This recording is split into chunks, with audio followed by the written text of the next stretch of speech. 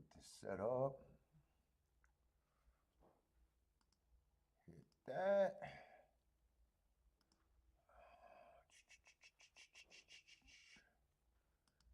Turn that on. Edit this. What's up, everybody? Welcome to the Shake Up today. Just Keeneland. Let's see, and I should be set up.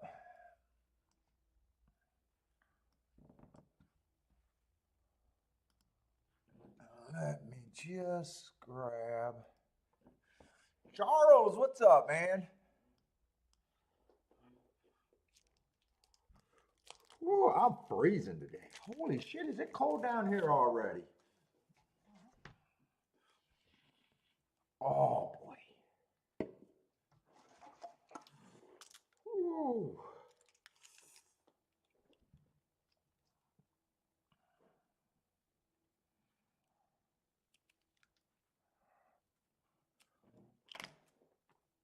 Oh, I can't wait to have a cigar. I've been waiting. Let's see, I need just the ADW. ADW?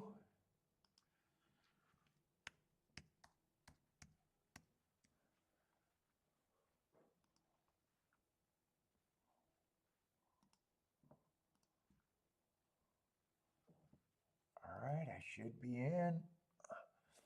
Oh boy, holy fuck. Let's see, we got about 20 minutes for the first race. Who else is sliding in here?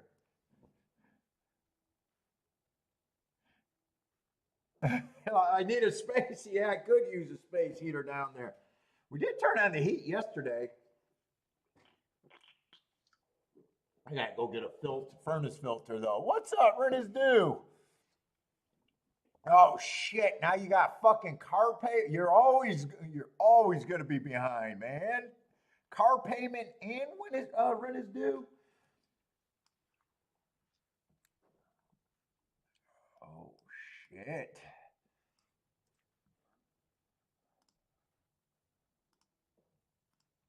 Man, I was craving a cigar so bad. I was watching cigar porn. Just guys doing cigar reviews and cigar accessories and cigar top 5 cigars, top 10 cigars. Kiki always says that's my cigar porn.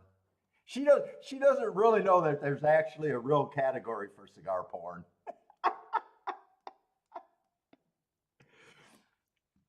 But I wanted to smoke so bad the other day. Holy shit! I was just for the last 3 days I've been watching that shit. We gotta have a big field. Let's see. Yeah, the scratches are. I don't feel like fixing that.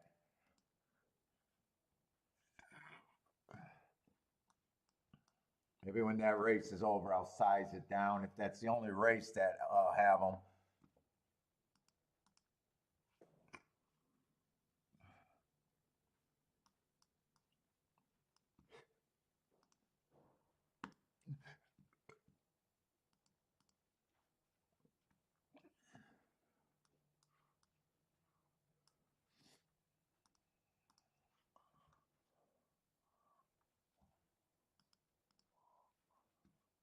How many races we got? Feel like do we got 9 or 10 today? I'm not even sure.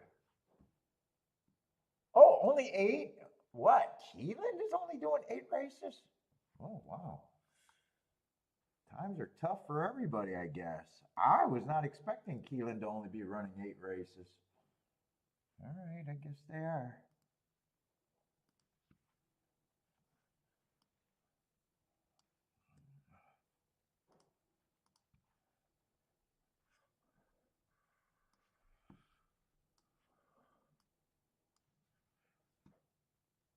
And I'm reversed. Usually I start off with a fucking energy drink first thing in the morning and do my coffee after.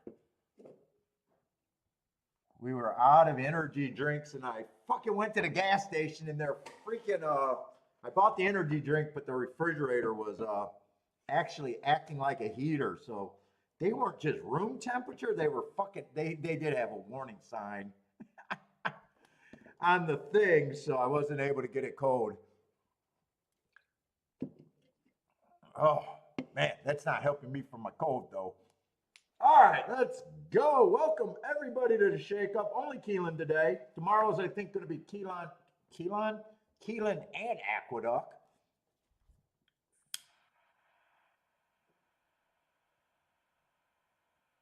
I got my little, you can learn things on YouTube. I learned how to fix my lighter.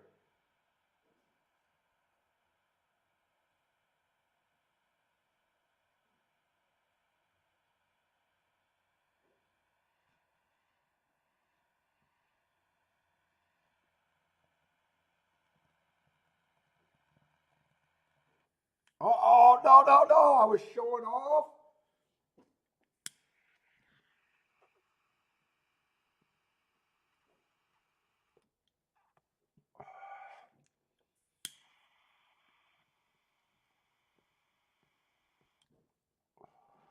Ah.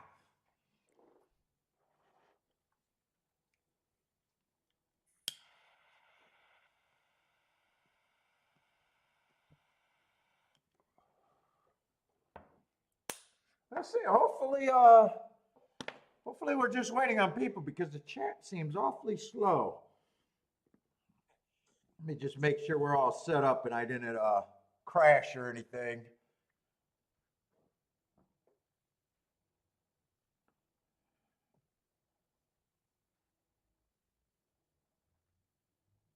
I was just ready to say I might have crashed. I did not.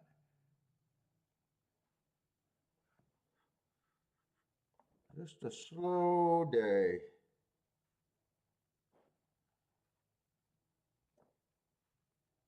Coming, I actually had a good last week, but Jesus Christ, it could have been so much better.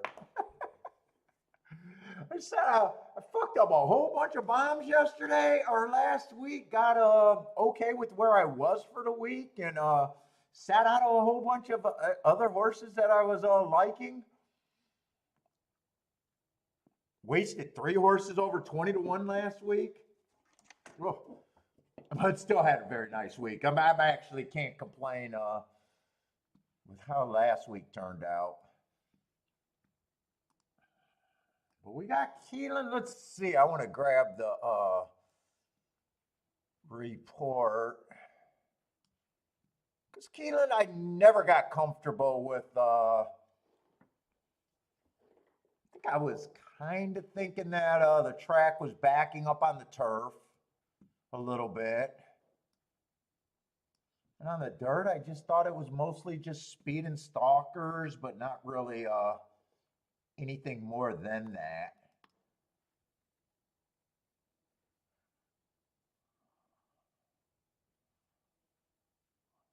Yeah, last week I just got speed and stalkers on the dirt sprints, first 6 post positions. Only 14 races. Oh my God, that tastes so good today.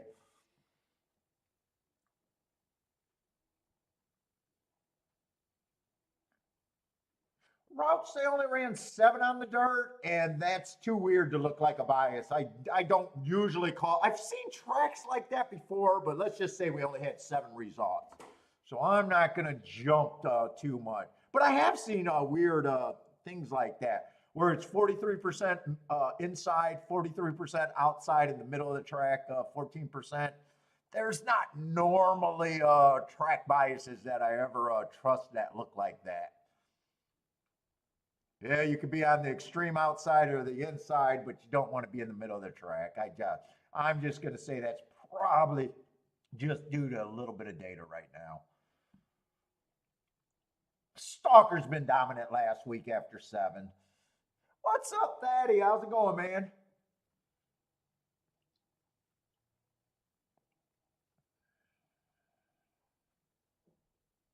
Turf sprints, all I noticed, they only ran 4 of them. They don't run that many each year. I just noticed on those turf sprints, some of the horses, they were setting super fast fractions. Sub 21 and sub 43. And right now, so far on the turf routes, but only 6 races, no one has went wire to wire.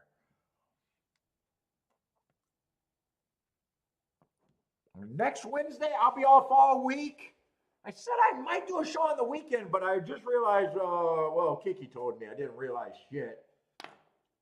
Our godfather or our goddaughter birthday, I think, is on Saturday, so I probably won't try to do a show Saturday, even though we'll be back from Keeneland.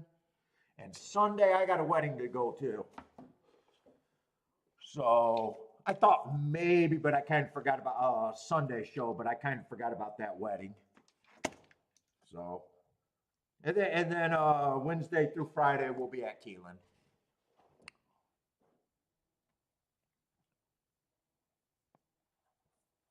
What's up, everybody? Jump in the chat room. I see more people in here than they're chatting. I know we start off slow, but come on. I feel alone right now. Let me know if you guys had a big couple of days. I was kind of watching Parks yesterday with Al. While I was doing my work. I think there was a lot of prices on that day. Attila, what's up, Attila?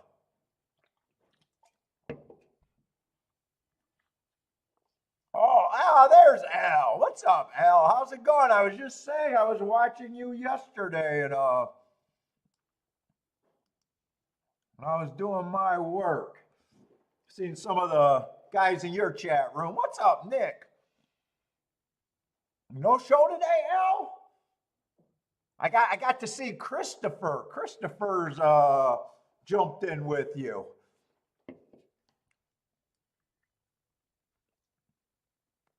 I see him in my chat room too. So I got to see Christopher. So that was kind of cool, seeing another face in the chat rooms. What's up, Nick? You're surprised there was because the paces were so fast? Yeah, they were. That's the biggest thing I noticed about Keeneland is the paces were super fast.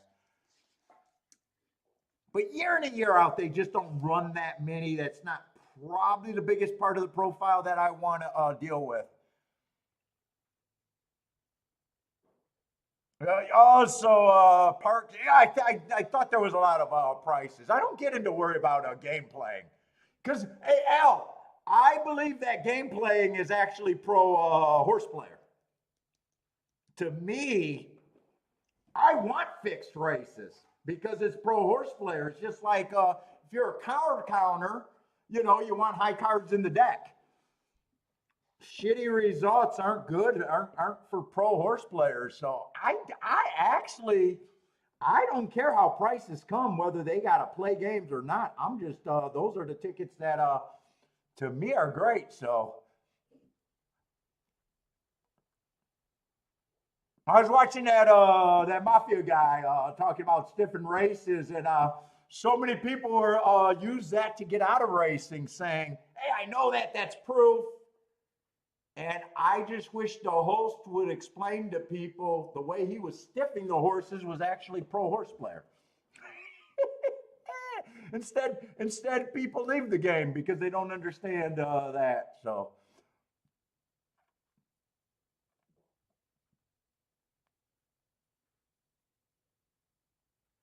Let's see. Nick does not want to be on the lead on the turf sprint.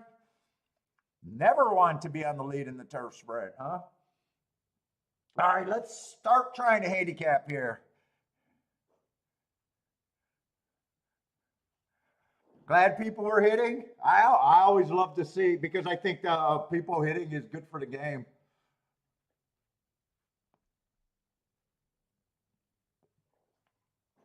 Let's see what we got. We just got mile 16th. Now, what did I say, miles? I think we only seen 7 miles. Oh, so miles were the weird one where it was inside, outside. I'm not buying that. Stalker's dominant so far. What's up, Lloyd? How's it going? Oh, Lloyd don't bet Monday. Oh, you don't bet Monday and Tuesdays, Lloyd?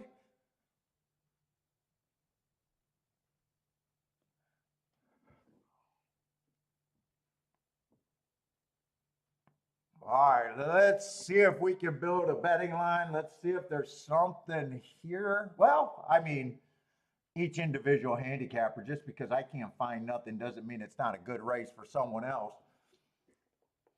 I got to talk the way I look at racing. What's up, Gizmo? How's it going? All right, let's start. We got $20,000 claimers. We got 6 to 5 in the one hole. Let's see, that last race is ugly, ugly, ugly, but it was a turf race. I can't say this is necessarily a turf race. It was at that crazy Kentucky Downs track.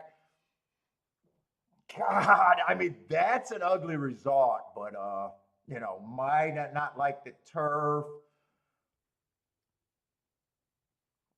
A race before that, I don't think he's as good as that speed figure because I had the inside was good that day. I'm going to say I have no problem if the horse wins. But 6 to 5 is not where I'm at. Probably is a stalker.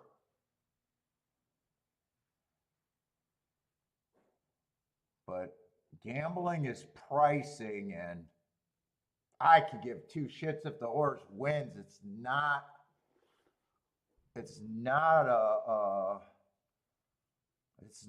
where I want to be on him. Let's see it. Me trying to beat a 6 to 5 to get to a 2 to 1 is not a great accomplishment either. It's not finding value. That's bad. I mean, most races I'm trying to beat 2 to 1. But the two I'm talking about, I got no problem with him winning the race. Last race went too fast to win. 3 races ago, I got running against the inside by. I got no problem, but other than the price on the 1 and the 2. 3, I can't get to Belterra at Keeneland. It just sounds so wrong. I'm not even interested in looking any more at this. Let's see. We got 7 horses, not 8. Means on my betting line, they all start at 17%.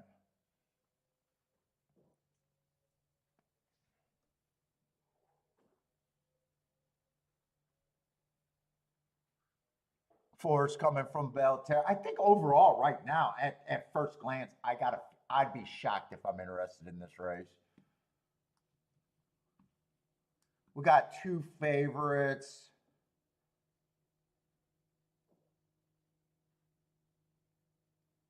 That I don't have a problem if they win, and I'm having a hard time even deciding if they're somewhere where I want to get to. This race could have been held at Belterra. What we got? We got 2 or 3 Belterra horses in this race? What the fuck?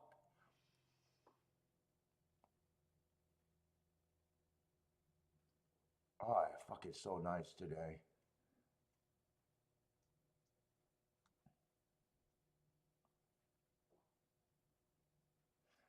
Six, I really have no problem with. 6, actually, I do think 6 is a little overbet. I think he feels more like 5 to 1 to me. 7 would have to be faster than the 6. Coming from Belterra would have to be faster than the 2. Yeah, I say at best he's barely an overlay. Oh, I did that on the wrong horse. I'm sorry. Well, actually, he becomes an overlay. But still don't know how interested I am. In fact, I think 8's about the same. I have no problem with the 1 and the 2 being the. I'd probably say I'd probably like to. If I had to pick between those 2 horses, which you don't, but if I had to, I'd be more comfortable with the 2 at a little bit bigger of a price. But I'm not touching this race.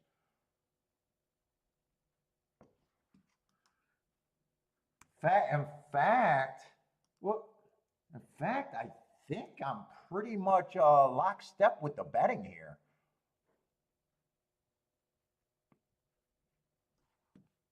Yeah, 4 would be a longer.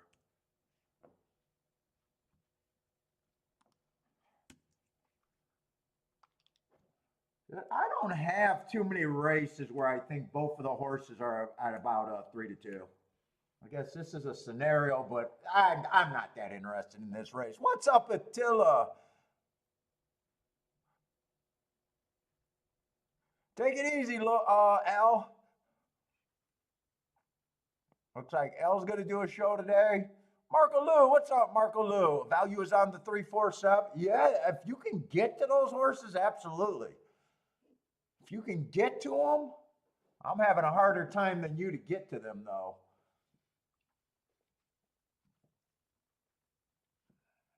Attila likes the 8 here. Ooh, Attila and Thaddy are both trying to do a little bit with the 8 here.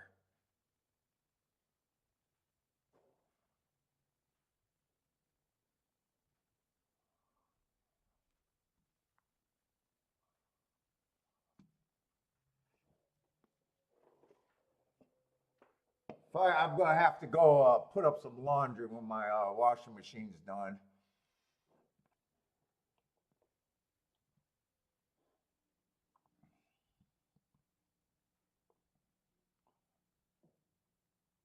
Let's see, what are the people wearing out there? Do they look trying to? We were trying to. It looks like it's at least hoodie weather out there.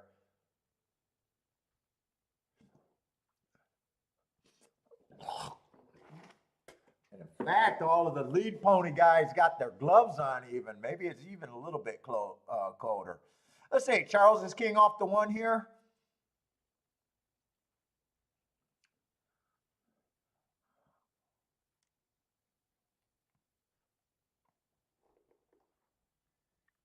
I started a video project. I don't know if I can see it. Let me see if I can find out what I was working on. I don't know. I'll probably get copyright start, but who cares?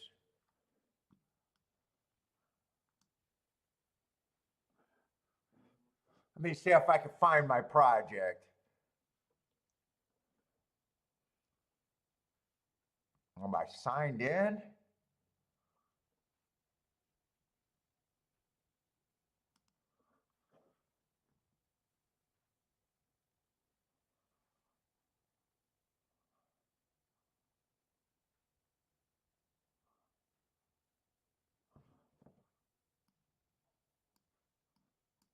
Let me see if I can play this real quick.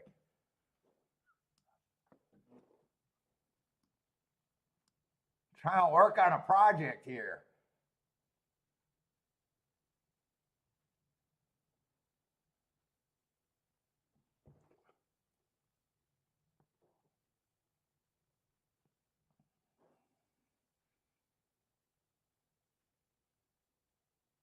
I'm trying to do too much.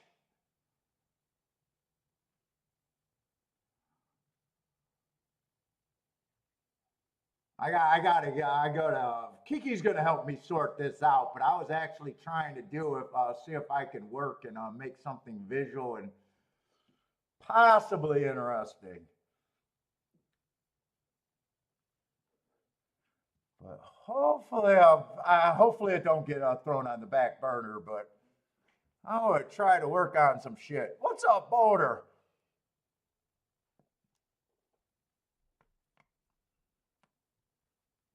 Let's see, they are off. 1 got the lead, 8's up there, and 2's up there.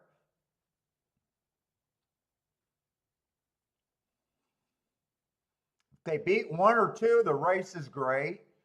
If it comes in 1-2-2-1, the race probably isn't that great. What do you mean, Nick? Have I ever tried streaming through TVG? What, you mean trying to show their races? I used to show the races if that's what you're asking, but I got a cease and assist. I got away with it for a couple years.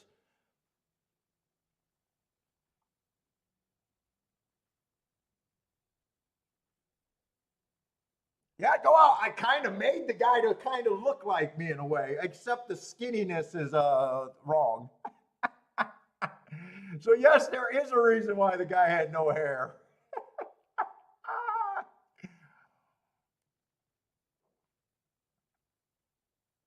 Let's see, it looks like 8 tried, but it does look like the 1's the speed of the speed.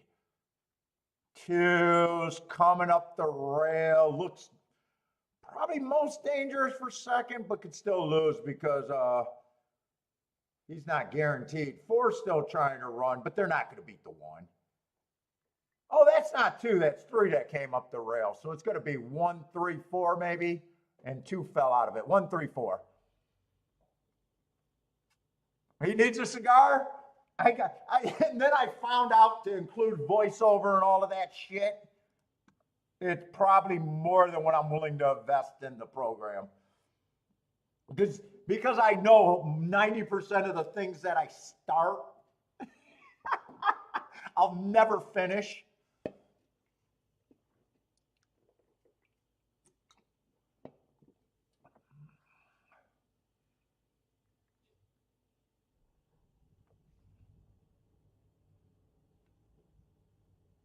I got a great reputation of never finishing shit. Charles will take the exacta. Well, you know what? If you could have just got, well, you could definitely get to the 1 and the 3. 1, I mean, betting theory, all you got to do is look at, you could catch the 3 easily just by not even handicapping, just knowing what you can pair up with the 1. Let's see, I want to see what these exacta pay. Yeah, 3, $50. Actually, I'd say if you liked 1 to win, really only 2 exactas I would have been able to play. Not that I liked them, but it would have had to be the 3 or the 7 on for second. Dude, there's so many races where you can cash tickets just by thinking like that. Charles ended up getting the biggest exacta that was available with the 3 to 5 winning. Did Markaloo hit this in? Markaloo might got the bigger price to come in. Maybe he hit the exacta too. What's up, Oscar, by the way?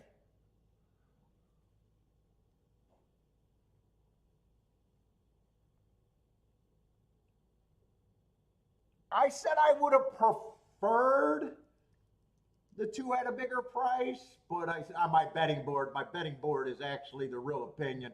I had both of them as the same percentage, and you know, that's the handicapping and then the betting. If I would have bet that race, I probably would have preferred the 2, though, to be honest. Oh, Markaloo was just going with the win wagers.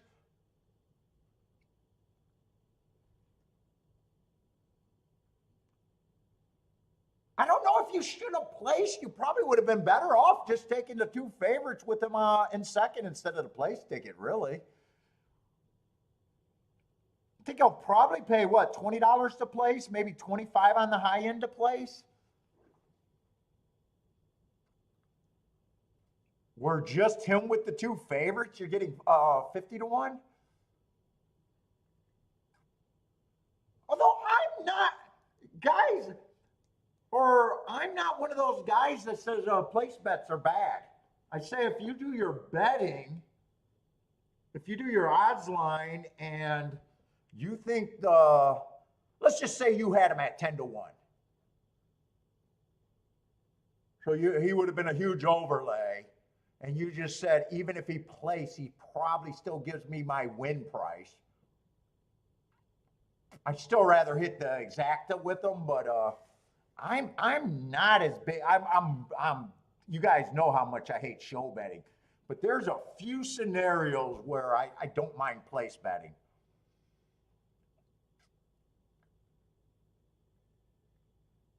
But usually it stems if I have a betting board made. You know, let's just say even if I had him at 8 to 1 and I said, fuck, even if the favorite wins, I think you'll still pay $20 to come in second. I can justify a win and place bet then in my head.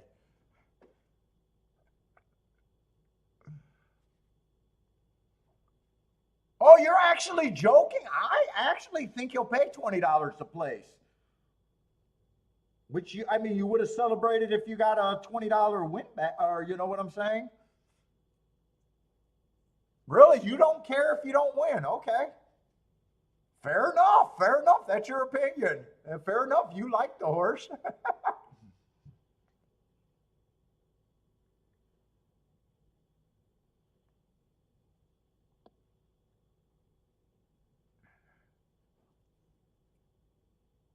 Charles just thought one was the single and was able to get the 3 there in second for a nice exacta. What's up, Ketchum?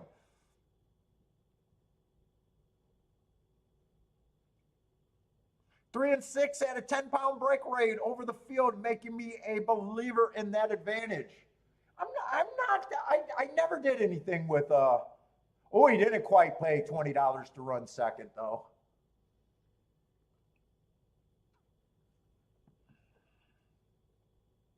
I've never been a guy that played with weights.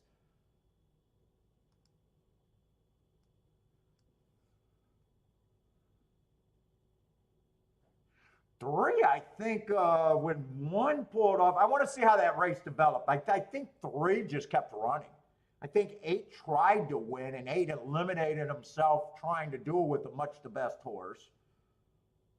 I think 2 was up there stalking and got tired.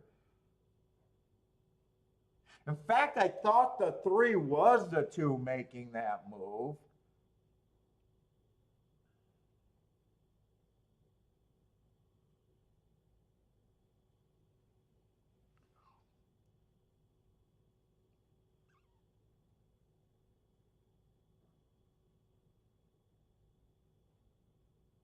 Hey, Nick, I tried to contact the fucking dude from FanDuel.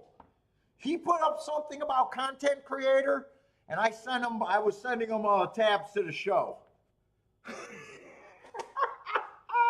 Kiki was censoring a lot of shit. I was like, I tried to send him a text, and Kiki got all mad at me. I said, why whenever you guys fire someone, they leave the sport? If they were good. And then I go, people watch me because I do a good show.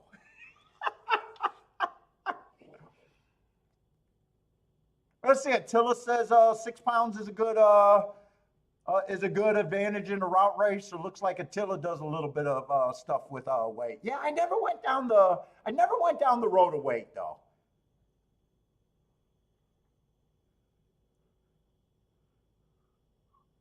As far as like minusing a horse's chance, if I think they're carrying more weight, that's never been a thing for me, or even adjusting a horse a little bit better of a chance if he gets a weight break. That's never been like something that I did.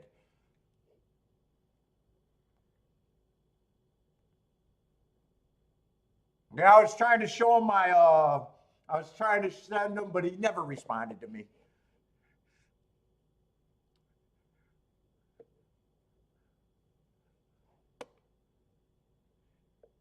Now, I will say, reading old books and old system, thinking about weight was not outside the box. Maybe today it might be outside the box.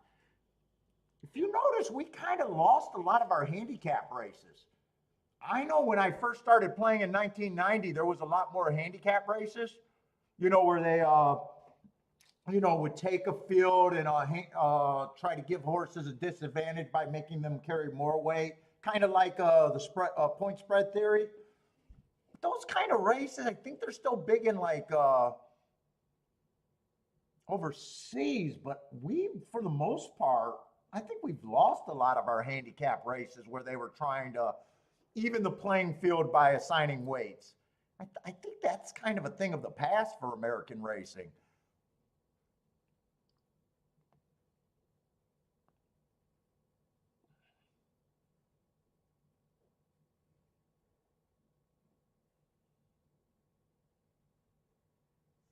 Sarah not going to get, is Sarah the jockey? Apprentice jockey? Yeah, so she got the apprentice weight break. Whoa, Keeneland would probably be a tough place to be an apprentice at, I would think. Charlie, you probably don't get that many spots as a newly apprentice over there. I don't even know what scales. Do they start at 112, then they go up to 115 when they hit a certain quota, then they go up to 117, and then they lose their apprentice? Is that how the apprentice scale works? Is 112 the most that you get?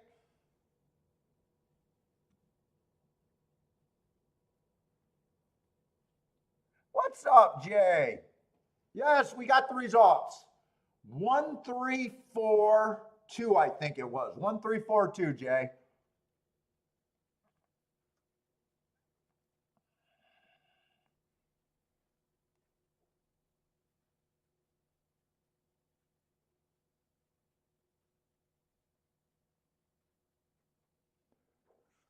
I'll get this one for Parks, but I'm not jumping all over. If the chat room wants to help you guys, Parks came in 7496. 7496. So if the chat room, if someone wants to help out with some results, I appreciate it, but I can't. I got a slower show today. I just don't want to set the precedent where I'm getting everybody's results for when I do a more hectic show. But what's up, Jay? Appreciate you in the chat room, without a doubt.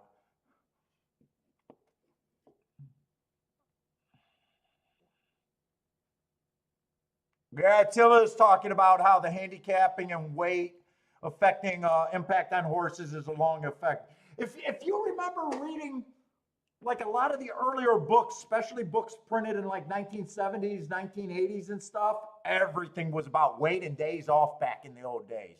Everything was about weight, days off, and finishing close.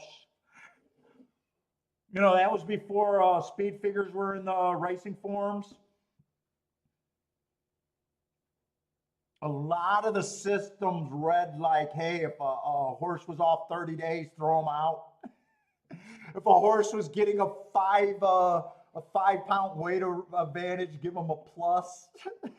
If the horse was dropping in class, give him a plus, and then you'd add up your pluses and take away your minuses, and then you kind of got a lot of systems were like that back in the that you used to read about. In fact, if you want to read some handicap, or if you want to watch a video about olden days handicapping, the way handicappers were thinking, there's a Tim Conway video. That's actually a pretty good video. It has some jockeys in it. You know, Tim Conway, the comedian, he was a great fan of horse racing, did some horse racing movies, and he did like a handicapping tape that you can find on YouTube.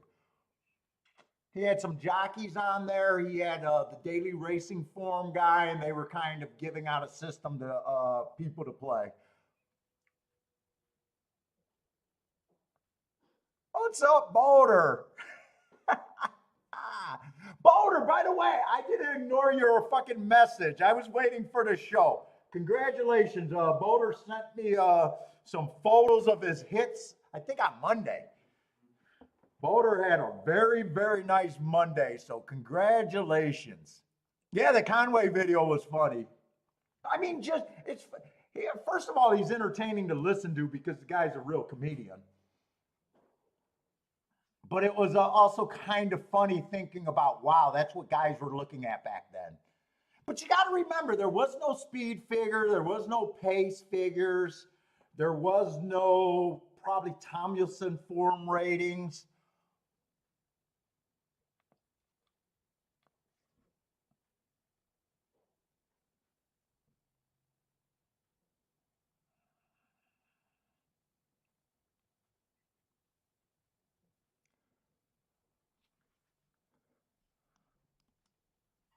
Okay, I just want to write down my no bets here. By the way, if you guys are new to the show, welcome to the show. This is what I do full-time, betting, not live streaming. So I will sit out races. I will not fake an opinion in races that I have no opinion. I'll do my betting line. I'm not a tout. I'm not trying to sell anybody anything. This is a pro handicapper show. We're just trying to promote horse racing the best way I can. I believe that there's great skill in us sitting out. It's a big part of the game. So if I got a boring show where I'm sitting out a lot of races, I'm not stopping people from playing. It's just, you know, I got to make money when I play. At the same time, I won't look any more amazing than anyone out there, even though I'm a full-time player. I won't blow your socks off hitting race after race after race. I will probably hit about 20% of the races that I play. The easiest way to get better is not picking more winners. It's improving your average. Mutual shit like that you'll hear on this show.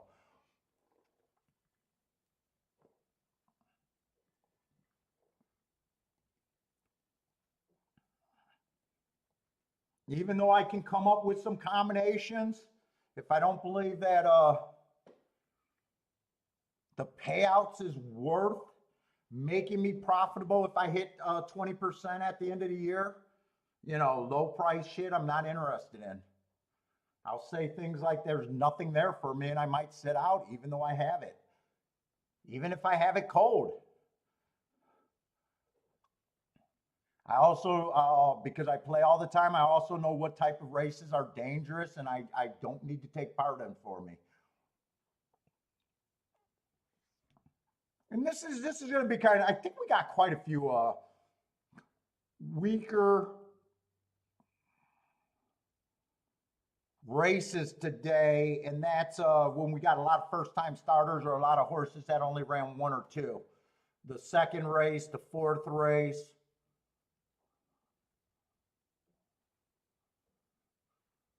I think there was at least one more race that I know that I'm probably not, probably the last race, unless I get a real read on the track by the last race.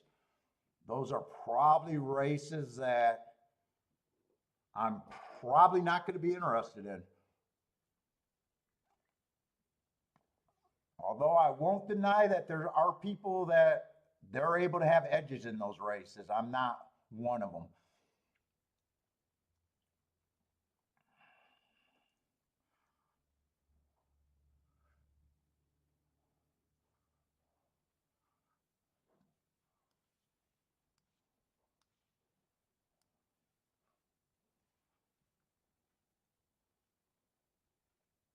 Looks like we got a full field of 12 here, though. We'll give it a look, even though I think it might be not really too playable for me.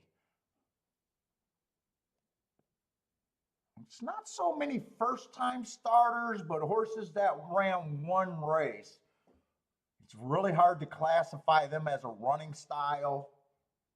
I can also forgive every horse that ran a first race, nerves, whatever, you know. Everybody knows that a lot of horses improve drastically second time out. Let's see, Charles have the 5 moving forward in Keeneland, race 2. Nice price on the 5. A big mystery for me coming from the West Coast. I don't keep track of West Coast, so even though we ran 2 races, I don't have any marks that might help or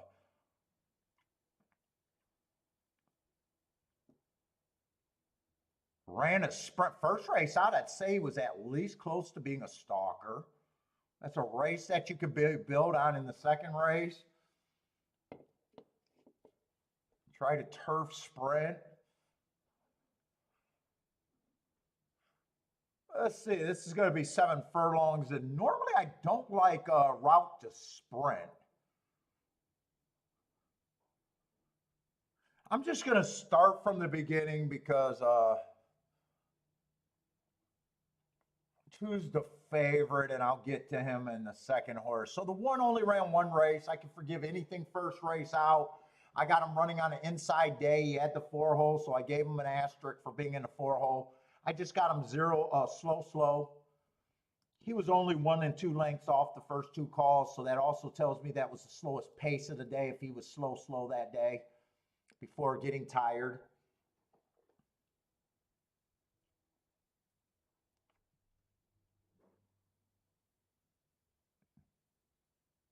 If you like speed figure, he definitely has to improve on his speed figure. I don't think that's that far-fetched to say.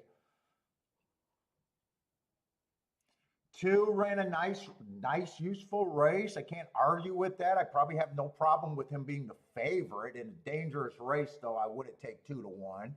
But I got a stalking day. He was a stalking. He also damaged for, or damaged. I can't even talk right now. He dueled for, looks like 3/4 of the race. and lost by a nose. So I'd say at least, at the very least, that was a gutsy, and he was willing to run. And I have no problem if he wins this race.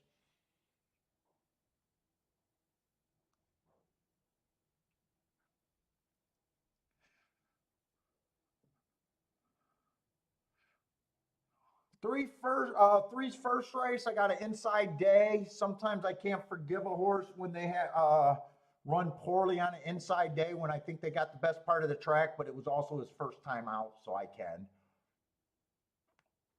And second race, it was an early pressing day. He was a closer, although he did make a move in that race, and he did what looks like he was second best. I have no problem with him. It's just with lightly run horses, it's hard for me to do betting lines.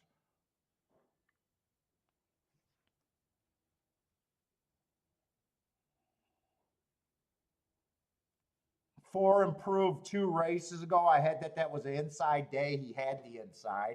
I got him as average slow. He was still second best. Last race, I got him average all the way around the track. I'm going to say this a lot about the horses here. Got no problem if he wins. It's just deciding which price.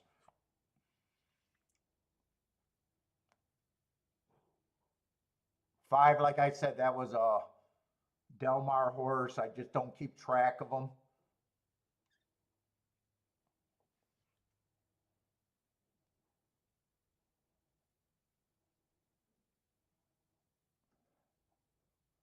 Six got some of the better marks in the race, the way that I mark Ray horses. 2 races ago out of Rowdy was average, and that triangle is I got him matching strides with the fastest winner that day before getting tired. So I can at least say he was interested on a faster pace that day. And then his last race, I got him 1 tick slower than the fastest winner. So that would have been a fast race for that day, average. I don't like route to sprint myself, but I'd say those aren't bad marked races.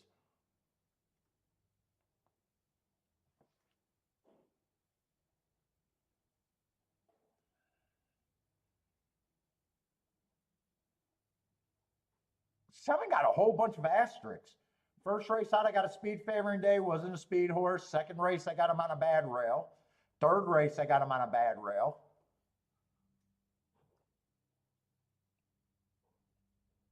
We can move forward off of all of those excuses.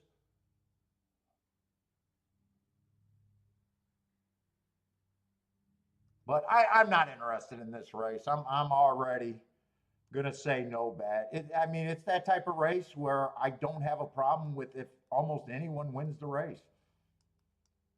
I just know that this race is not for me.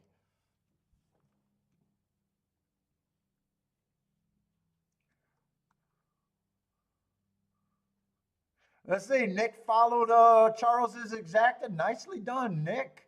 Jumping on Charles at the right time.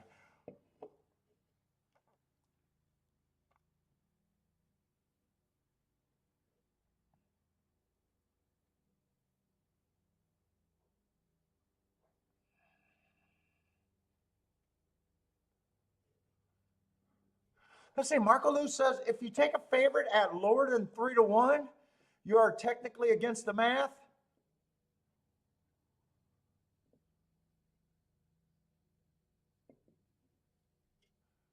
If you believe in math, no favorite should be under 3-1. I don't know. I mean, some horses do look like they're legit even money shots, and I would say, although I don't like betting that 3-1. I don't know.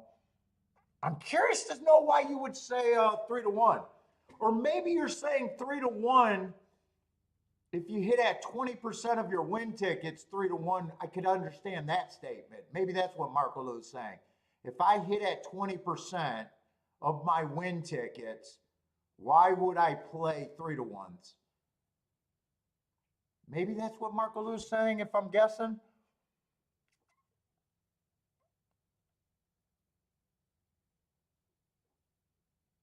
Although I'm not sure I agree with that statement, but I could see where he can say that statement kind of makes sense if you hit at 20%. That's what I'm guessing. That's what I'm guessing that's for. Let's see, Rennesdu likes 269. So a lot of you guys are still liking this race. Charles is king off to 6. Well, Bob Baffert can't run in the Derby. I don't know if he'll ever be able to run. I don't even know what came of that. Is it just 3 years or is it longer than that even? I have no clue what that ruling was.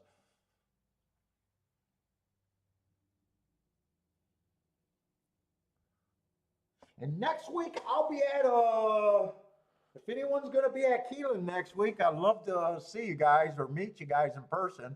If anyone's going to be out there Wednesday, Thursday, Friday, although Friday I am leaving early. So if you're trying to get there to hang out, Friday would not be the day that I would try to get out if you wanted to hang out with Kiki and me. Because I can't.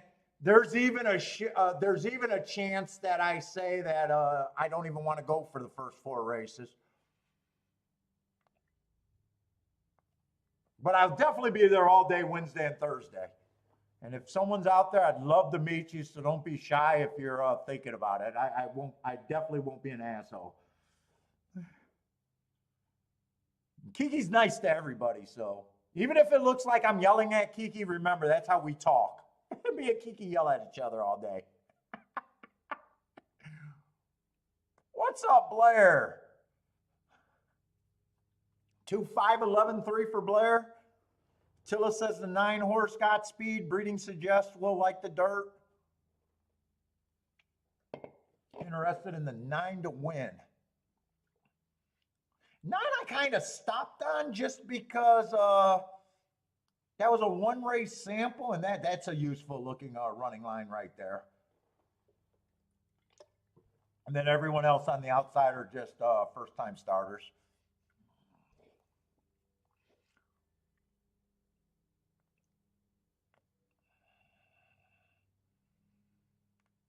What's up, Lloyd? How's it going, man? Did I miss anyone else in here? Blair's also keying to 3 in the exact end try.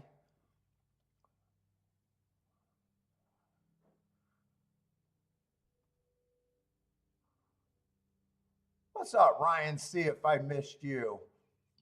Although I do remember saying that the dude needs a cigar.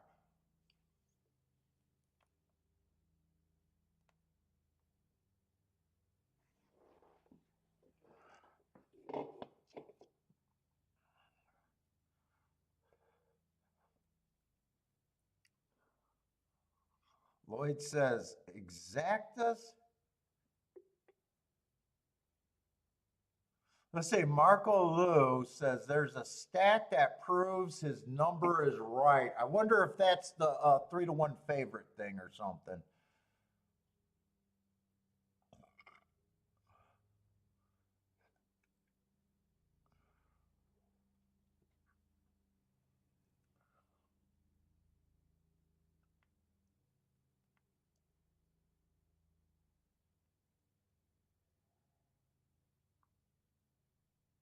Oh my God, I enjoyed the hell out of this cigar today. Oh, I've been watching those I did want to try to retro hell. I was watching those cigar videos about enjoying cigars and stuff, my cigar porn.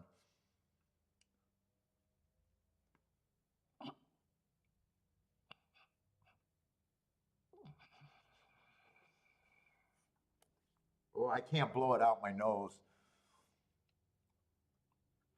Let's say I think Charles is king on the 6 and then making 5 his win ticket. I won't acknowledge the other 2, but his win ticket. Good luck, Charles. El Marco Fajito, what's up, man? Taking a small poke on the 4. It does look like a lot of the chat room is all over the place here, and I would not be surprised on that. Lloyd says, must pay attention to the conditions when using those favorites.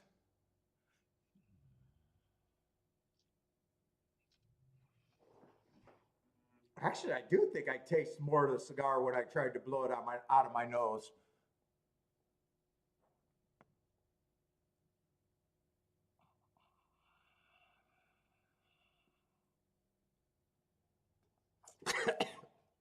I don't know if I'm doing it.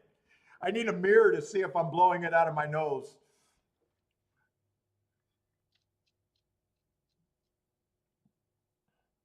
Let's see. Lloyd says that claiming long shot finds that claiming races produce more long shots.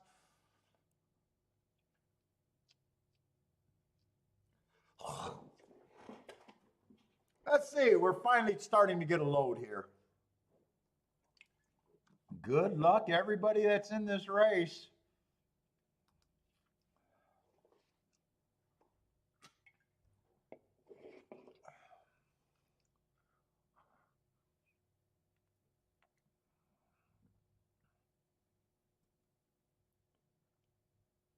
Just waiting on the 12 to load.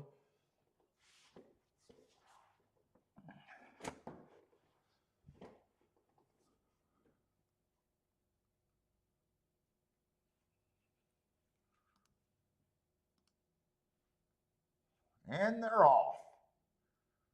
Oh, no one's getting the lead so far. Looks like 9, 6, and 1 are the ones that are trying to get the lead, though. 2's up there, too. So there's 4 horses across the track. 1, 2, 6, and 9. They're turning everyone into a closer after that. 4's trying to get in position. 9 kind of settled into the gravy spot right now. Not sure if he's stalking or he tried to get the lead and couldn't. 2 actually fighting and got the lead. 9 looks very interested. I think that's Attila's horse. So does a 6. 4 still working his way in position. He has first run over all the other closers. So 4 kind of got himself in a nice trip here right behind the speed. Attila's 9 is looks like the fastest of the speed horses. And looks like a good thing right now. 4 still churning away, might be the second place horse. I think 11's Chicklet is starting to speed up. I'm pretty sure 9 was Attila's horse. 9, 11, 4.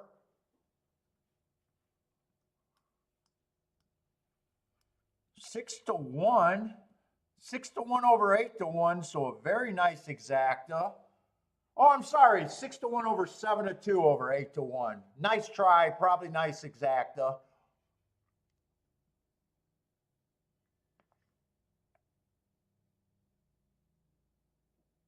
Attila, nice call, Attila.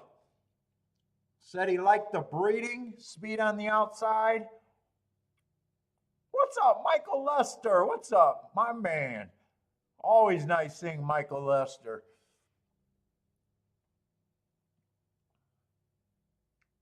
E9 did it very easily, too. Very easily. 11 was second best by a wide margin, but 9 won by, I don't know, 6 or 7 lengths, I'd say.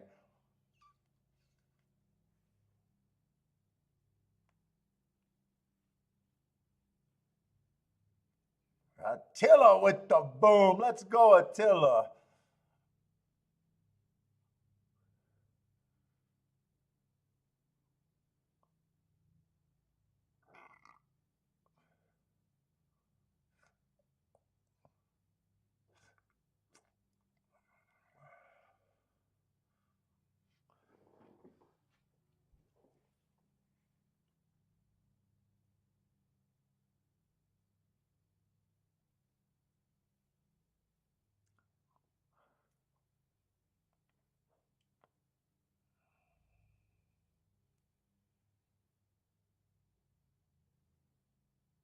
Very nicely done. 6 to 1.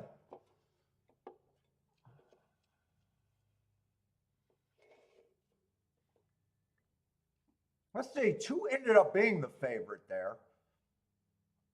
11 was second choice. So 9 ended up being third choice, but a nice price for a third price horse, 6-1.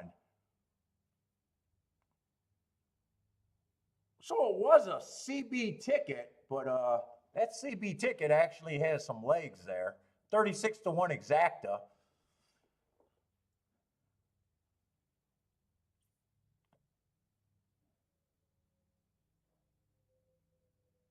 Rennes Du had the double and a win in place, but missed the exacta.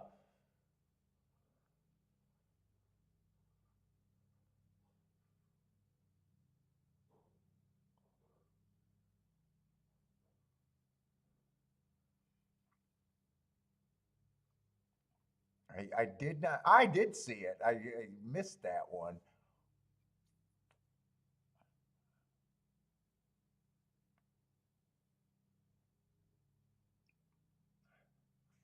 Let's see if my trying to decide if that laundry's done or does it got another spin or something.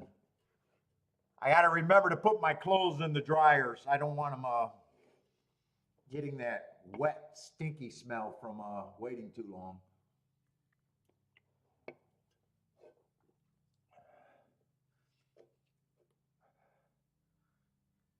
Yeah, 6 was a disappointment. It seemed Charles had all the horses there, just keyed off the wrong horse. Wrong, yeah, wrong key for Charles. What was the price of the 6 there? 11-1. 11-1. I don't, if you get there.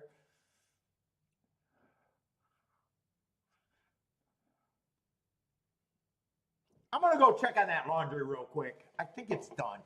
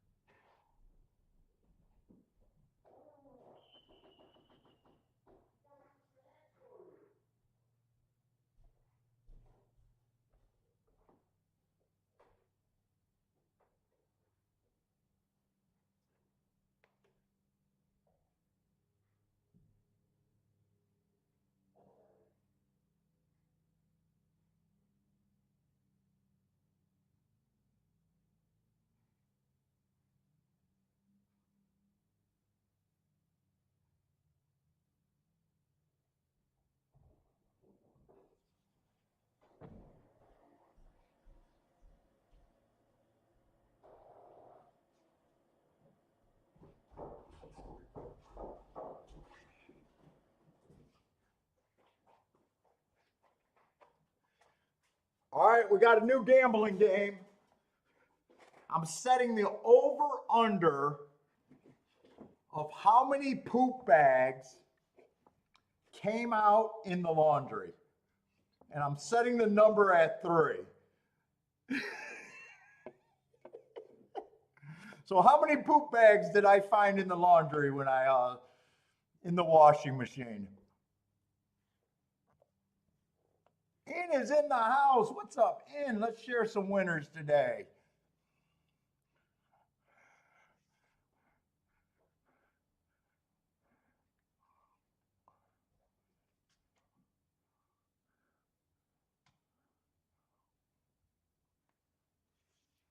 Attila saying over. I'm going to see if we got a couple of more votes. Let's see. He's like, hey, Paul does not look like he cleans out the pockets of very many jeans. Boulder's saying 7, so Boulder's way on the 7. He's way on the over.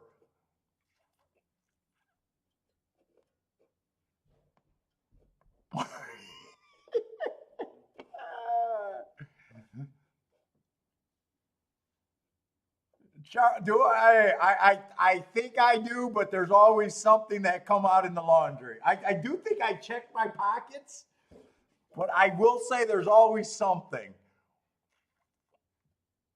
Whether it's a coin or a poop bag or something, there's always something. A matchbox. There's always something that comes out.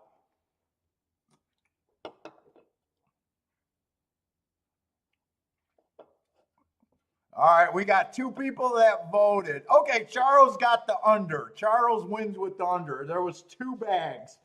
2 bags that came out.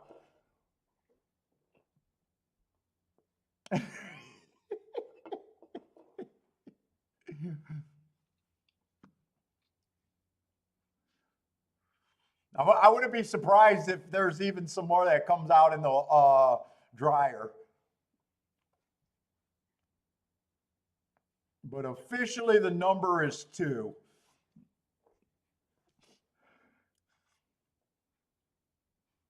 I wash all my regular clothes, but Kiki washes all my good clothes.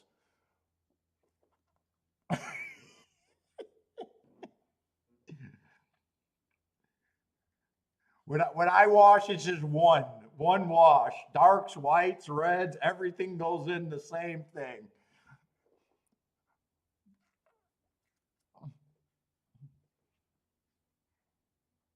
All right, hopefully this third race is at least handicappable.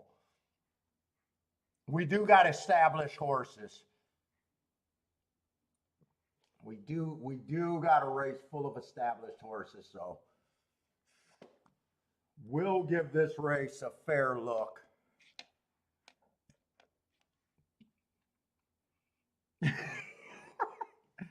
No, hey, Boulder, the dryer's the new game. The dryer's a new game. The washing machine is a single game, and then the dryer's a new game.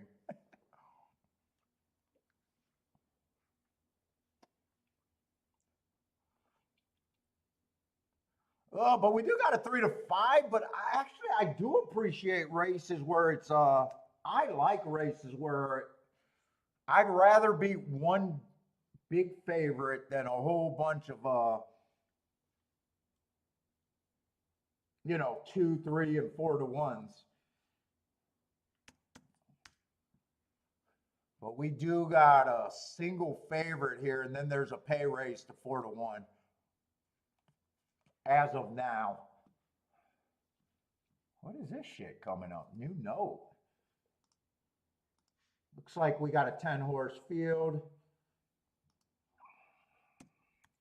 So they're all going to start at 12% on the betting line.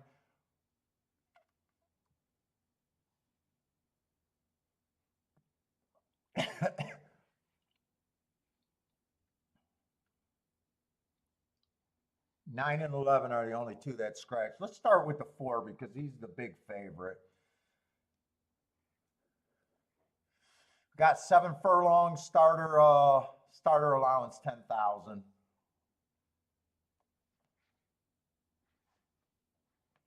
We got some tracks, some horses coming from some tracks I don't keep up with, but let's see. 4 is coming from Parks, but before that was running in New York and Monmouth. So I'm not really going to hold that Parks against her or him. Let's say 4 races ago at Monmouth. I don't mind that race, even though it was a rout. It was an early pressing day. He was average, just missed by a neck. Comes back, starter allowance 20,000. I do like that race. Went too fast to win, earned a heart. Came back and won within 3 races after earning that heart. That should be at a little bit higher of a level. 2 races ago, I got a bad rail early pressing day, but allowance 1X should be quite a bit stronger than this race. He was slow that day, but against, I would say, probably better. And then last race, I got him overcoming what I thought was a bias that day, being a closer and still winning, even though it was at Parks at this level.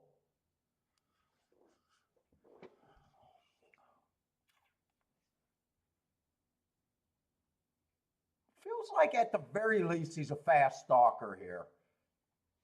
Maybe even can get the lead, but I'm probably going to just think that he's a fast, solid stalker here.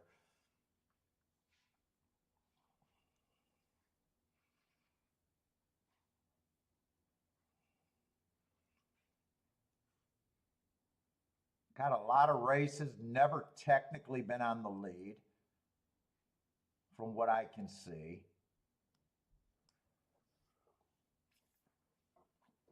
But looks fairly tough here, really.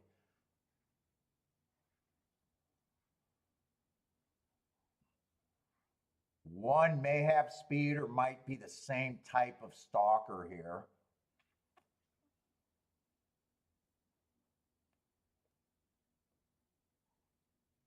Right now, I don't like him, but I got to see the other horses. I'm leaning towards that's probably not a spot for me.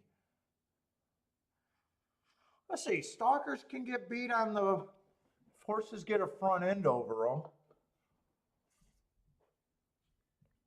2's a speeder or stalker horse. Does feel like he's a little bit faster earlier.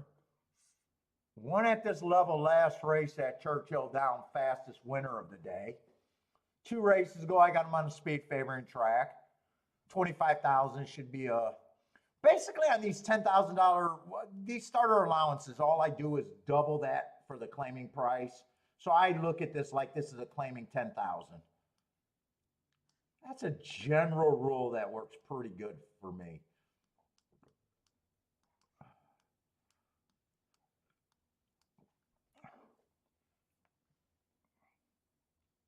Two definitely feels like a player here.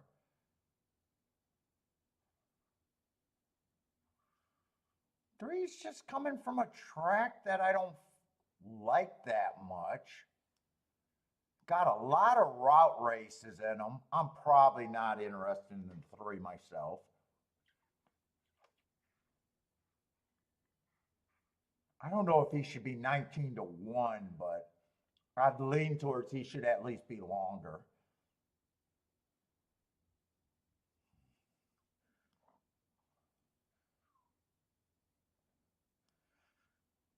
Five's last 2 races were at 20,000. 1 last race.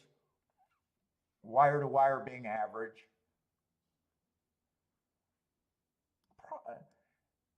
He's either a speeder or a stalker. I'm thinking 2 might be the quickest early, though. He earned those hearts 4 back at a route, though. But he did come back and won a 7 furlong race right after that at 10,000. And then he won a $20,000 race. So, oh, 5 I do not think should be 17-1.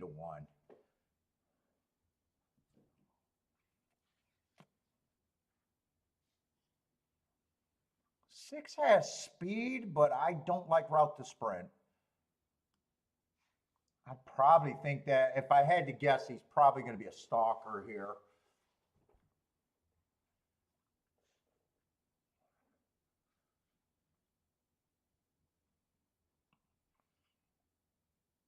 Seven's a stalker, possibly a closer.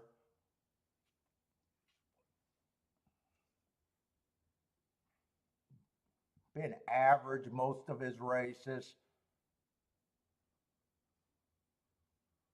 2 back, I gave him an asterisk. He was farther back than usual. That's not really he was a closer that day.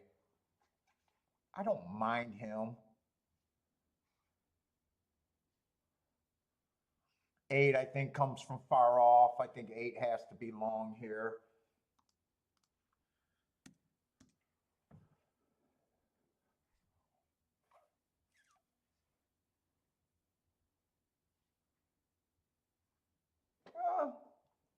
9 earned hearts. Ooh, I don't want to put this down. It's so good.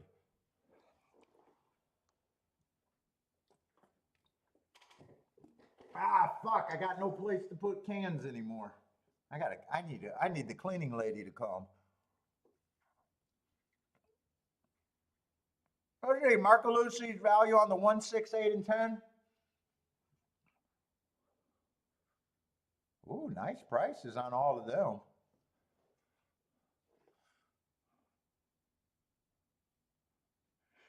Nine, I think, should be long. Oh, no, 9's out of here. Let's see, I didn't do the 2 scratches. Let me get rid of the 2 scratches on my form.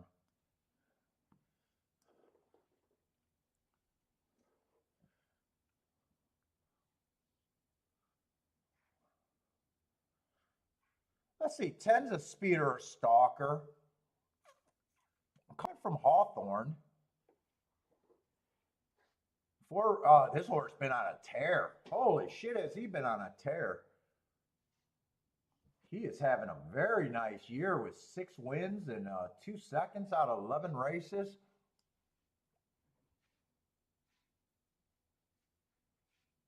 Four races ago on a closing day, he was able to close.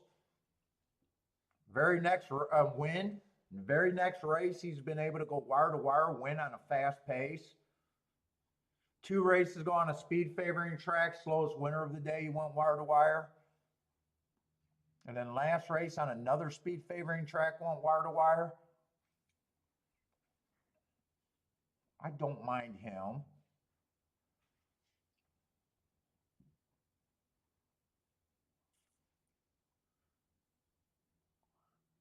And I don't, wow, I don't think the 12 should be 26 to 1.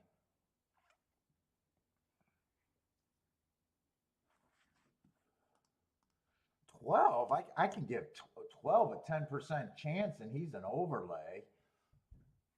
Let me see, there was some horses that I didn't think I could get to though.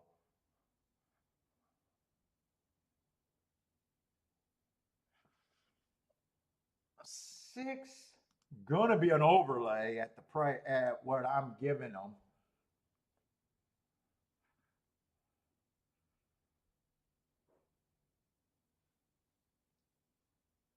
7, I think gets points. 10, I think gets points.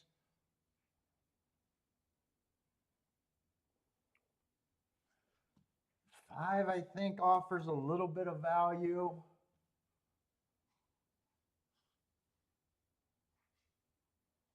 4 definitely gets points.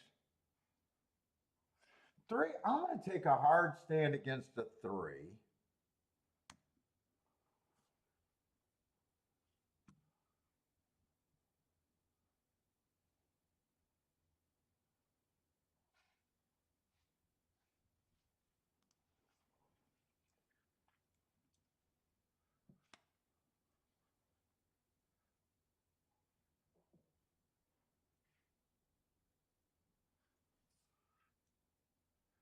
Nine and 4, I do think gets the most points.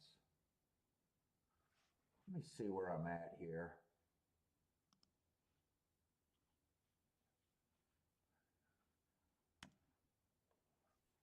$20%. I don't think all of these horses are equal though.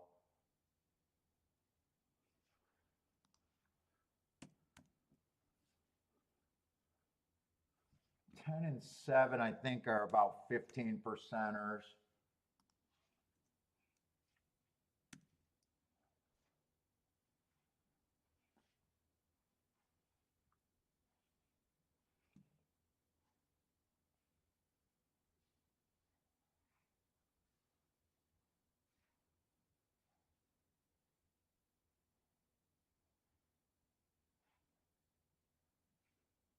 Do I need to divide these two or do I? Well, no matter what, I won't have 4 at even money or 3 to 2. The most I can make the 4 would be 2 to 1. The most I can make the 4 is 2 to 1 here.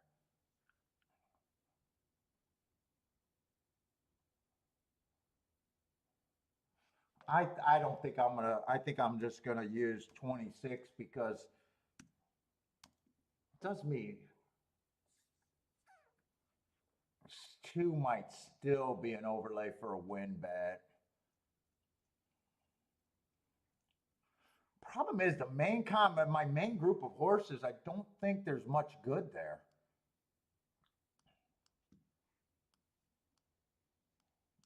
That's my strongest group.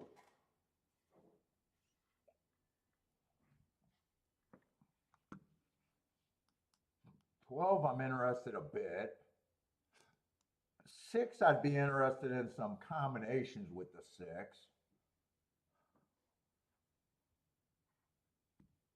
And $1, I might be a little interested, but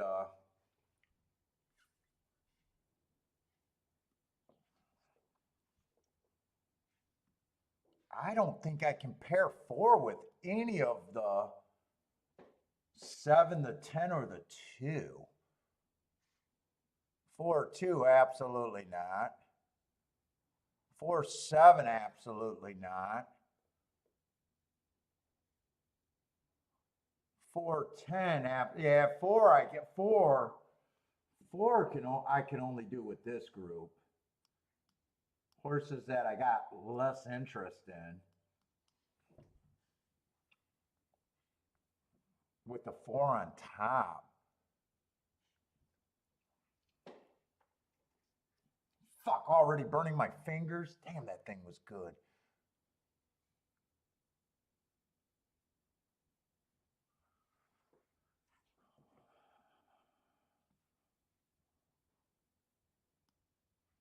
Two, I'd be interested in the same group. But 2 could probably be played with the horses that I like also.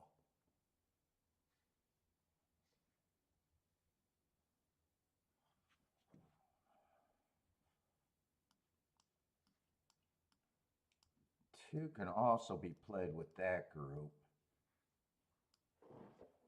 This, I don't even know if I would turn that around.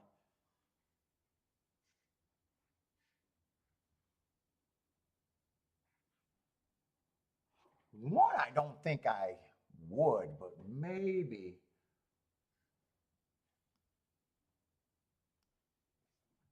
Maybe 12 and 6 I would.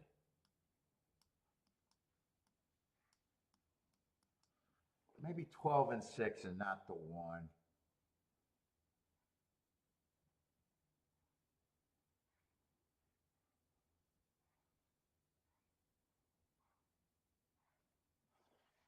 If I did this bet, I probably still can do this.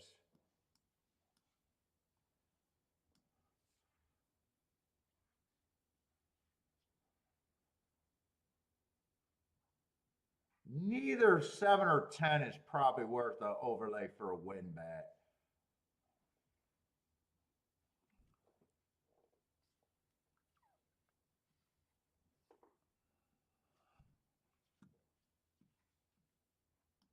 I wonder if this try could be played. I don't know if I'm considering it, but I'll write it down.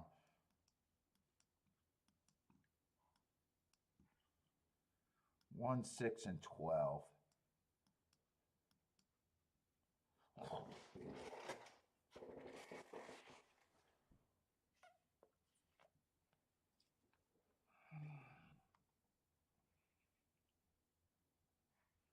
I wouldn't be shocked if it's just 2, 4. I think those are the only horses that can help the try that I can reasonably get to.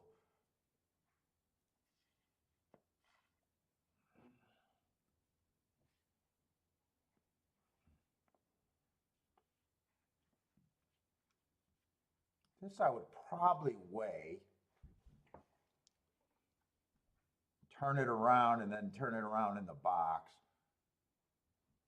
What is this 7, 10, 10, 7 paying? $50? Around $50?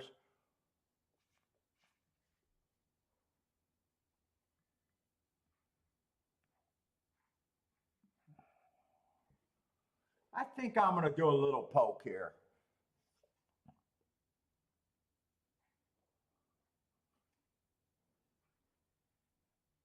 Now we did see all outside horses win last race, but I don't know if I want to say outside bias right now.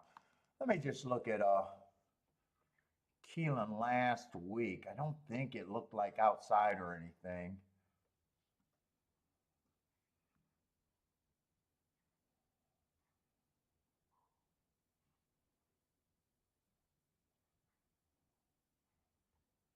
Where's Keeneland?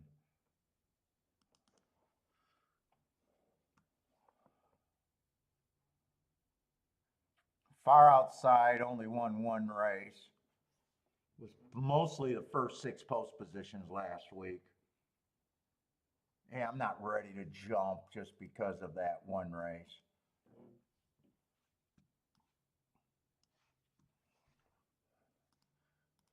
I'm going to bet this.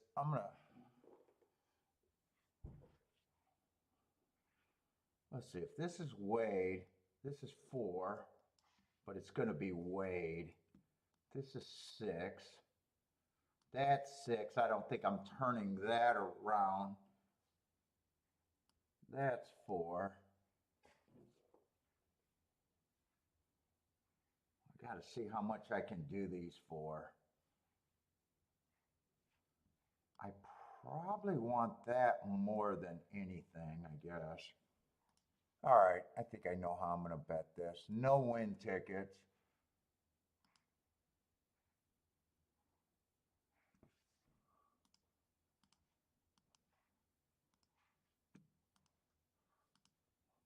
Fuck, I might not get all of this in. They load fast over there.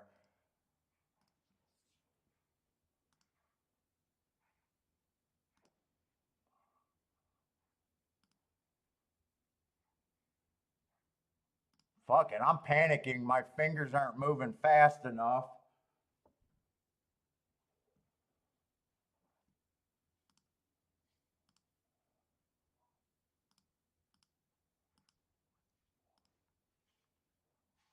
The try is going to be the last thing I do. Oh, I did not get this in. And I did not get this in.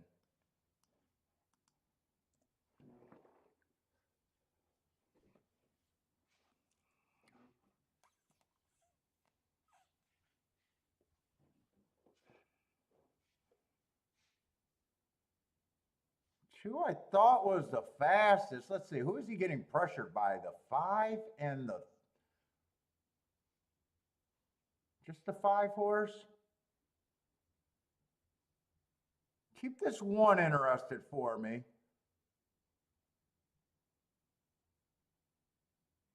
Keep this 10 interested, really. I would love a 210 here if the 5 can go away. Who the hell is the 5?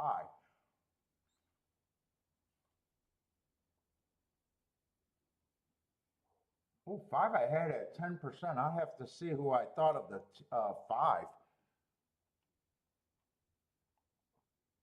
Come on, 10.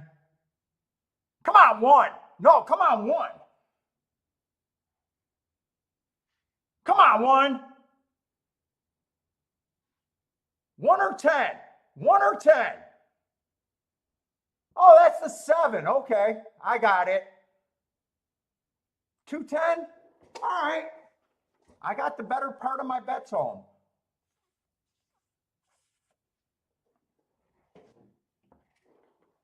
I thought that was the 1 horse on the rail. I think that was a 7. I was cheering for the 1, but I thought that's a 7. Blair is booming. I'm booming with you, Blair. I'm booming with you. Instead, I got shut out of some of the tickets that I didn't need to put in. I'm not sure I would have did the try, though. Try, I was never sure if I was going to do the try. I was going to come back and do this for sure. So I probably only got shut out of that. And I had this circle that's the strength of my ticket, so more money went on these combinations than this combination. Charles is booming. I'm booming. I'm happy.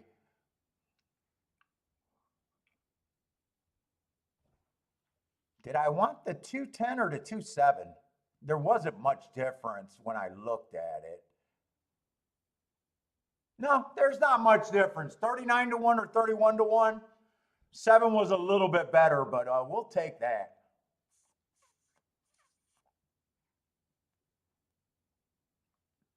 Let's go. I pressed that.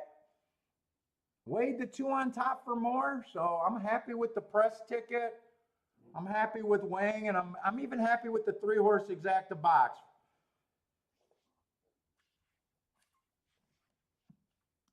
Thank you, Attila. Charles with the boom. Charles hit the try and super. Yeah, 4 got 4th.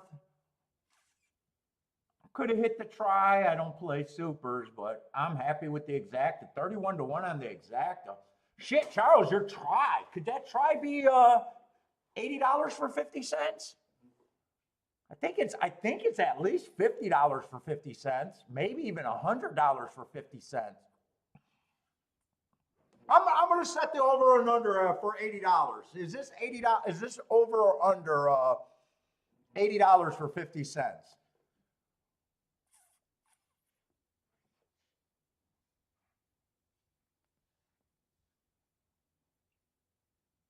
Buy stocks with a boom. What's up, buy stocks? In says over. In thinks this could pay more than, we want Charles to get paid as much as possible, so I'm hoping for an over too. I think this try could pay $100 for 50 cents. I think it can be over $80 for 50 cents.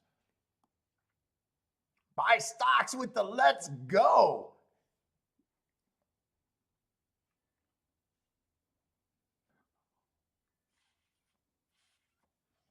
I thought 2 was the fastest early.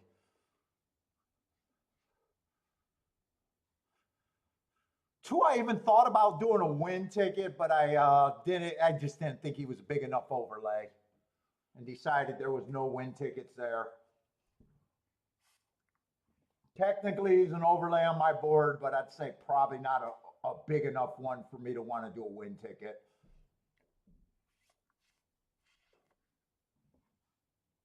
Rockin' Ray, what's up? You won doo-doo. No, I think I won a nice one here. Doo-doo, I'm all for doo-doo right now.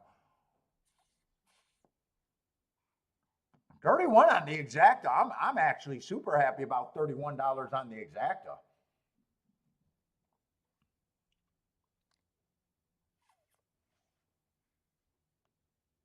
Oh, it was under the under for the payout, but still a nice try. $74 for 50 cents.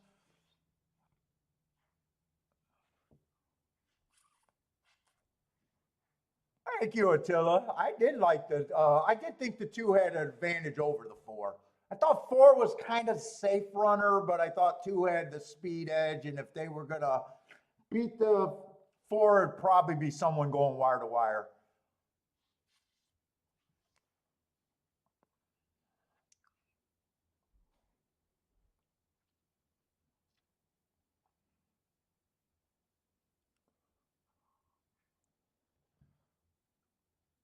Christopher, what's up, Christopher? I seen you on L Show yesterday. I got to put a face with Christopher yesterday.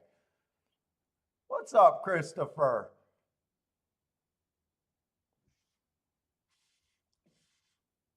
He jumped in as a guest on L Show for about 5 minutes yesterday.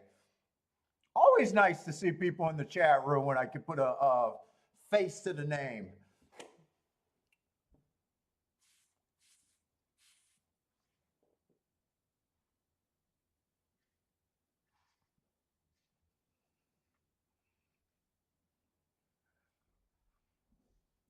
Now, Christopher, everyone's going to run over to L Show to see what you looked like yesterday.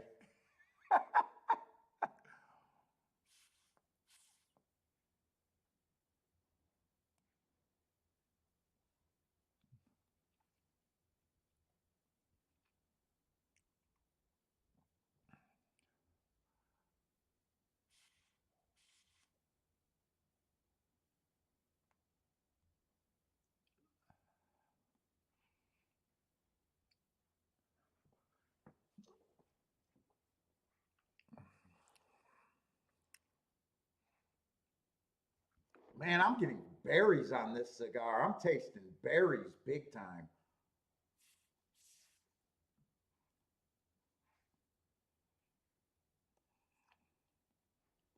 Kind of woods and berries, I'd say.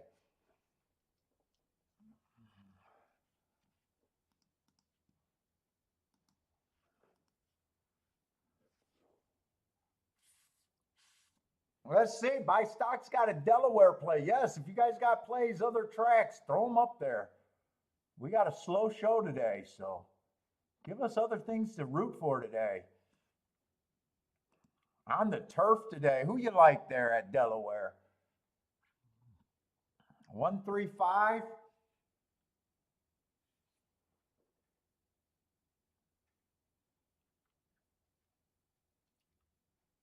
135 in exacta box, and then it looks like 135. I don't know how he's doing a super there, but he also got the 1 and the 2 in the super.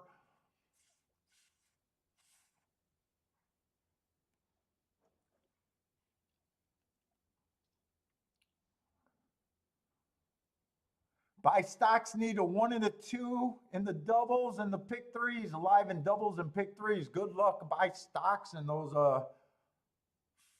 horizontal bets there.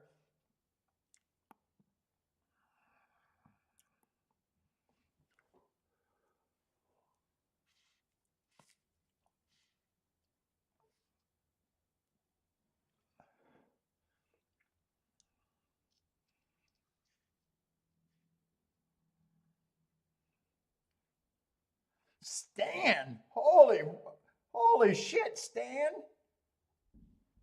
Is that 5 horses they're giving us now or just 4? Maybe that's just 4. 10, 12, 11, 5. I thought that was 5 for a minute. But maybe the first number was the number of the race. Stan giving 5 horses out as the host, man, that's just way too many. Come on now, Stan.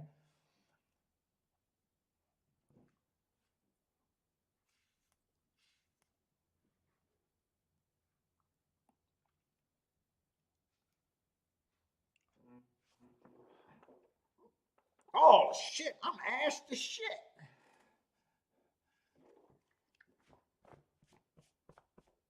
Gotta keep it classy. Not look like a slob.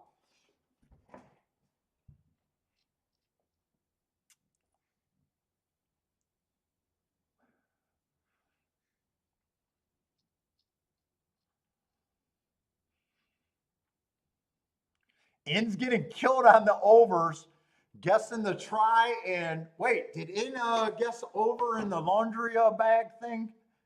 He's an over guy.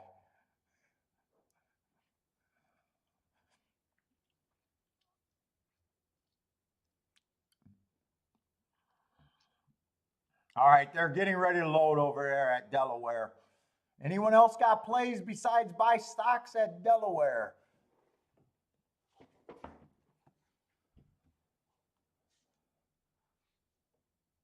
Next race, we're going to have a turf route, but it's lightly raced horses, and luckily I'm 1 for 1, so I don't need to be too aggressive looking for shit.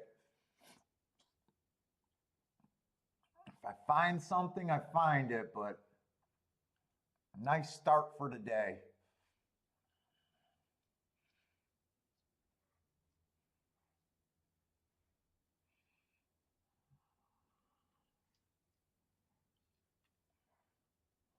Marco Lou's running second all day. We're early, Marco Lou. We're early.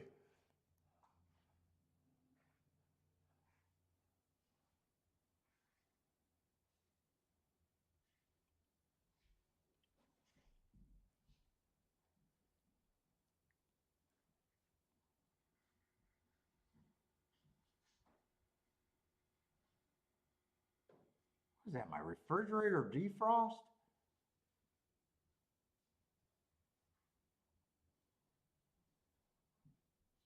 It must be the refrigerator. I don't know what else that noise could have been.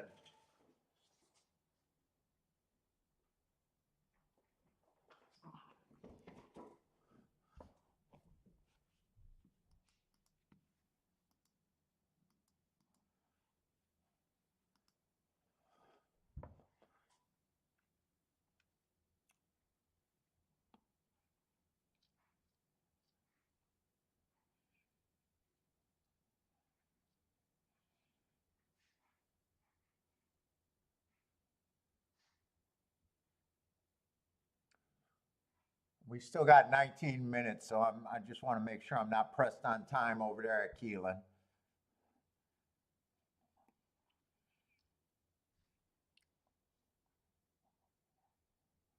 Let's see, buy stocks 135, the only play over there at Delaware that I've seen.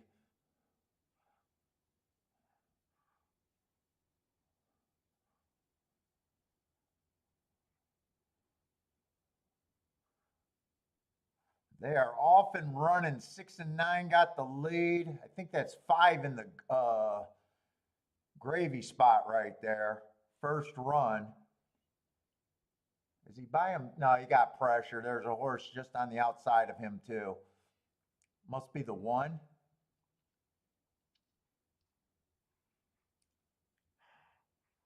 Oh, shit. Oh, fuck.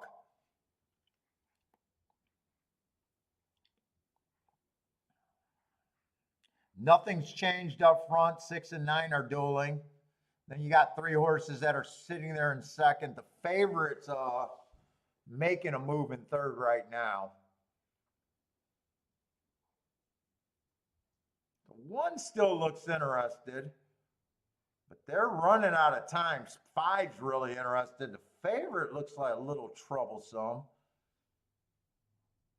9 got to keep his head straight. And 9, if 9 can just run straight, he could have got second. But man, that horse's head was cocked, looking at the stands. 6-1 wire to 6-1 wire to wire though. At 18-1. I was so busy looking at the 9 horse running sideways. I'm not real. Maybe 12 got second. Or 5.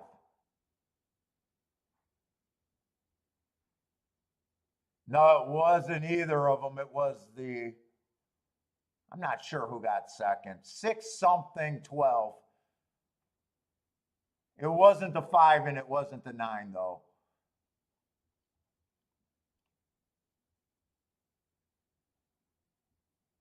Maybe the 4? I think 4 was up there.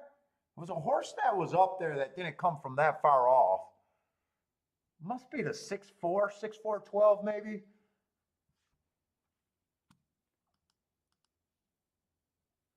If it's 6-4, that's a huge exacta. 18-1 over 17-1.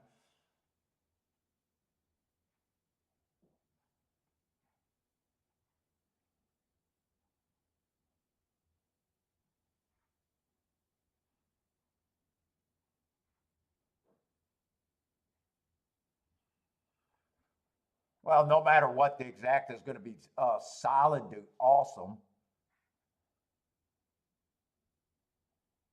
If it's 6-4, it's just awesome. Oh, 6-11, 6-11. That is still awesome. 10-1, 18-1 over 10-1.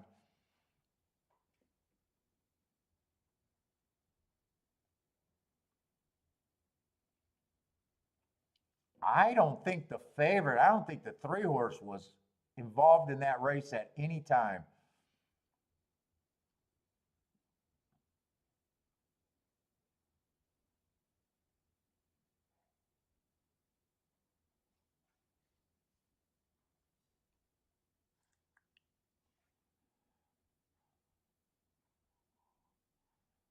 Six looks like a happy winner.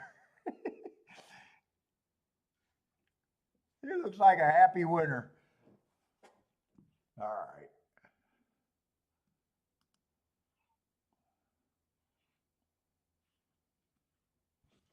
Let's see. There is a 15 horse. 13 got scratched. 4 is scratched.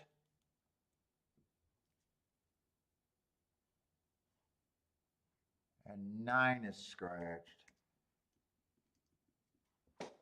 So how many horses is that? 3, 4, 5, 6, 7. Still got 12 horses in the field.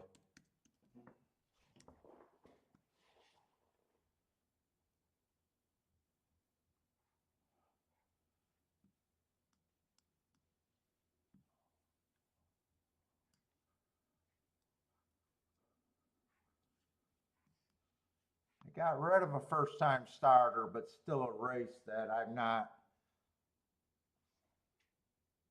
sure I want any part of. Probably don't.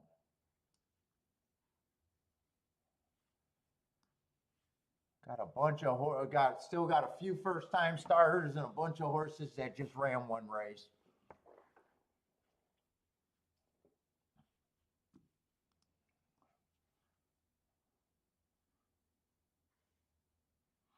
Attila with the Godolphin horse. The Godolphin bred horse is this key? The 8 horse, huh? Godolphin is what, a big ownership? Is that a big ownership group, or who's Godolphin? I know Godolphins usually. I don't like knowing too much, but I think that's a big group, or at least a betting group, whatever it is. Let's see. Only ran at Kentucky Downs, ran one race. I got him running on an early pressing day.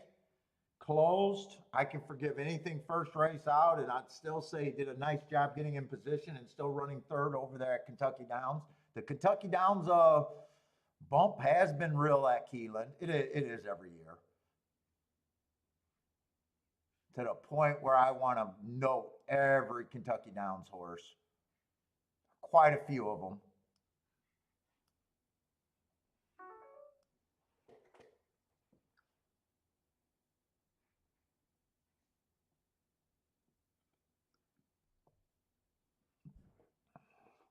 Blair likes the 10.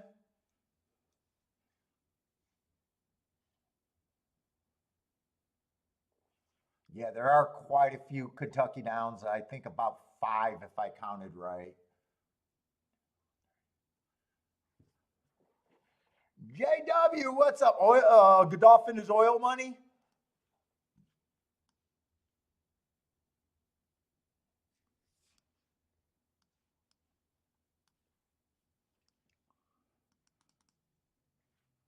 Is that the Saudis then? Godolphin? Let's say I'll get the marks on these 2 horses, but I still think this is a race that I'm probably sitting out.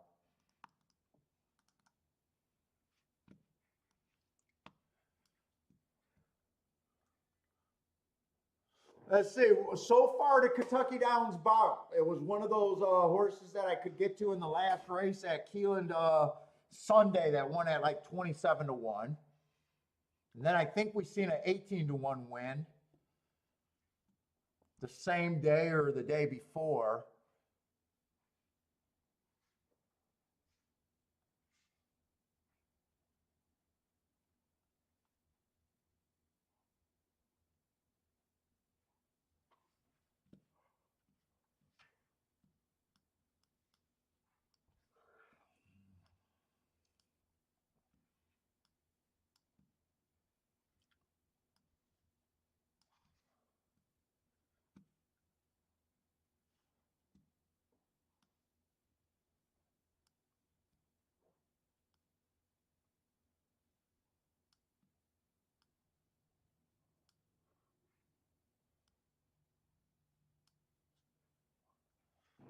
Yeah. So the 15, I just got slow match strides with the slowest winner. I wouldn't sleep on anything from Kentucky Downs, though. I could forgive anything first race out. At the same time, I can't bet every one of them here. 14, I got matching strides with the slowest winner all the way around. Still, I can't sleep on them. It looks like a useful race. And he had decent form there. I'm learning not to sleep on these Colonial horses from you guys. You guys are telling me that the Colonial, and I'm believing you guys. Those Colonial turf horses have been performing everywhere.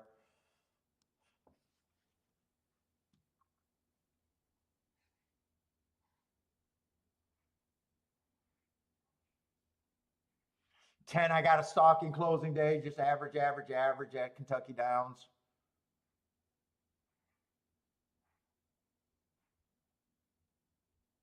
But I don't have anything that really draws me in. Let's say the 1 stalking closing day was also on a fast pace that day as a closer. none of them would shock me. In fact, in this kind of field, really almost there's no one that would shock me here. I'm going right to no bet here. I'm 1 for 1 today and don't need to I don't need to force anything. I don't really have an opinion here either. What's up, El Marco?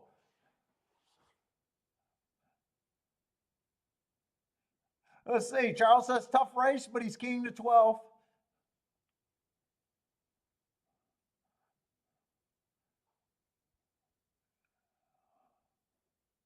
So does Godolphin usually is he also a better? Or am I thinking of like ownership groups that they're over bet, like West Point in that? Maybe I'm thinking of West Point. The money always comes on them. There's a whole bunch of micro shares, and it's a group that has a tendency to bet. I might that might be who I'm thinking of. I don't honestly pay attention to ownerships. Might be the West Point group that I'm thinking of that are always betting their horses. What's up, JW, by the way?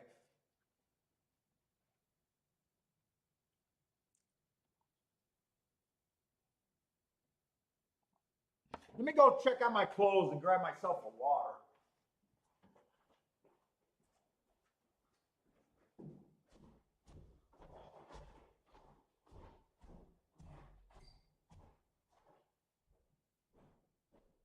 What's up, big guy?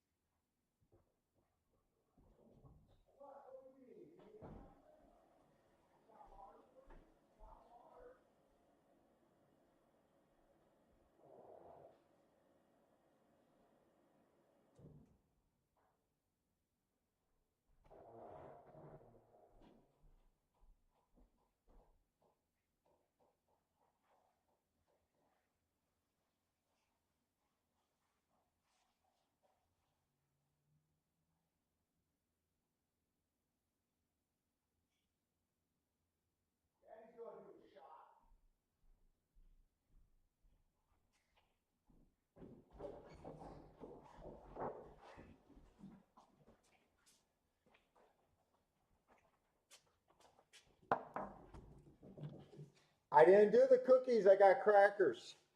I got crackers, no cookies. You cookie monster. You want some crackers?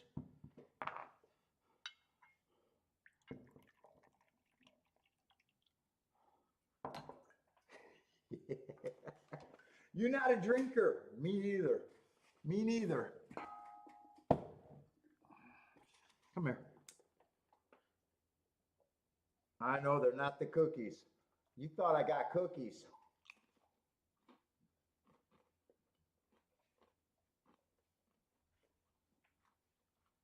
No, you ain't going for the crackers?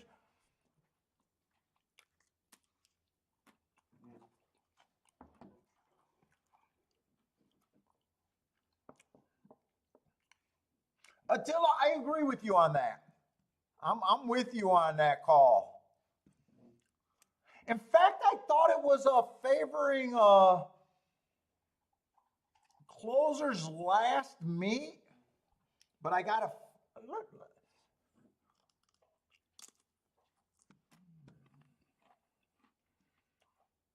But I think it evened up.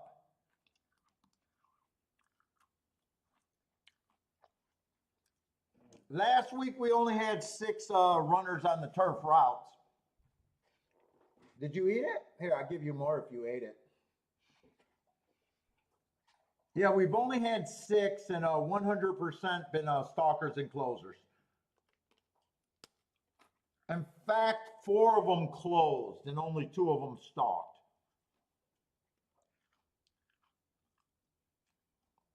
Last meet, it ended up with 28% going wire to wire. I was shocked it was that high. I got a feeling it might. Let's see, it was only a 43 race sample. So it looked like 4 of the wire to wire winners, third of them came in the last 2 weeks, though. I thought from what we've seen this meet,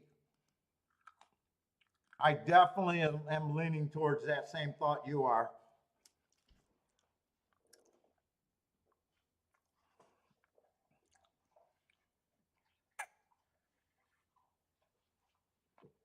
I was just surprised that it kind of evened up a little bit more.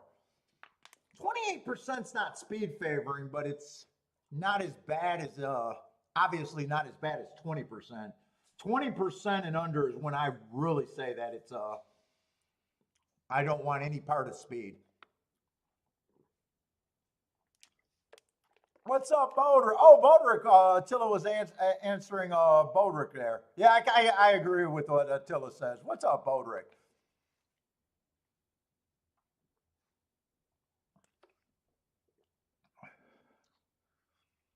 Oh, JW says there's no betting with Godolphin other than the Americans, huh?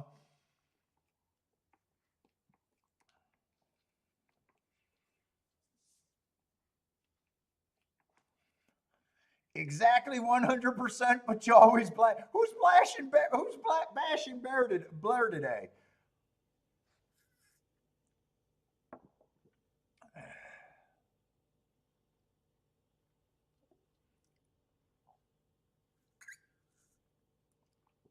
I can't even do a shot. Oh man, that's good though. That cigar was so good. I wanted a cleanser with the drink though.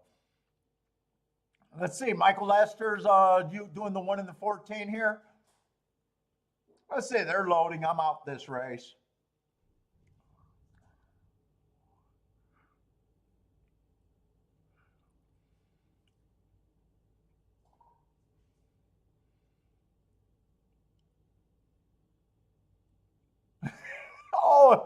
Oh, saying El Marco always bash you? I don't think El Marco is a basher. He didn't realize it either. I'll lay off. Yeah, Marco don't post much.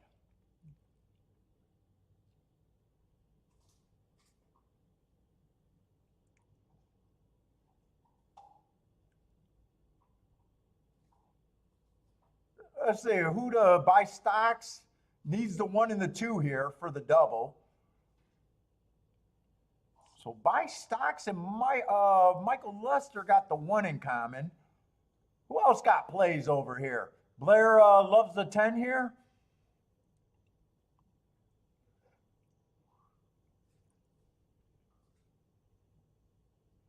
Let's see. Charles says 6 ran against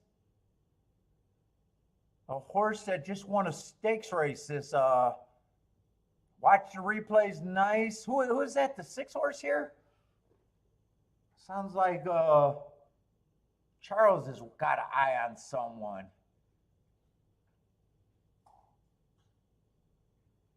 Just FYI.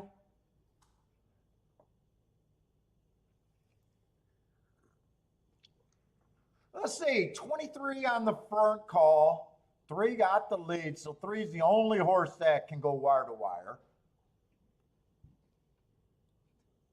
10 and 7 are sitting just off. 8's in a nice spot if he's good enough. 1's in a decent spot if he's good enough, especially if they do come off the pace. Billy, what are you playing with? You're having so much fun, but I got to worry about what you're doing over there. Because the basement, you can get into trouble down here. What you playing with? Huh? Oh, you're fine. You're fine. Go ahead.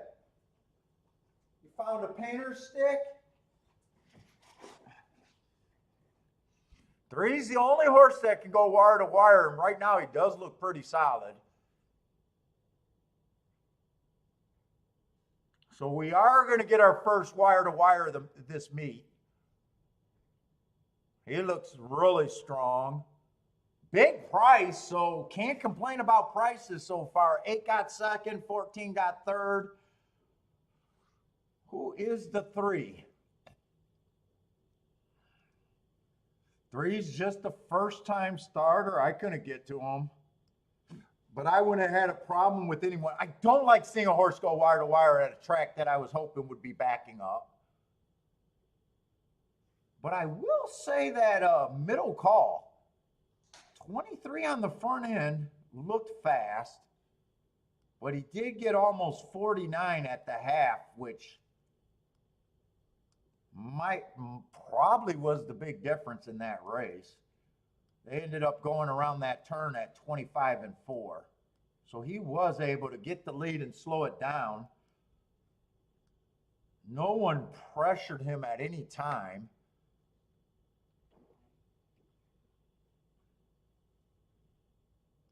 We'll see if we got other turf route races and see if that 48 and 4 was slow today. In fact, I'm going to look up some of the old charts because I got time. Not the old charts, just earlier this week. I'm just curious if that feels slower than what they were running last week.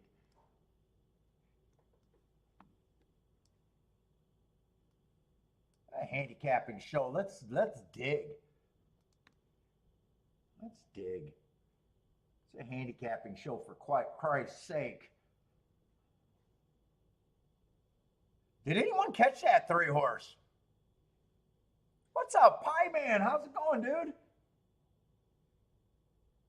We're doing great, man. Same old thing. Pie Man, what's up? That's a guy that's been watching for a long time.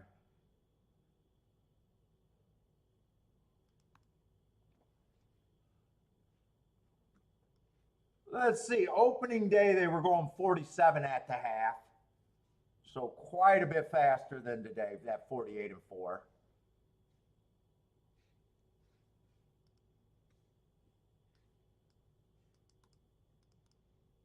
Let's see. Saturday, they were 47 and fast, or 47 and 2 was the slowest fraction. So that 48 and 4 does sound like that's at least pretty soft from the raw times that I've been looking at.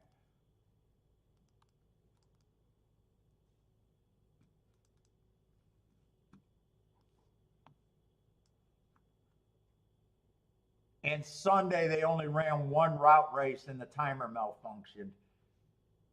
That would have been the last race with that 24 to 1, though. He definitely closed.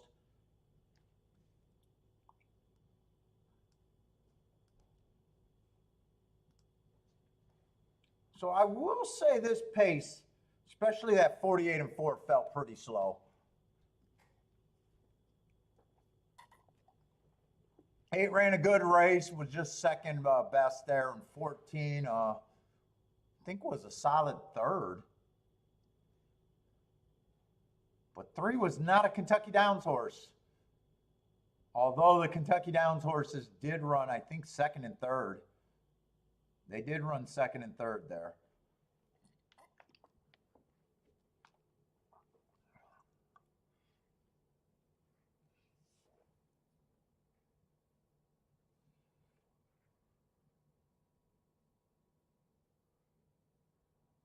Let's see, is Attila giving us some breeding information there?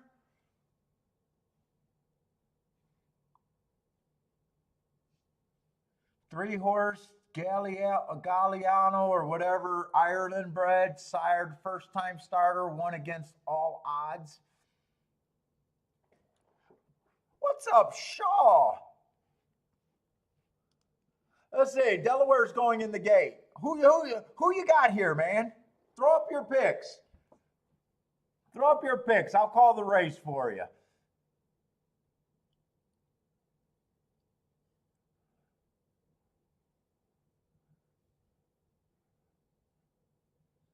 Anyone else got Delaware picks? And hopefully I'm close to that last name. Among Shaw, maybe? Attila's ready to do some record keeping of his own, looking at the final. You're checking the final time? I like checking out the pace calls, obviously. He says the turf course could be good to soft.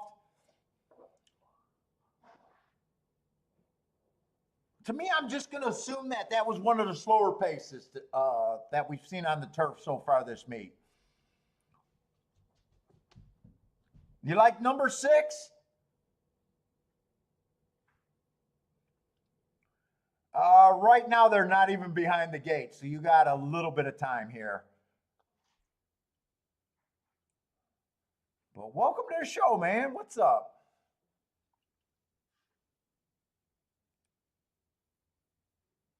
Shaolin is hopefully I'm saying that name right.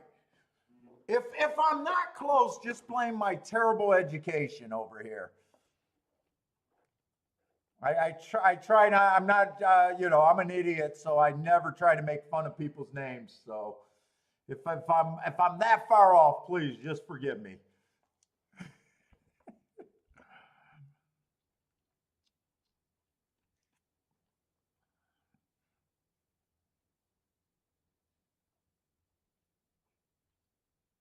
Charles says Irad stole it. Oh, was that Irad at 17-1? So maybe there was a jockey change there because I got someone Adam on the horse, but I don't keep track of jockey changes.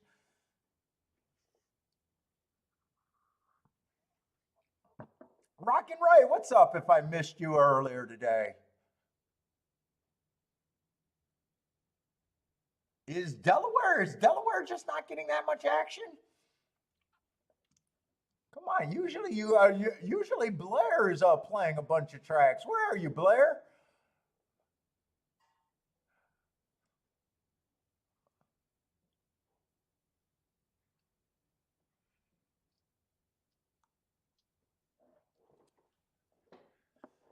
They're behind the gate now.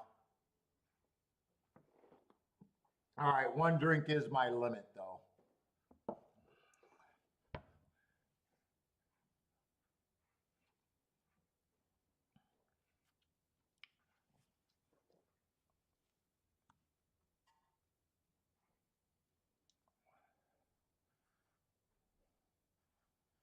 And the next race at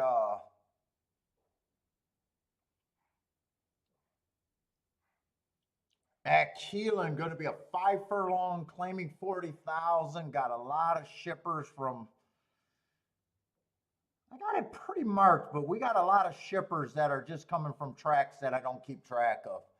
Canterbury, Prairie Meadows, Indiana, Del Mar, Canterbury again, Colonial, Indiana.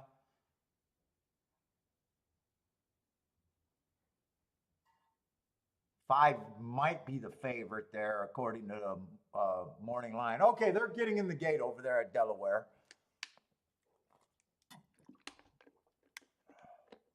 Let's see. Attila says the final time was very slow. And he's thinking soft to good on the turf today. No, Kiki goes to work on Wednesdays. Kiki doesn't have a job that she reports to, but she likes going in to the office. We're in Michigan. Her boss is in Chicago. So Kiki still goes to the building, but she answers to no one, and she's not even required to go. She just goes to socialize and get away from me. Let's see. They are off and running. It looks like the 4 got the lead. 6 is sitting there in second. 7 is in third. 4 has control of the pace, out there by about a length and a half, maybe 2 lengths to the good right now. 23-1 is the first call. Nothing much is really changing. 4's on top, 6 is in second, 7 is in third. The field is pretty strung out right now. 6 is making a bit of a move, getting closer to the 4. Looks very interested. 4 still isn't giving up anything. 3's working his way in position. 4 still has a lead. 6 is still about 1 length, 2 lengths off the lead right now. 1 is making a bold move on the far outside, getting first run over to 6, passing the 4. 1 is probably gone. 6 is still fighting, but the best he's going to get is second. 4's tiring. 1's the easiest winners. I'm pretty sure that's the 6 that got second, but I can't tell because of the glare. I think it's the 2 favorites, though. 1, 6, and I don't know who got third.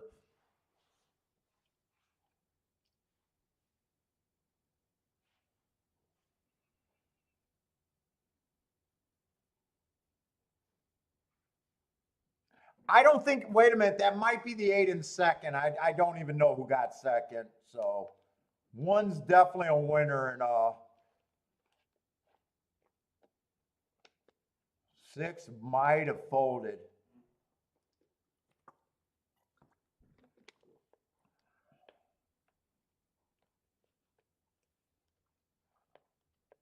You don't want me calling races. I'm half blind.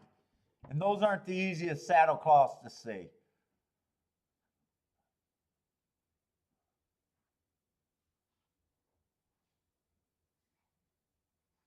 I'm thinking it came in 183 though.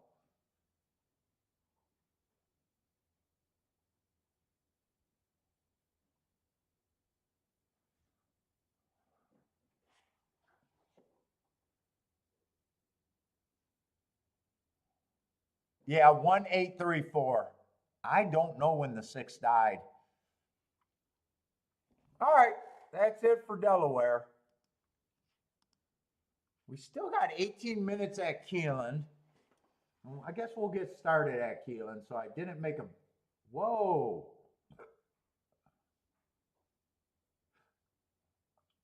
What the hell happened to my betting boards?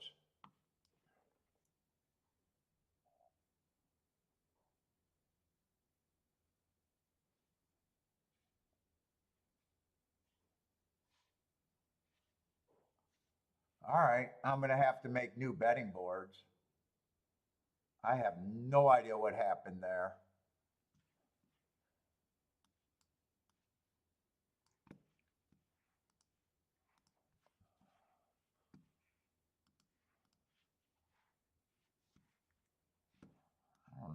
I don't know if I deleted the wrong part. I have no idea what happened.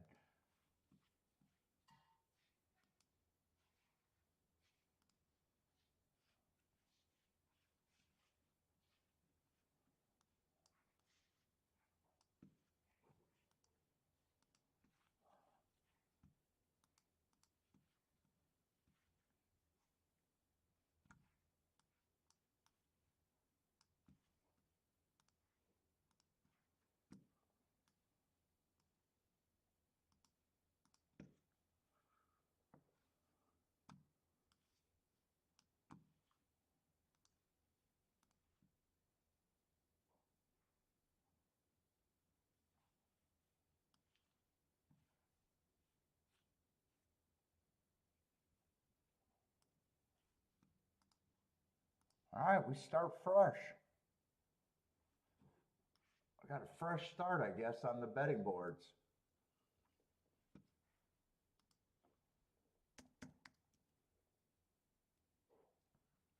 So we're going to have a 9-horse race here.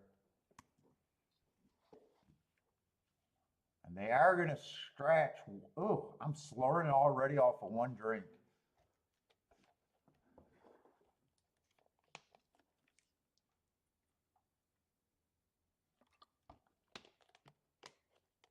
God, I cannot hold my liquor.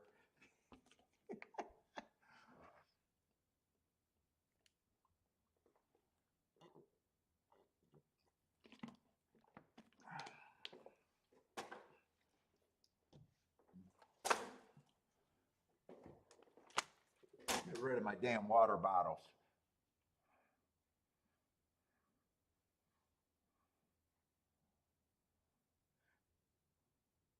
Let's see, by Stocksman using all the inside post positions today at Keeneland.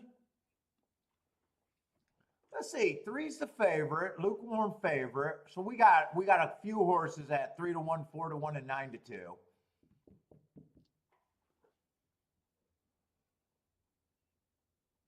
I'm just going to start at the beginning because there's a lot of horses I just don't have marks on. The one horse just coming from Prairie Meadows I don't keep track of.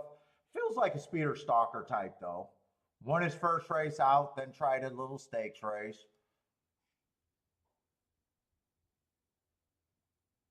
I can just look at running lines like everyone else.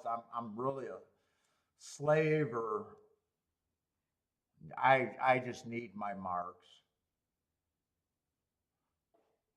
2 horse looks like a speeder or stalker after 3 races.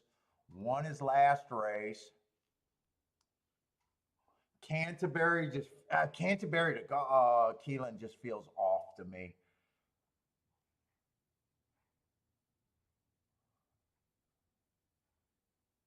I only got 1 mark on the favorite. First race out. I could forgive first race out, but I had that was early pressing day and he had no speed. Looked like he got a bad start maybe. Had better speed in his next 2 races. Actually went wire to wire and won a race.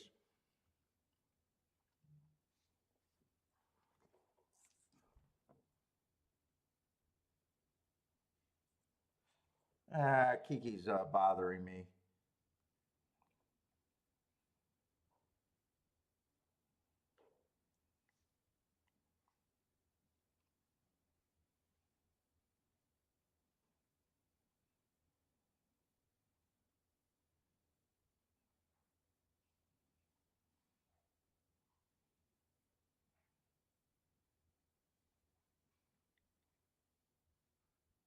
She wants to go pick up the furnace filter. I'm not looking that up right now. Anyone got any plays over there at Parks?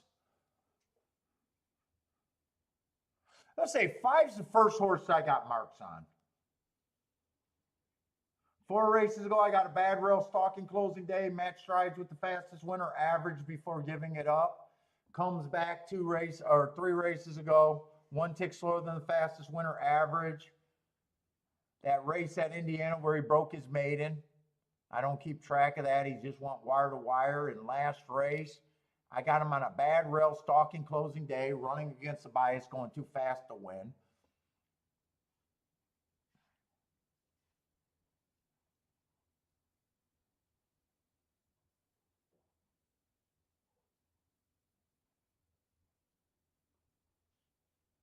Six won his first time out, pretty much wire to wire. Then tried a route race. I'm not sure what I think of him.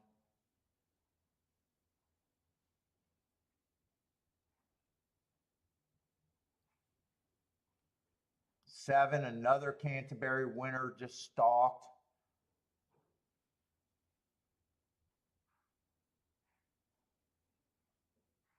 I don't mind some of the marks on this 8 horse.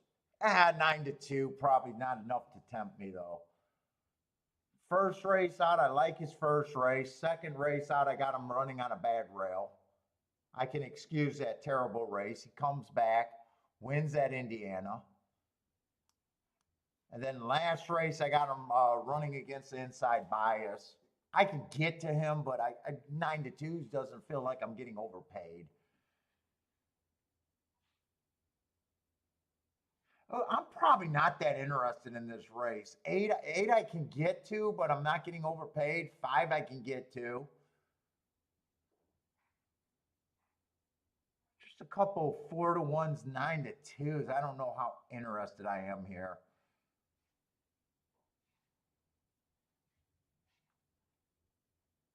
Mainly, I got a race filled with a bunch of horses that won early in their career.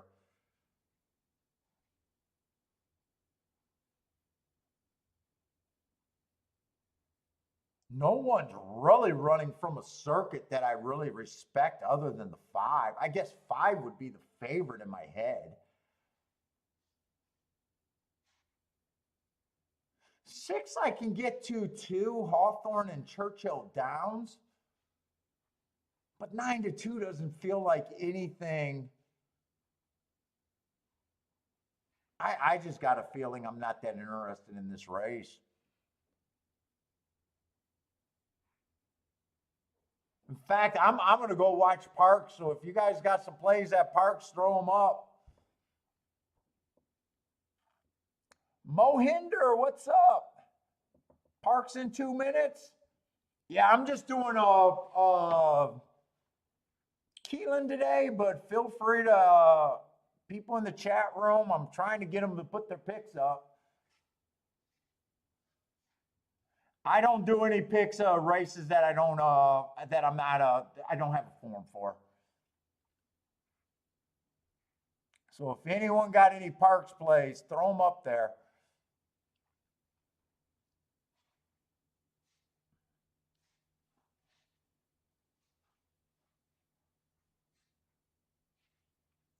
Shahar likes, I hope I'm saying that name right, likes the number 2 at Parks. Ooh, at what price though? I don't have a problem if he wins, but man, that's a short price. Yes, I'll give the results. If I'm watching it, I'll give the results for you. I'll call it again.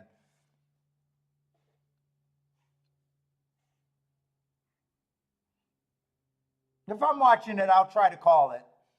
Especially if I'm not involved. If I'm involved, half the time I can't watch a race that I'm involved in. I got to walk around and walk some stress off. But if I'm watching a race and I'm not involved, I'll call it. Let's see. Blair likes the 2-3-10. Hey, where are you playing from? Where are you playing from? Let us know where you're from. Christopher got a Parks play. 6-8-9 at Parks. Trying to beat the big favorite. Message reacted. Come on, man. Christopher, you got to stand by the pick. I don't even remember what you just said. Oh, he came back and won 6 to win in place. Let's see. They are off at Parks. We got 3 horses across the track for the lead. 3's getting the advantage. 3, 8, 9, and 4 are all up there, but 3 has the lead. 2 is also up there on the rail. 2's about a length off the lead. 3, 8, and 9 are kind of dueling for the lead, and 2 and 4 are in the gravy spots.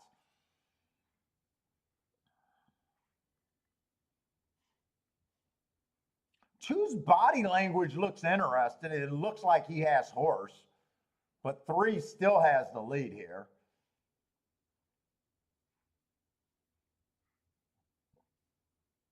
Two's making his way, moving into second.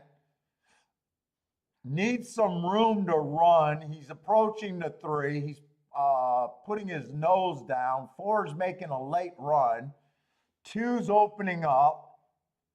4 is moving into second. This is going to be 2-4.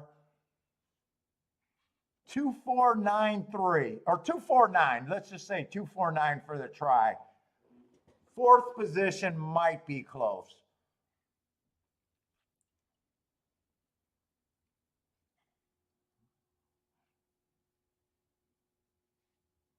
You're gonna live with the favorite there. Favorite's gonna handle his business.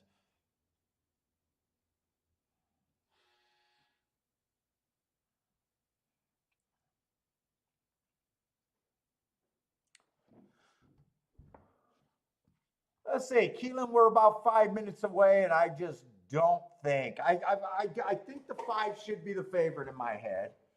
Probably the horse I like the best, but 3 to 1, I'm not interested. I can get to the 6, but 7-2, I'm not interested. I can get to the 7, even 6-1, I'm not crazy interested. All right, no, it's the 8. It's the 8. 8 at 5-1. I couldn't make a betting line here. If I was making a betting line, I'd just be basically disrespecting horses that got speed, that just ran at circuits that I'm not crazy about. I wouldn't even trust myself pricing this race. I probably would have 5 as a favorite. It's just how much of a favorite.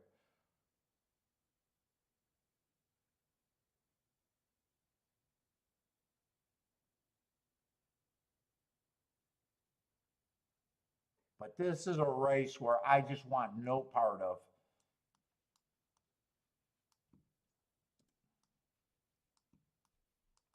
You can't price a race. If you can't make it through a betting line, I always say you got no reason to be in a race. If I can't even do that simple exercise, I probably have no business being in the race. I'm putting my hat in for the announcer job at Parks. Oh my God, I'd be even worse. I'd be even worse. Fuck, you think I'm ever going to try to say names? Fuck no. Fuck, half the time, fuck, I didn't even see where that 6 fell out of the race in Delaware a call ago. I thought he got second. He was not even on the board. El Marco, it's like gambling twice. You hear me say who won the race, and then you still got to hold your breath and wait for the results.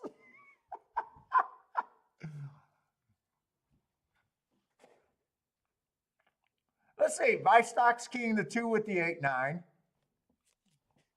Oh, I lost the best part of the wrapper.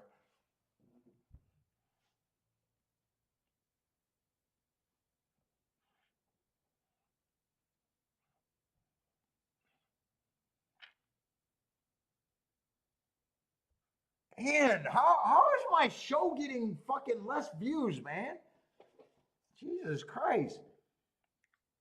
I know Al said he was leaving to do his show, but how the hell do I only got 40 people watching? Oh my God. I know Razor's probably doing a show.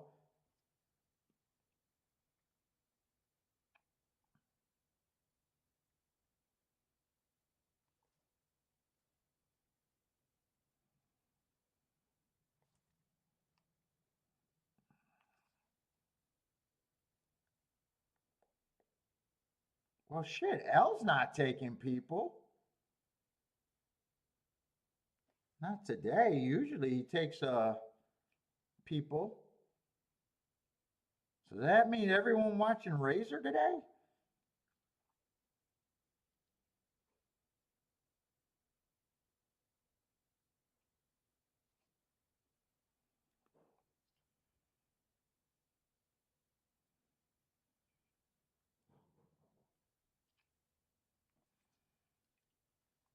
Dude, I should have at least 50, 60 people. Man, I've been going down. Last week it was bad too.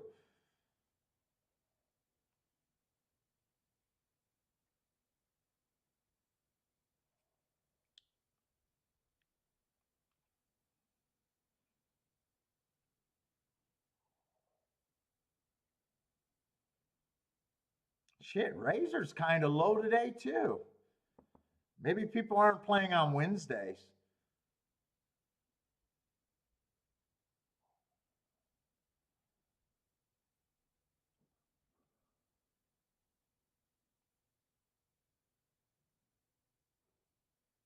Come on, man. I got the best handicapping show out there, and I don't believe there's even a close second. Only doing one track might hurt. It might just be Wednesday. But here's the thing. I mean, fuck. At least I don't have to get paid by YouTube. At least I don't have to get paid by YouTube.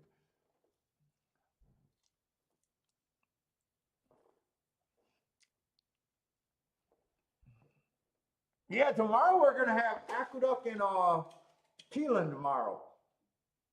I think Saturday and Sunday I am, or Friday and Saturday I'm doing Gulfstream and Keeneland. It's gonna be Keeneland all this week. Keeneland every day this week. And then I'll probably just switch between Aqueduct and Gulfstream, whichever track I'm feeling better at. Sunday's probably the undecided day. It's probably Aqueduct, Gulfstream, and then Sunday's undecided. So we'll have 2 tracks for the rest of the week at least.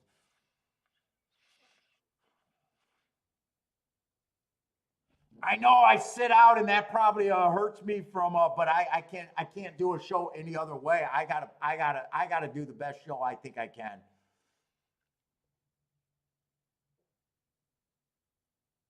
I know there's people that want picks, and I just can't. You know, I actually bended my rules by doing major tracks from early in the year, or from early in my YouTube career, or whatever you want to call it. I did go to doing the bigger tracks, but there's no way I'm ever gonna change about my views of sitting out and my views of trying to make money. Yeah, everybody had to go back to work. That might be, but I know a lot of people were watching while they were at work. Maybe a lot of work people got cracked down. I mean, like here, I even said that I think 5 deserves to be the favorite. I'm just not interested. You know, I had marks to back it up. I'm not interested in 2-1. I don't stop people. You know, even I do. I think I do the best handicapping show out there, and it's not even close.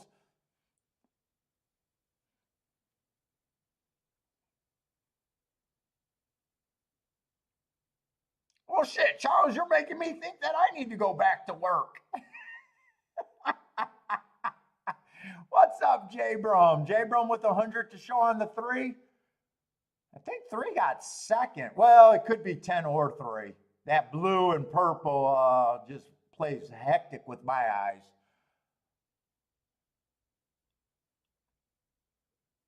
If 10 got second, that's exactly worth having. Yeah, 10 did get second. It's between the 3 and the 2 for third.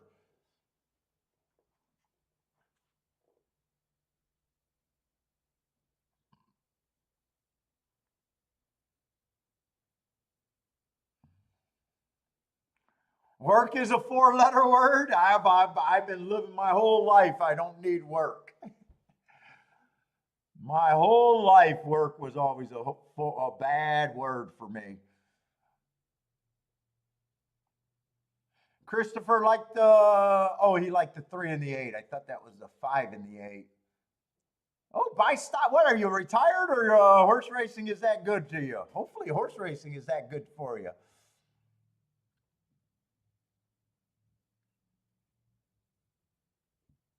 Or maybe the stock market is with that name, buy stocks. Jabram needs the 3 to show. Looks like at least the unofficial order looks like you got the 3's nose down for that show ticket. Now you did get a favorite out of there. You got a bomb in second. That might be able to help. That might be enough to help the show.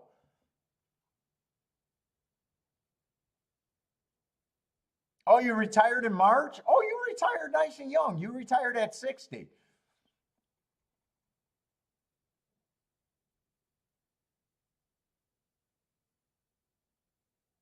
Jevin, what's up? Think people, yeah, maybe.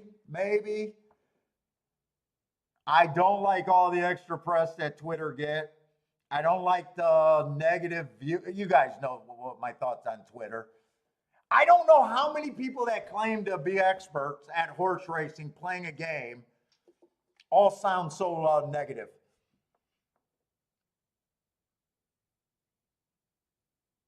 Like, honestly, I've been doing this for a living before I even knew what takeout was.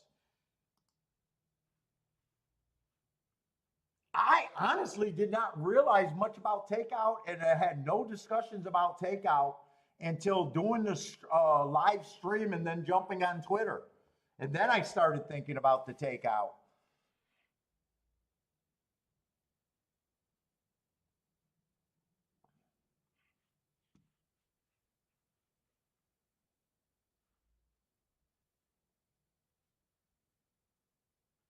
Yeah, you're competing against other betting. That is true.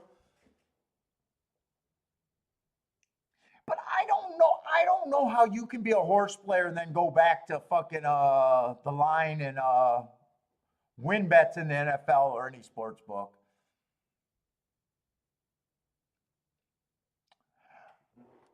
I stopped reading books when I became a winner. Like once I decided that I was never going to get any better picking winners, and I had enough winners and enough spots in a day, I lost all interest in reading books. I thought about doing some YouTube stuff where I read books and reviewed books and talked about books and how useful I thought books were, but I never even followed through with it. I honestly have not read a book since maybe that Buyer, Steve Christ, and all of those guys' Constellation book. I think Betting with the Best or something like that might have been the last handicapping book that I ever read. And even then, I just got it to get it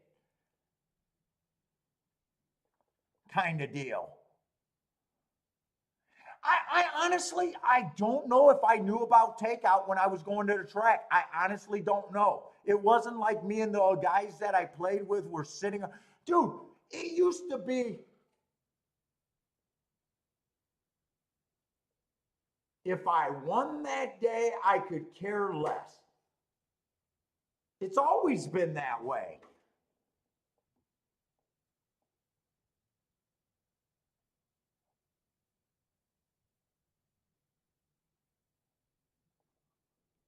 I think with the I had to actually think before doing the show. I think I got so much better explaining the math and the stuff. Really, when I was going to the track, I thought my handicapping was the bee's knees. I had even more bad habits than I do now. And it wasn't until doing the show and having to explain it that I realized that it was nothing about my handicapping. It was just that I could get to horses in the math part of it.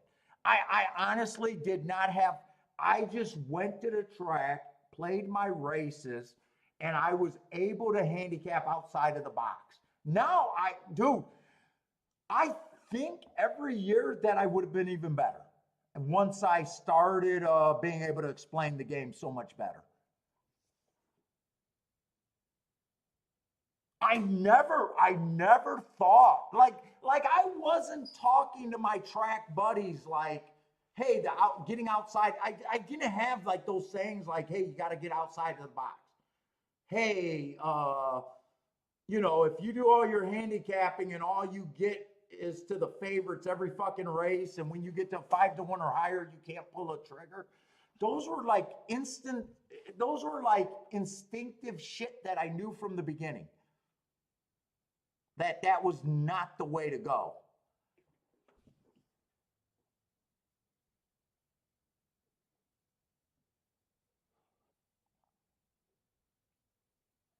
Back in the day, I thought it was my track profile and biases. Now I just know that, I'm able to look at a race a little bit different, and that's the edge. If you would have asked me years ago, I would have just said, hey, it's my handicapping and biases rule. And I would have been that guy arguing with other guys about, hey, you got to be a bias player. Now I'm not even that point. Hey, you got to understand math and what you can link together and use the bias to being able to get to horses and stuff. It actually my growth was probably with the show and thinking about it, even though I was profitable for years.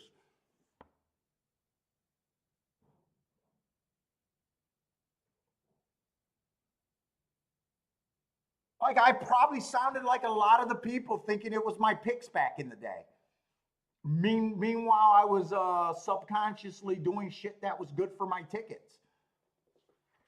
And I didn't have a way to explain it.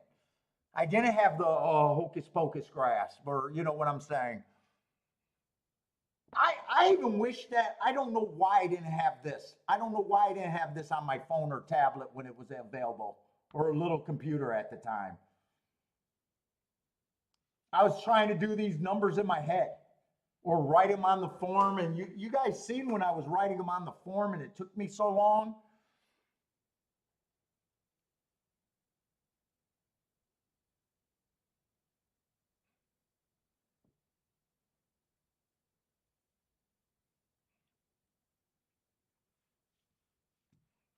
Lloyd recently retired here in Michigan.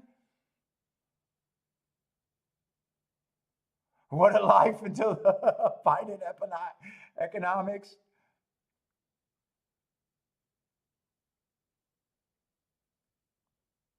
What's up, gas station? Gas station sushi says Keeneland is a horse player haven. I'm going next week, gas. We're gonna be there for a few days. No shows all next week. He says it's your number one track and not even close.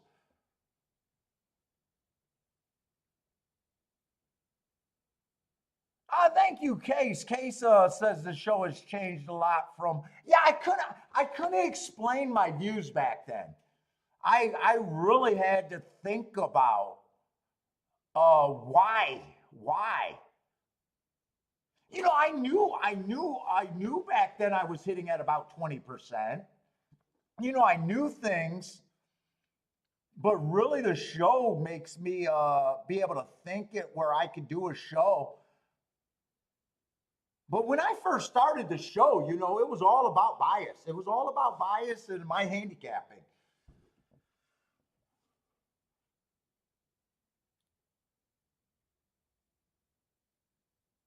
You know, I realized there was other good guys in the game. I realized there was other good guys in the game that didn't do biases and stuff.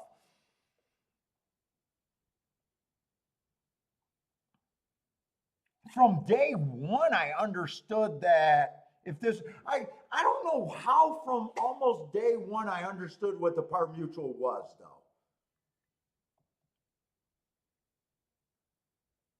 You know, a lot of old handicappers don't even understand that. They just think they're going to outpick everybody.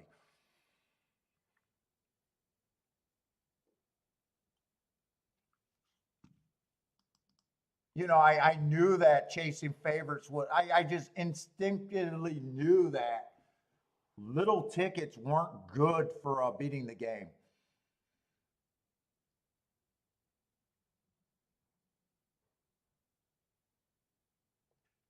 Let's see, we got Delaware coming up. If anyone got a Delaware play, Gas is jealous. Yeah, Keeneland was really nice. We went to Keeneland first time during live racing this spring and had a good enough time to go back. So we'll be there Wednesday all day, Thursday all day, and then Friday part of the day, if at all. Probably part of the day.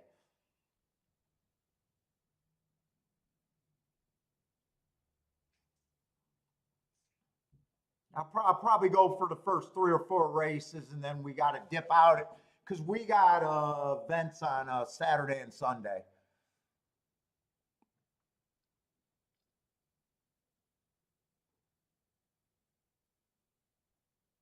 But I do appreciate it.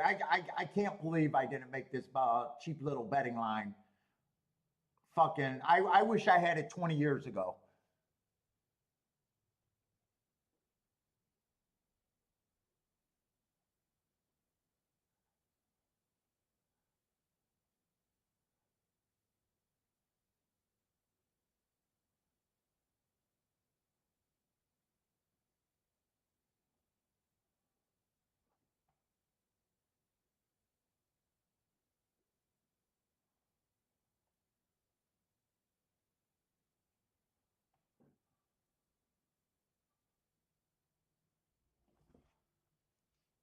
Let's see, we got a turf race at Gulfstream. We did have one go wire to wire already.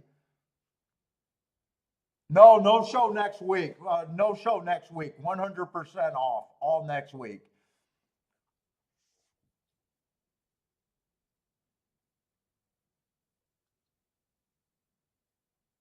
Unless someone at Keeneland recognizes me and say I can give you a setup where you can stream and we need you to stream, and that's not even going to happen. That's a dream, but that would never happen. The only thing I want to do, I want to make an appointment with the they got the white shirts over there that are supposed to help the new bettors, and I would love to get an appointment with them. No trackside. That did not work out. I would love to get an appointment with so they got about 6 people that are supposed to help new people with their betting, and I would just love to hear the bad advice they're giving. Maybe you want to start show betting. Where instantly I can help them out. Look, you don't know anything. Play the 4 picks and put in tickets that are could reflect that could give you a shot. Instead, I guarantee they're going to direct you to play fucking the track expert picks that give you no shot to win any money whatsoever. Tell them I need the gold room.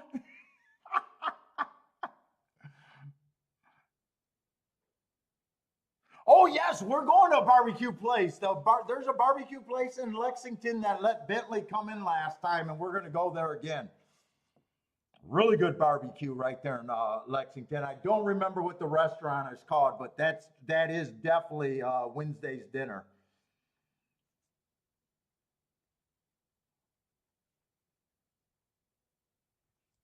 Bentley's coming, sitting at the table, and fucking gets his own pulled pork, pulled chicken sampler.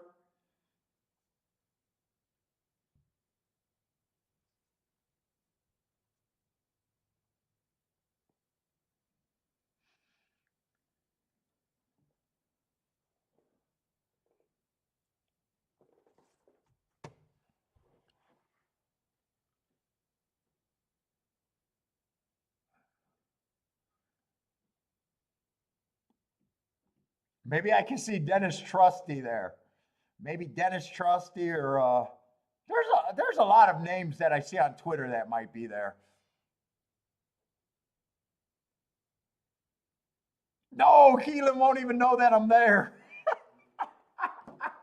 I got recognized by one person, but he came from Michigan out there.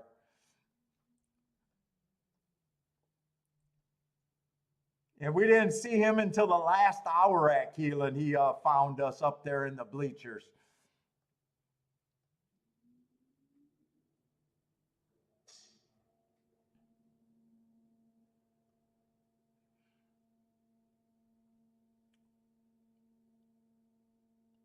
There's a big crowd. I tell you what, the thing that I love about live racing is just walking around and hearing people talk and just hearing all the stuff that's bad with betting.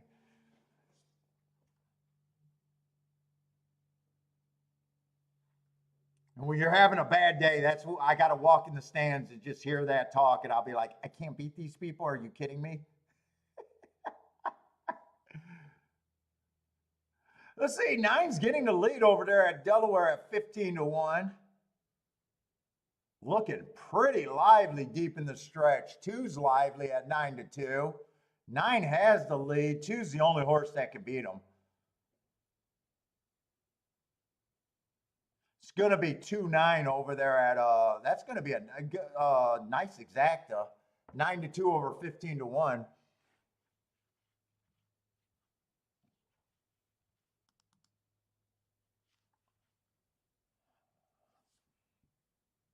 Charles is looking at Parks. Who you king off over there at Parks? The 9?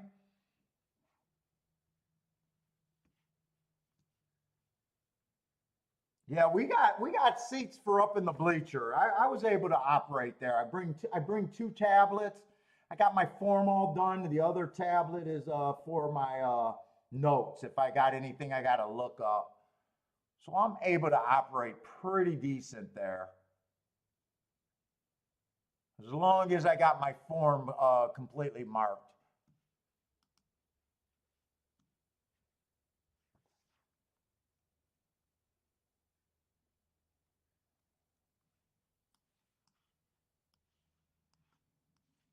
Although I like to drink when I'm at the rail track a little bit, but they did not have great drinks. I do remember that. And they did not have great food there.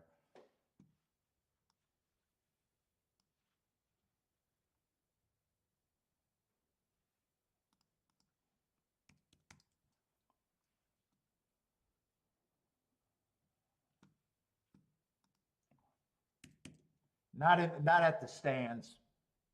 Nacho game was very weak. Let's see, we got a turf allowance over there. They did go wire to wire that first race, but I think that pace was at least slow comparing to the weekend races. He was left alone, first time starter that went wire to wire. I'm not sure. We're staying in Lexington. I'm just not sure where. I don't know. Hey, Case, I don't know if they have a red light district, but if they do, that's where I'd like to stay. No, no, I won't be doing anything for any track. I won't be playing any secondary track. It's nothing but Keeneland. I will be outside, so when the wife goes, I can't. I'm not going to Keeneland to sit there in the simulcasting center. I want to be outside. Hopefully the weather's nice enough. I hope it's not going to be bad. Gas station sushi would bring his but oh I got binoculars in the green car. I got to remember to grab them. I forgot binoculars first time out, and I would have liked my binoculars. Oh, I got to remember to do that. And a flask would not be bad because their drinks were not great. Yeah, but I won't be trying to mark up other tracks, trying to play anything else. It's just going to be Keelan. I usually try to talk to as many people as I can around me, especially if someone seems like a hardcore handicapper. I still like saddling up in the live events. If I can find a freaking handicapper.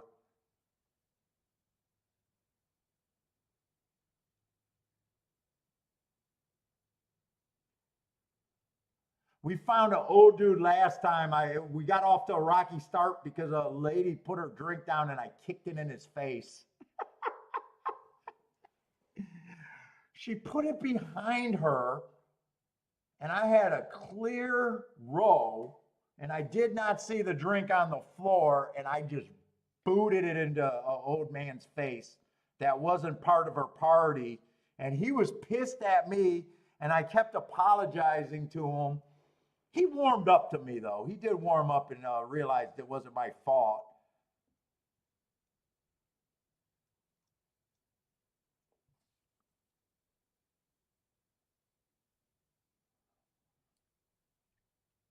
Let's see, there does seem like there's speed here. I'm going to still make this betting line like I think that they could be backing up.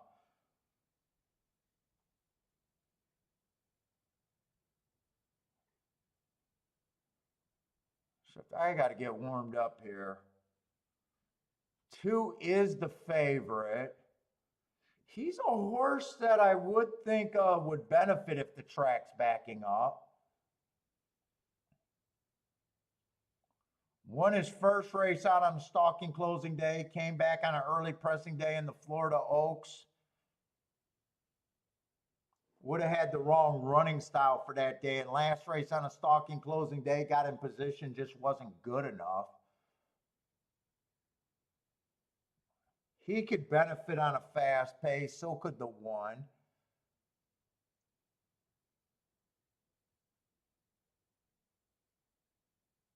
I guess the three could technically stalking. Oh, I'm looking at the wrong favorite. I thought 2 was the favorite. 2's actually a nice price, 18 to 1.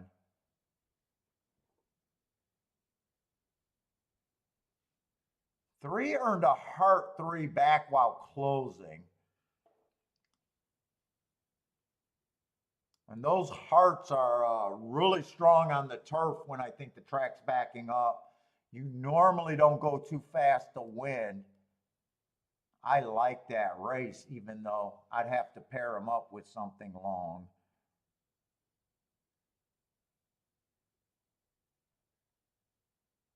Four might be towards the lead. I'm hoping for a fast pace. 5 taking a lot of action, but he's a sprinter stretching out.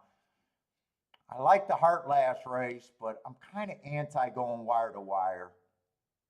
And I think there's other speed because 6 looks like he could be fast front runner.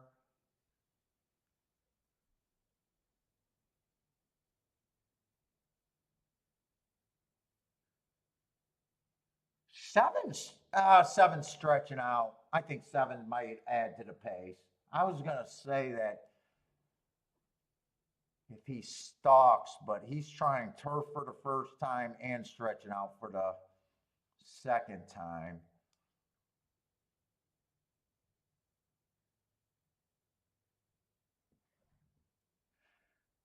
Eight might benefit on a fast pace. 9 could benefit on a fast pace. So can the 10. So I'm mostly against the 12. The 7. The 6. All the horses that I think can be on the lead.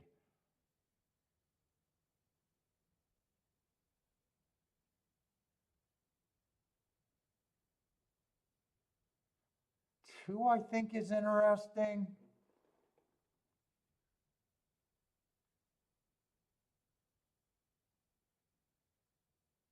Oh, 5, I'm against 2. Oh, 6 I was already against. Let's see, I got to write these down.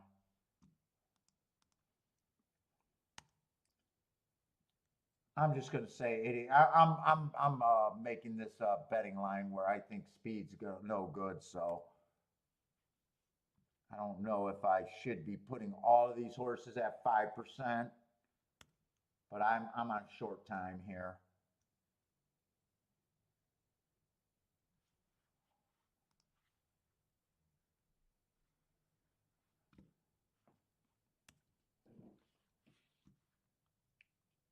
I don't think they're all equal.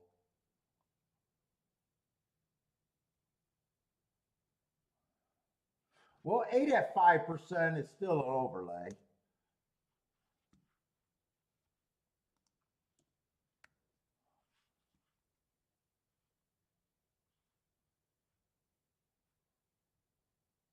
Nine, I think it's points.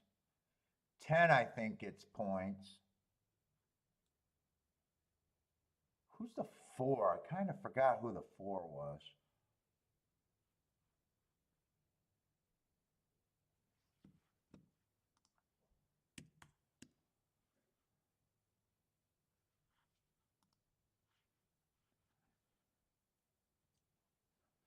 %.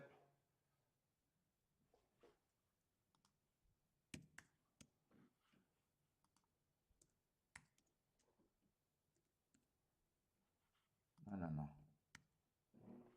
Now it's 19%. That can be used on the 1.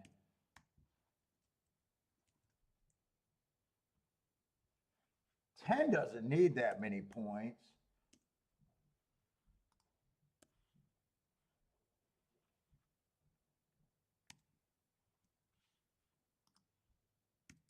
I'm going to go with that. I don't know how good that is.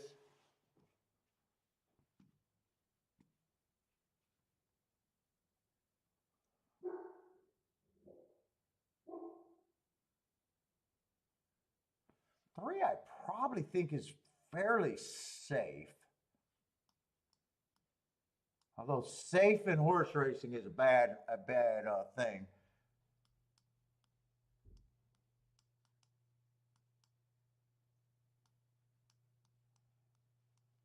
That's a 4.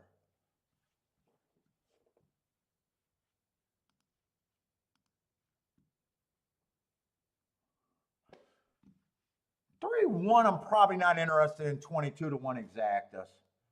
If I play the 3, I go for a real ticket, I think.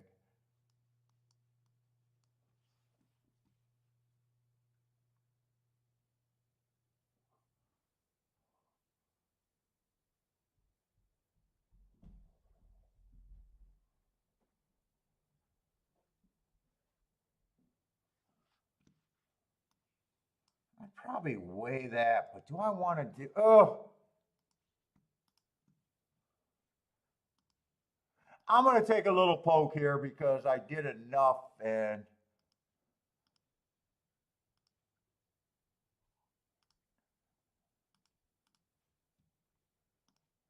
so I'll do a key box first. Then I want it straight, but I think I want a few win bets here.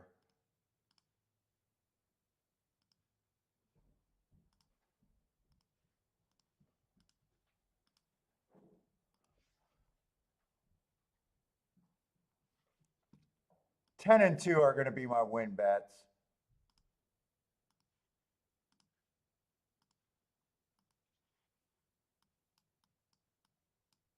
There's probably a lot more I could have done there, but I'm not sure I should have.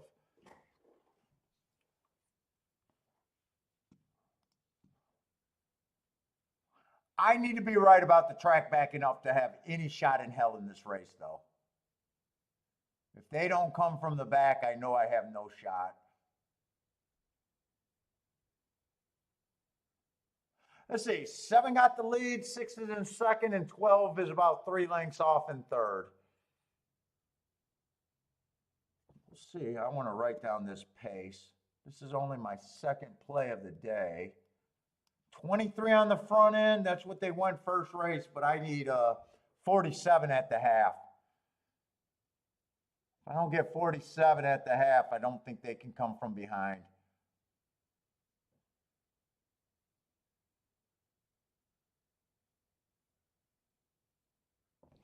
47 and 4. Well, it's not 48 and 4, so it's a little bit better, but not as much as I wanted.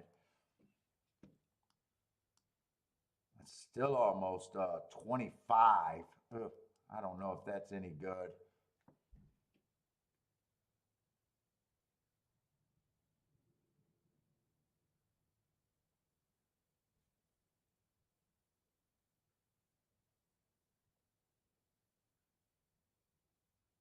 Five's coming off the back. I think this is going to be 5-3, 3-5, 5-3, 5-3-1, 5-1-3, 5-1-3-7. 5 came off the pace. He's a front runner that, They did come off the pace, but that's not what I wanted.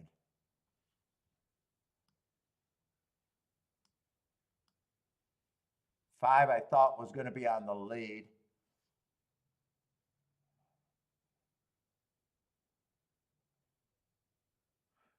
Let's see. I probably don't like that betting line, except I know I was being fast on it. 3, I thought was a safe horse. 1 and 3, I just didn't want to pair together. I said if I'm right here, I don't want $20 exactus.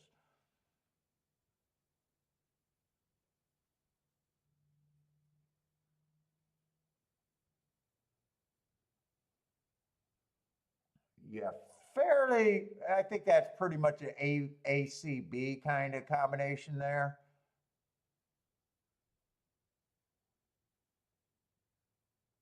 Okay.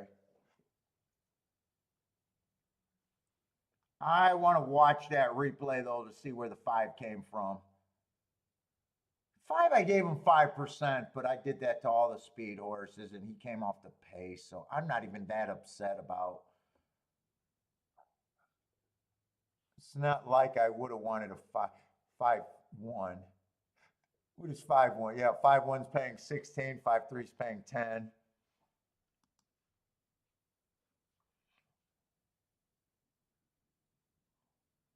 Let's see. Case has found some horse race handicapping book from the 60s. Oh my God, that's got to be interesting reading a book from the 60s, way before speed figures.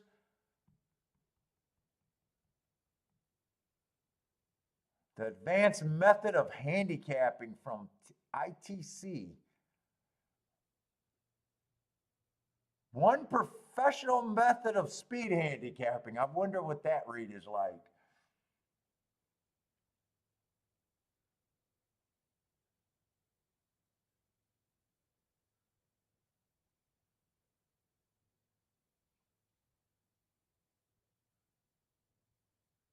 Oh, they were your grandfathers in a 5-book series?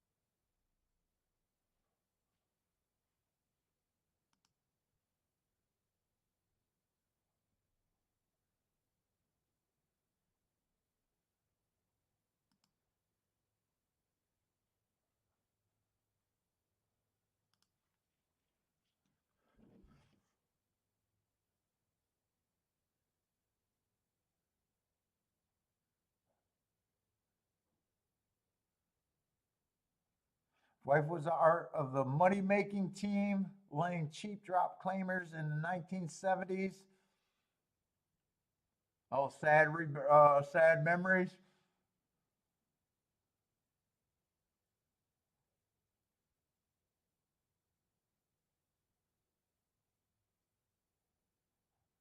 A 5-book series. Huh.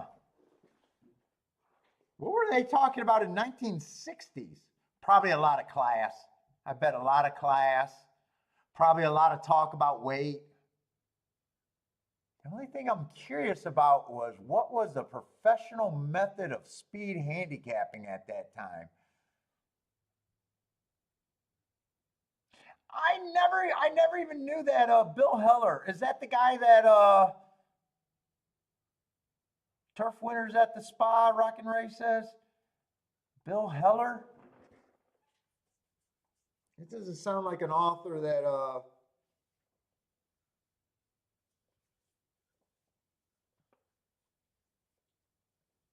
author doesn't ring any bells for me.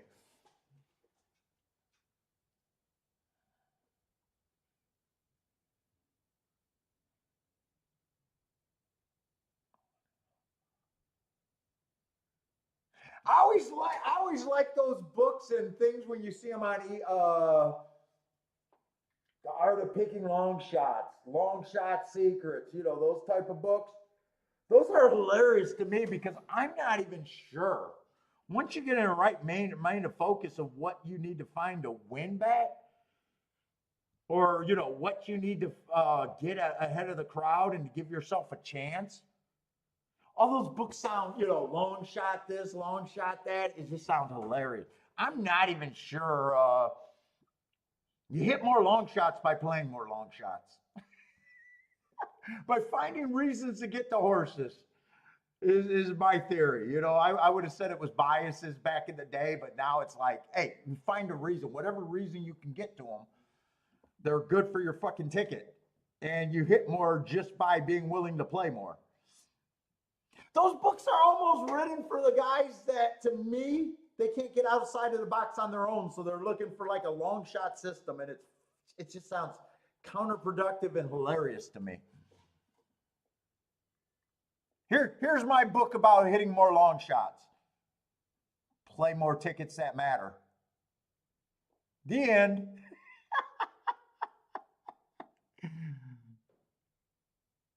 Find excuses and play them. The end.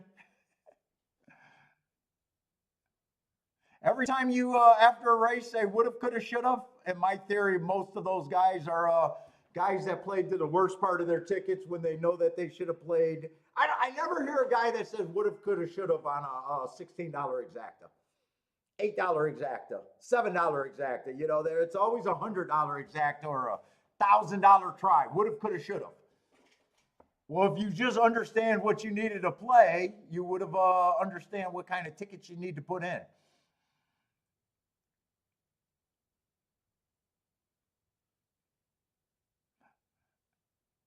So I'm not even sure about hitting better tickets as chicken or egg kind of theory. Is it your betting philosophy or is it actually your handicapping? They kind of flow in together, and that's why it's so hard to explain to people. Paul, how did you hit that horse? I found a reason to get there, and he's better than the other positions. And I think I'm saying something that's common sense, but that's a question that I get all the time. How did you get to him?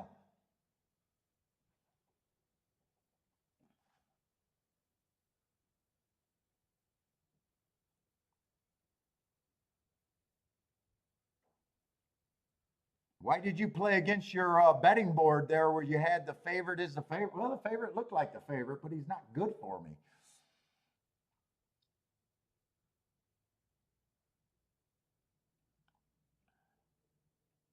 Okay, so five definitely came off the pace, and five ended up being a deep stalker, maybe even a closer. He's at least 4 lengths off the lead.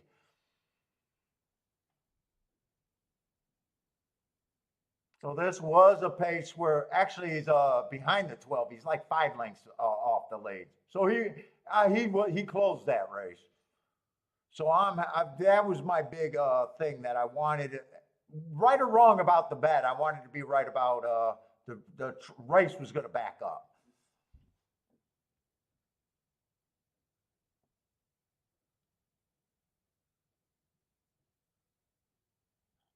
Dude, Case, could you imagine going back to 1970s with the form of today?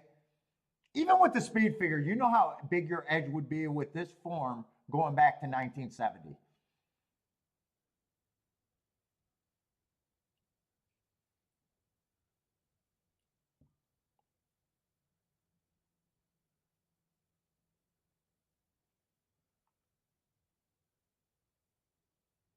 He had some record. See, what always makes me funny because I don't know who keeps track of records for the biggest payouts in a single year 35 years ago. Like, don't, like, I always like when they say, you know, you read some of the books and they say, hey, pro handicappers hit at 33%. And I'm like, where did that number come from? I mean, that almost sounds funny. You'll read it in a lot of the old books. Hey, a professional horse player hits 30 some percent. Well, yeah, where does that come from? It's crazy to me. There's no data. No one ever did any data on me.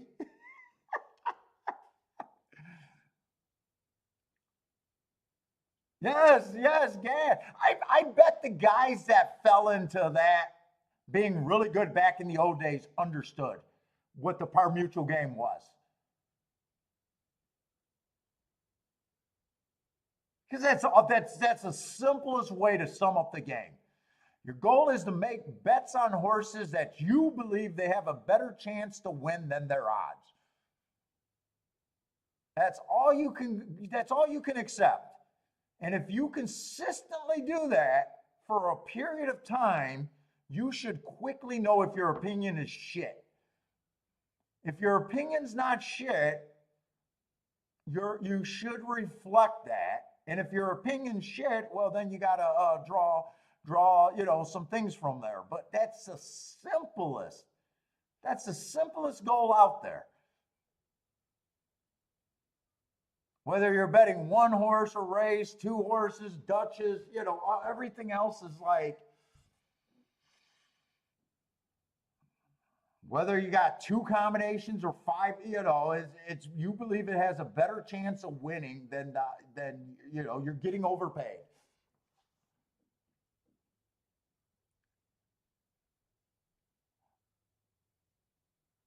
That part of the game will never change. I can't believe we had some people ask me, like, why do you say math? And it's like, fuck, they pay you out on math. Why the fuck do you think blackjack pays 3-2 or 6-5? Why doesn't blackjack pay 20-1? Because everyone would be a professional blackjack player if blackjack paid 20-1. The math of the game would automatically, you know what I'm saying? If math dictates the payout, how can you play a game where you don't think math? Pricing matters. You know, why is a hard 6 that price and not 10 times that price? Because the game doesn't make sense if it's 10 times that price. I mean, it's all math on your payouts. You can't ignore math in gambling because math dictates the payouts. Whether it's par mutual or casino games, it's math. It's simple. We've had people ask me, what about math? Why do you talk about math? Just pick the winner. Well, you can't pick enough winners. That's the problem. You can't pick enough winners. Everyone sucks at picking winners.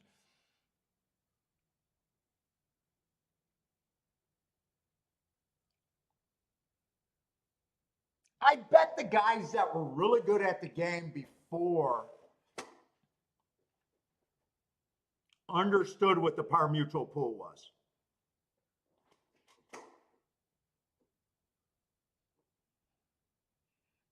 And they put bets in that reflected whatever they thought their reality was. What do I know about math? I went to Redford High. Thurston. I went to Thurston. And I love it when people think that you got to be a math genius because horse racing math is fairly simple. Yeah, you can't. Picking winners is like fucking just a dumb way to think about a gambling game.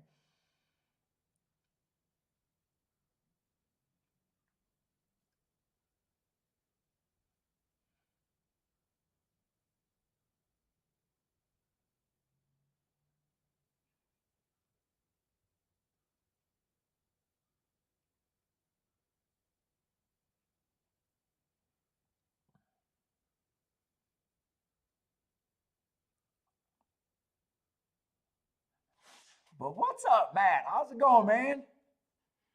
Having a great day today. Only played 2 races, and the first race was a pretty decent score. So, yep, I went to Thurston. Redford, Thurston.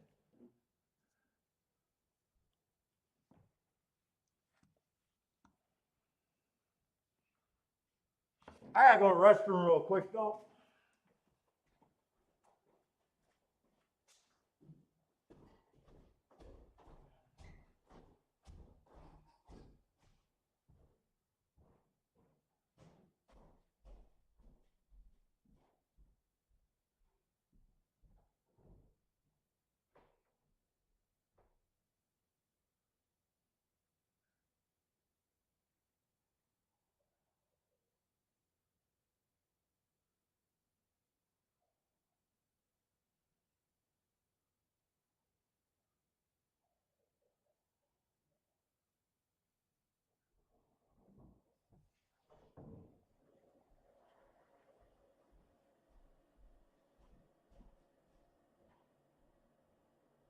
What's up, big guy? You holding it down?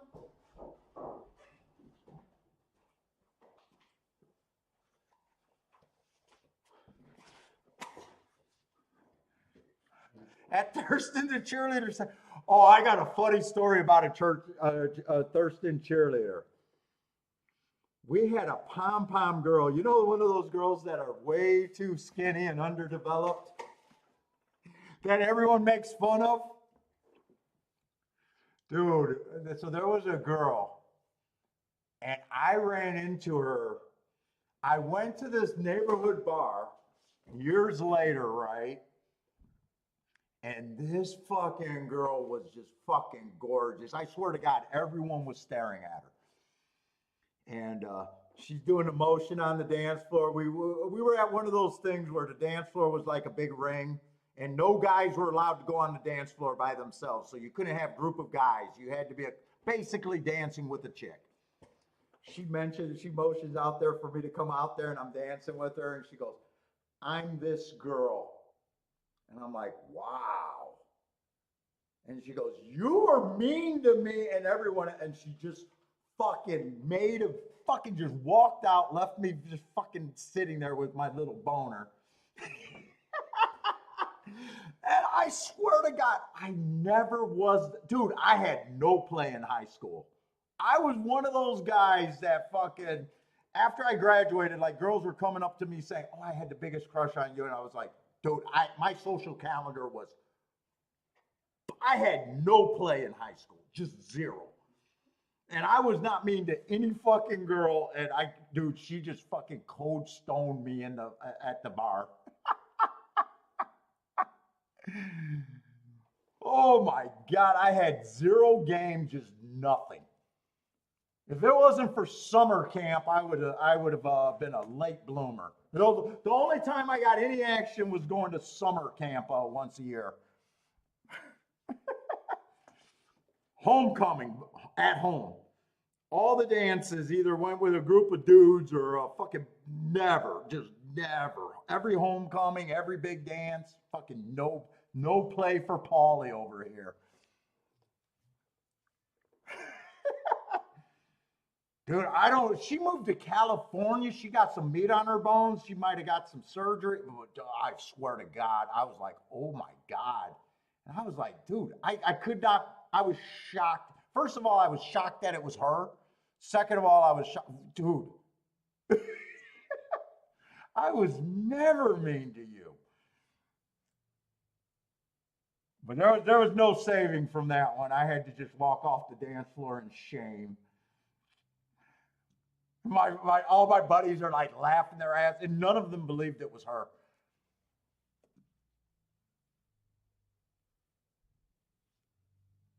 I mean, she was probably a 5 in high school, and I swear to God, she was about as close to a 10 as you could be. Matt, not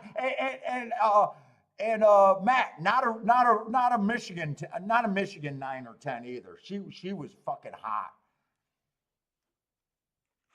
You married a stripper? I feel bad for you. Strippers are fun, but I dated a lot of strippers back in my day, but ooh, they got another gene in their heads. I don't want the chaos for home life. As soon as I hear stripper, I'm thinking, ooh, chaos. They were fun to date, but ooh.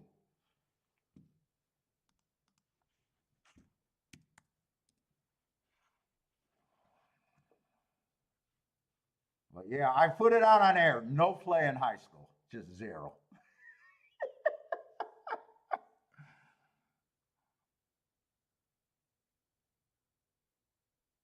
I swear to God, after I shaved my head and fucking was out in the bars, all these chicks, I had a crush on you. Really? I sat home every fucking dance. I got no dates. What was that holiday? Sweetest Day where they give the carnations to everybody? No carnations ever. Except I wasn't that desperate because you always had that friend that would send himself a carnation. I was never that desperate. I had my pride. Oh my God, high school.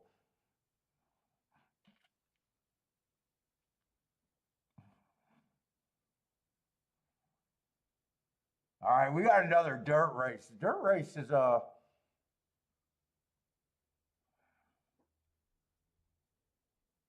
already dude might have married your oh, you won on that one, huh? I always wonder about those people that married the first or early. You married your high school sweetheart. Wanted to lock her up before she realized there was way better out there. Now my theory is guys without option are the most dangerous guys out there. I always suggest when I go to talk to young guys, cousins and stuff like that, you gotta date, man. You gotta date. You gotta know what you like. You gotta be able to. You have to at least once initiate a breakup in your life. Otherwise, you might be settling for the first one to touch your little willy, and that could be dangerous. Oh, Paul's dating tips. Paul's dating tips. Get out there and date. Learn your value out there.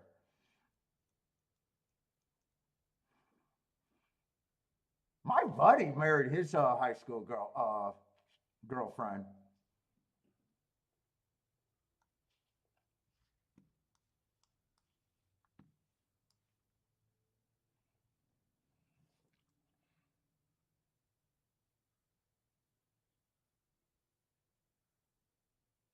Matt Gray said you got to take one day at a time. Oh yeah, I used to hang out in the strip clubs and date, but oh, I like always had a block. I always knew that chaos was just too much.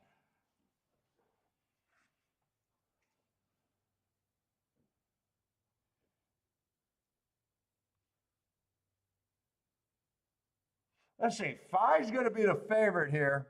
Yeah, divorces are expensive, man. Ooh.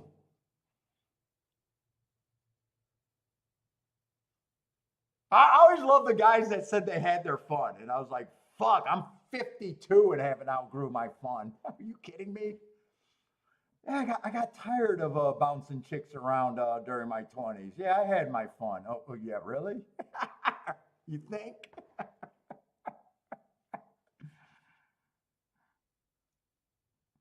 That's what Kiki's cousin told me. And he's a young surgeon, and I'm like, really? You had your fun.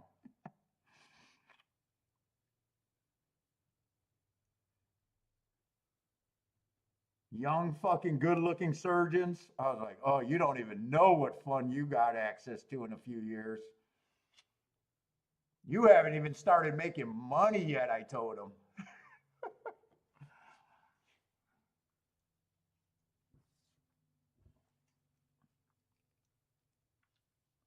Let's say five's the favorite here. What is this? Is starting allowance 30,000 on the dirt?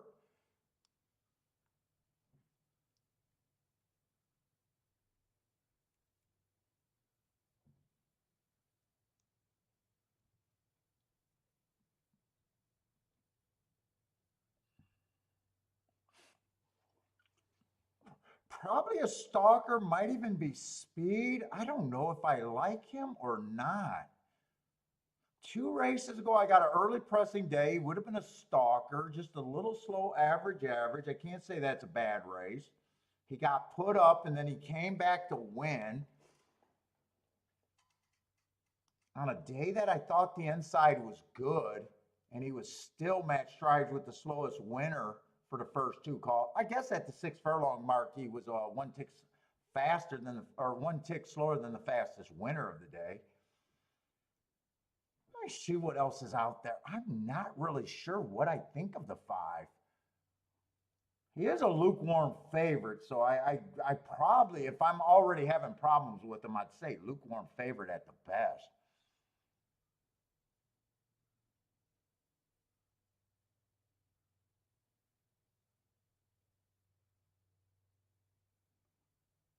One, I like that race three back, dueling all the way around, being average.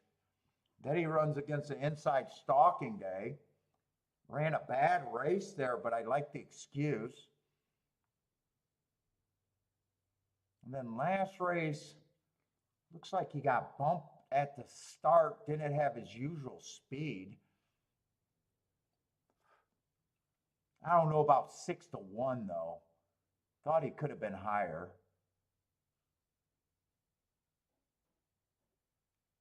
Two, I love that race four back. And then he comes back, runs another dud, and then put two wins together.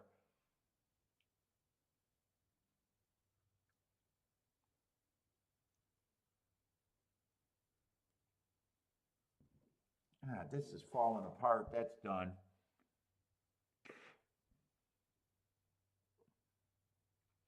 3 doesn't look completely hopeless.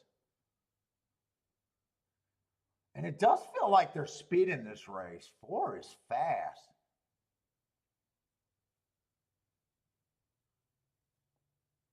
Four is fast at 22-1 if he can go the distance. This race is marked wrong. He would have been the fastest winner of the day. You can't go too fast to win and win. I just think I did not look across to see if he won that race. It's probably just a rounding, but I do believe he's fast. He earned hearts in another race.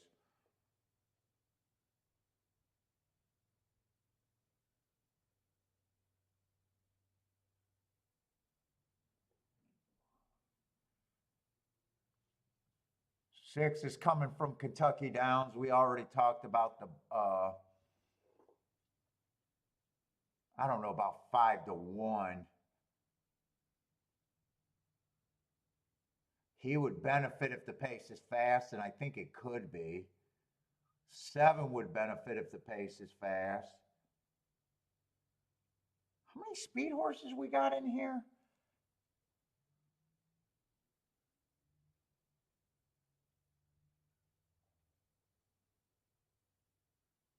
10 and 9 could benefit. I'm still not sure where I'm at. How many speed horses we got here?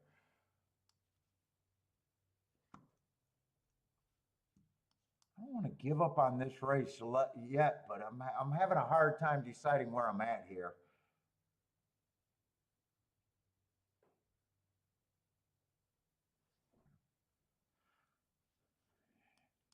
Four probably is the front runner. 4 is probably the horse that either goes wire to wire or probably stops everyone else from at least going wire to wire, I would think. I wouldn't be shocked to see a fairly decent pace here.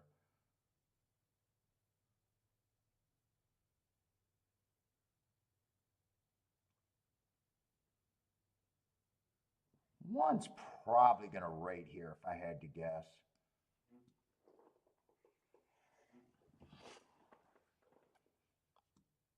Four to me might be the most interesting horse. And then everyone else, 3, 5, 3, 5, 6, 7.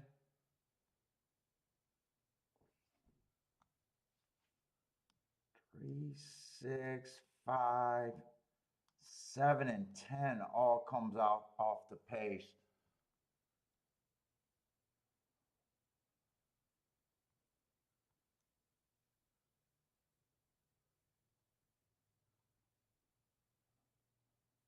Shit, they're getting in the gate.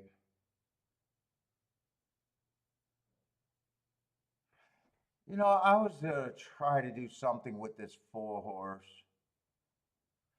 I think I am going to put a small win ticket on him.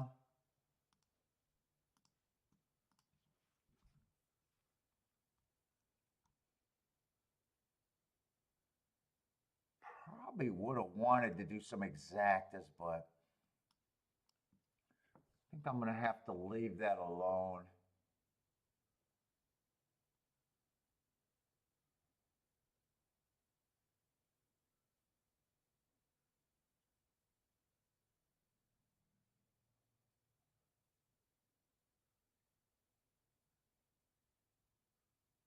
So I think 7 could be interesting. I would have liked to have a little win bet on the 7 too. I think I should have Dutched those 2 horses.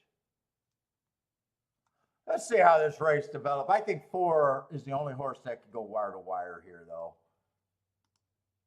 I think he either goes wire to wire and control the pace the whole way around, or he kills the other speed horses.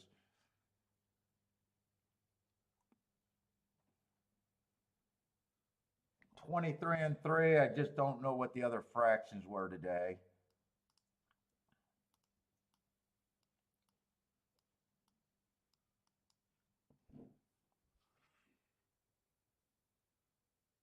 One's getting a nice trip. first run. Four is either letting him catch up or he has a flat tire. I'm not sure. Right now he has a flat tire. All right, so that win bet can't win. Couldn't hit the exactas. 7 was the other horse that I could have been a little interested in.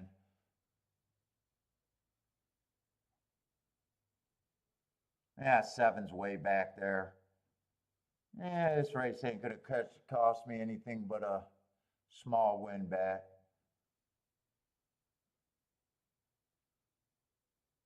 One, I liked one's chances, but I think I had one in my head at 5-1.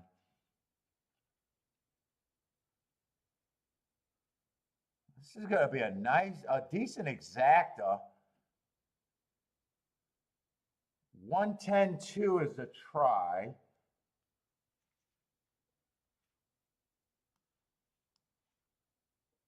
They came off pace. Four kind of did what I thought, meaning he's the only horse that can go wire to wire, probably kills the other speed.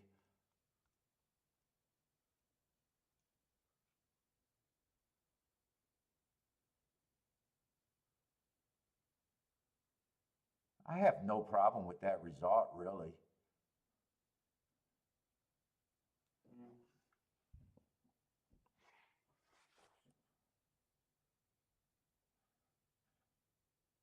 Let's say Gas did a rare Dutch there, at least for me. Like the 1 and the 4. So gonna get the win ticket with the 1.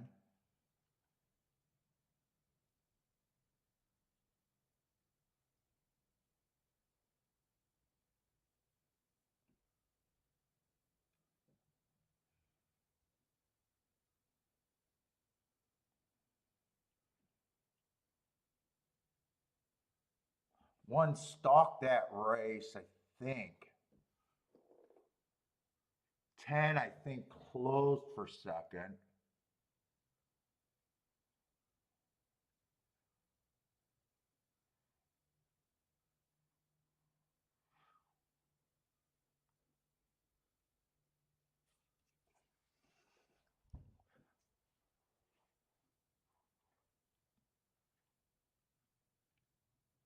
How have they been running over there? I wonder how I would have priced that race if I had time, though. Who? 5 was the favorite. That's right. 5 was the favorite.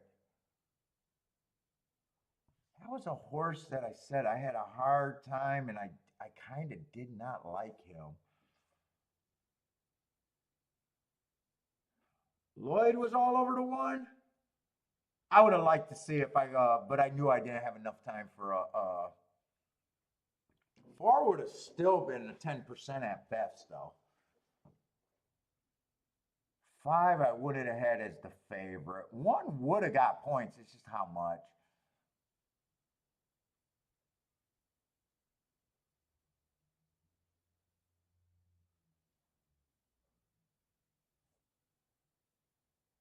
Gas is reading your posts?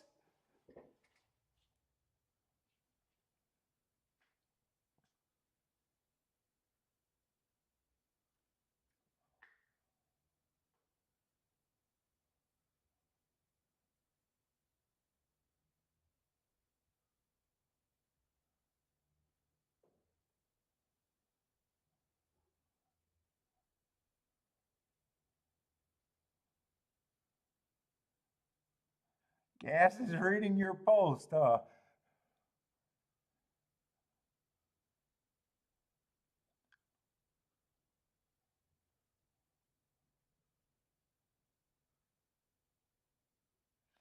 I can't go back and fill in this.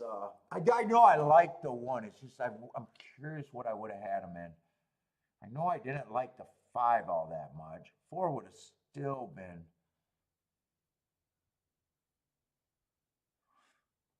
With that scenario, I would have had to be hard on the 2 and the 8.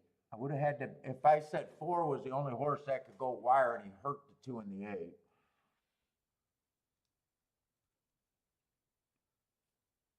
So there's no way, I don't think there's any way I would have the 8 at 4 to 1. I don't even think the 2 I could have at 5 to 1.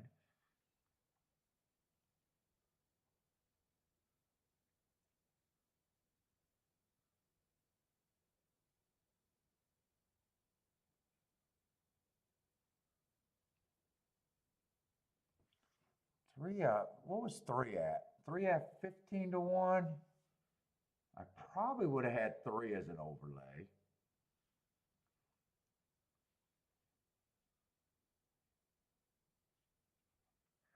Six, I knew that he was Kentucky Downs, and I still wasn't that excited for him. What did he go off at? 6 to 1. So I, at the best, I don't know why I did it. I didn't feel like jumping on him, so I probably would not have had him at 6 to 1. 7 at the best. I would have been interested in the 7, but he would have been like the 4 or 10 percenter.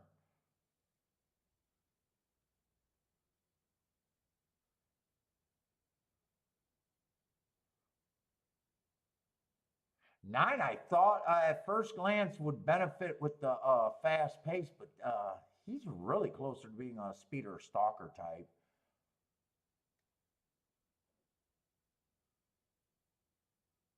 Would have liked the 10 better than the 9. I don't know. I don't know.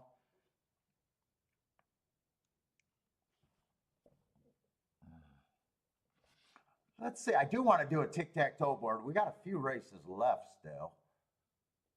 Or shit, we only got 1 race left? Oh, wow. That's right. We only got 8 races left. Ah, shit. I wish I would have really did a betting board there. I don't know if I had enough time anyways. Probably didn't. Let's see what the tic-tac-toe board looked. I think 1 stalk there. Might have closed, but I think he got first run. If he closed, it's just because 4 opened up a lot. I'm not sure where the 1 came from. Ooh, we got some uncovered pick 6s out there, huh? Was there anything that crazy today for that many 5 of 6s?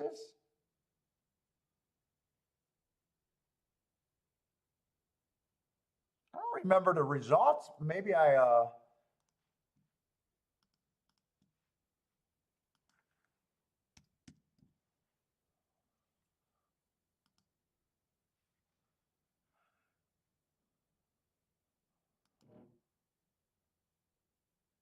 was there big prices today or just a whole bunch of decent prices? I honestly don't know if I remember. Let's see, we had a 1 go wire to wire in the first race, big favorite.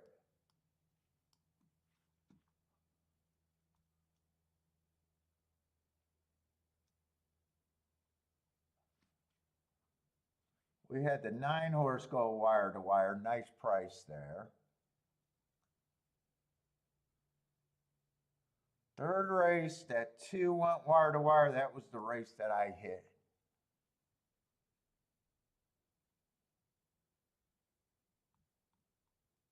That made my day.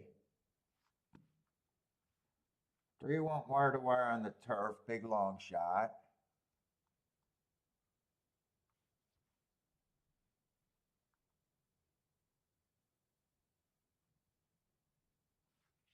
Five from the 4 hole went wire to wire.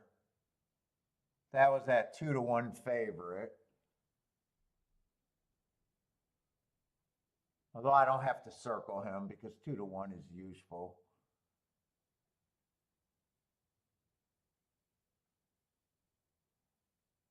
Let's see, they got 5 horse stalking on the turf.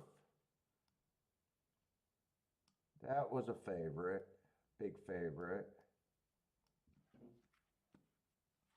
And then this 1 horse, yeah, so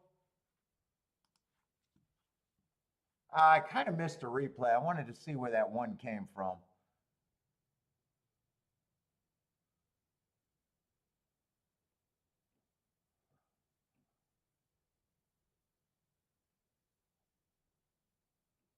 It's going to just be hard to see how far back. I think 2 was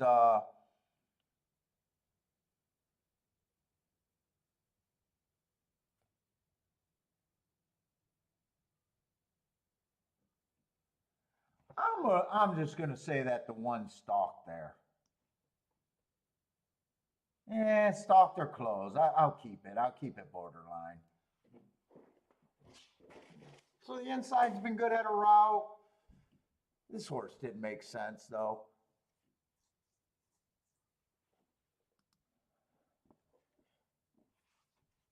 Why is pick 6 so crazy? What was the results today? Let's see, we got a 5-1 winner. That's not crazy. He actually made quite a bit of sense. We got a 3-2 favorite there. Got a 2-1 winner. Although that was a baby race and people could have made went all over there, possibly. I wouldn't be shocked if people spread there. Oh, the 3 horse, the 36-1 winner. Okay, that's where a lot of value came from. And then the 2 horse that I hit started the day off at 3-1. So yeah, the 36-1 made a, and that was a first time starter.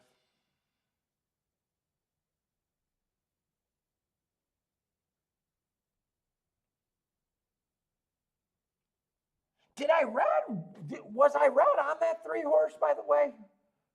Is that the jockey switch? Irad was on the 3 horse. That doesn't make a difference to me, but I could see a lot of people going, oh my God, I let Irad get away at paid that nice price. Then I already knew that the last race was probably a race that I would have, luckily I don't have to make a day here. My day's already made. Oh, I'm going to get off plenty time early today. It's only 4:30.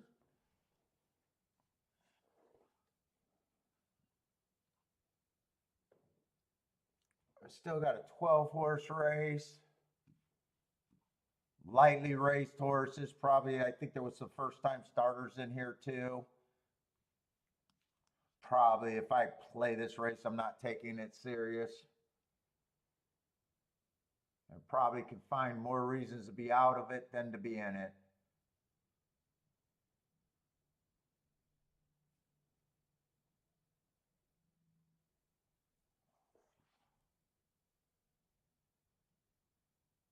Yeah, well, it was mainly that 3 horse. Yeah, I could see that.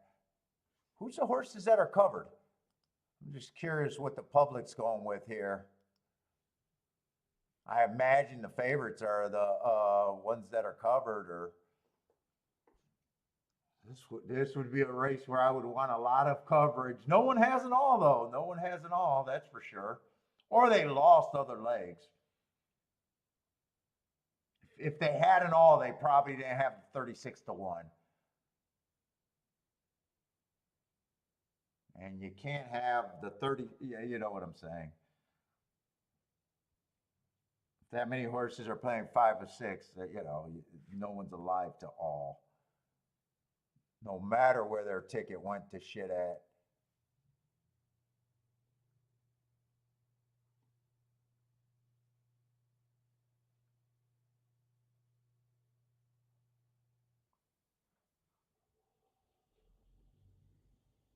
So just the 2 and the 6, just the 2 and the 6. And those 6 looks like the post time favorite right now. The big speed figures, and 2's a first time starter, Brad Cox.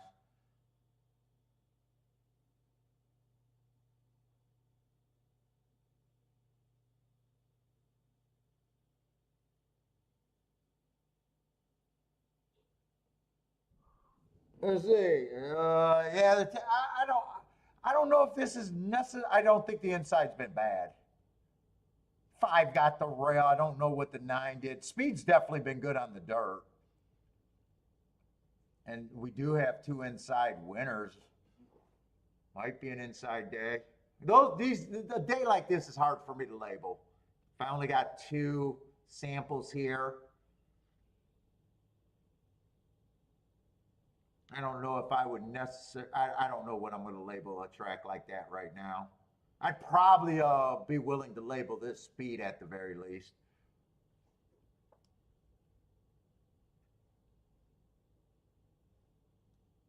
Did 9 win the first race? I think 9 must have won the first race. Was that the sprint? No. Which race did the 9 win? The second race?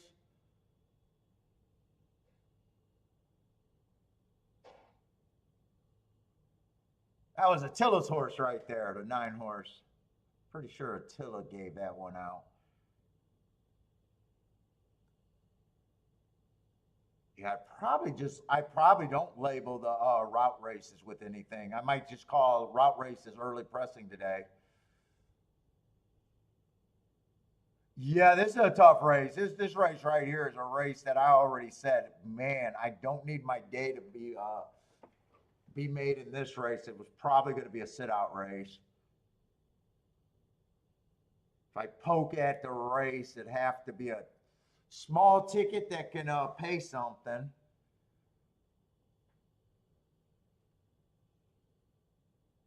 After one race, it's even dangerous saying anyone's a running style. Let's say I'll just go with the marks and what I can maybe offer or not offer. I don't know. The one I just got that he ran on a bad rail early pressing day. Average, slow. I have no problem with that race. It could be anything. I don't mind my bad rail. If he wins, I'll say, well, I had a good note on him. But other than that, can I really bet him? Probably not. 2's a first-time starter. I can see Brian Cox, but that's not enough reason for me to want to bet him. And we're going to have a lot of horses stretching out and a lot of horses trying turf for the first time. This is a race that I probably don't even want to do a play bet in.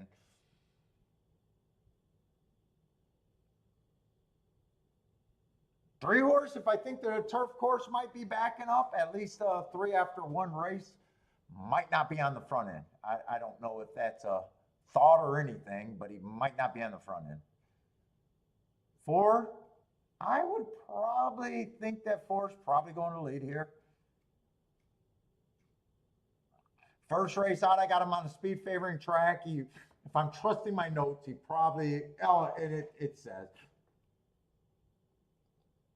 It looks like he dueled with the eventual winner, but that should be already known just because it was a speed favoring track. They were going fast. Max Strides with the fastest winner, 1 tick slower than the fastest winner, so the pace was fast. But I don't want to believe that speed's good on the turf, so I don't know what that does for me. Second race, I just got him as average, slow.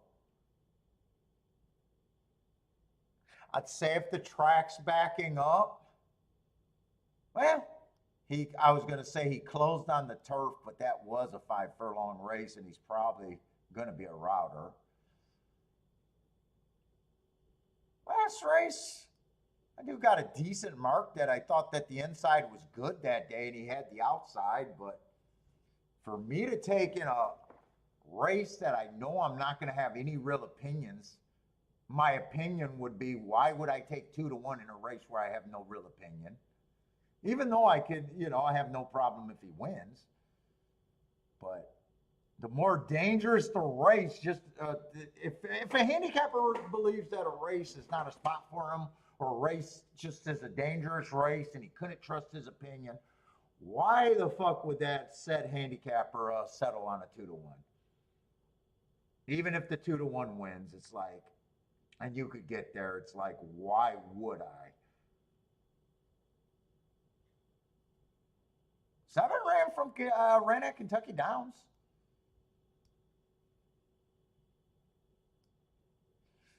What the hell were they running at Kentucky Downs where I have 22-4 being too slow to win? He would have chased the slowest race of the day. I actually want to look that race up. He's 13-1. He's worth digging.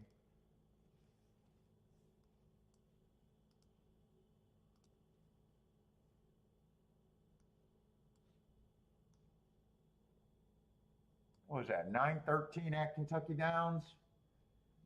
Let's see. I got to go to desktop.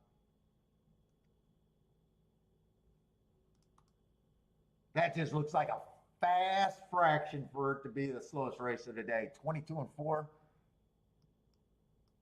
45-4, 73, and it was slow all the way around. That might be a very good race.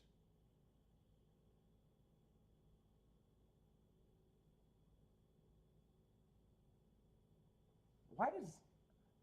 Oh, okay. I'm on the wrong part. Oh, I'm looking at the wrong file. Those are racing forms.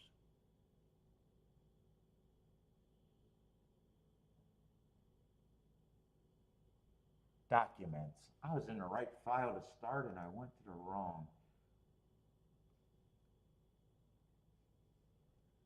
Let's see, Kentucky Downs 5th race or 9:13. God, I don't even know how to look up my shit.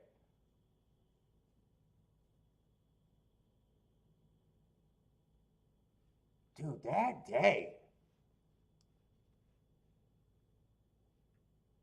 they were putting some fast fucking fractions up. I'm surprised. Long shots won every race.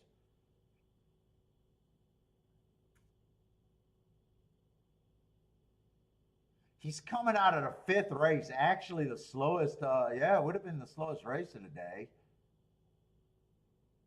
Was that just a day where they cut the lawn or something? Why was let me see other Kentucky Downs day. Were they going 22 and change, 45 all meet at Kentucky Downs?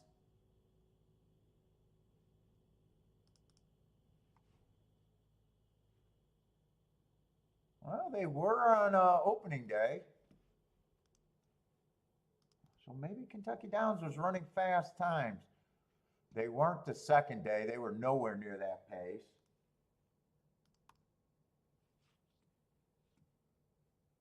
They weren't the 3rd day of the meet. They weren't the 4th day of the meet. They weren't even close to those fractions.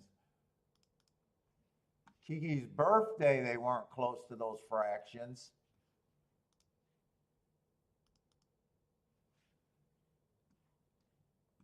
Five of the days, they weren't close to those fractions.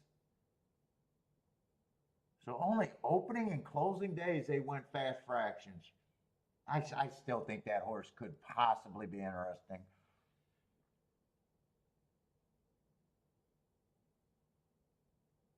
Six got a nice close, but and he got Kentucky Downs, or not 6-8.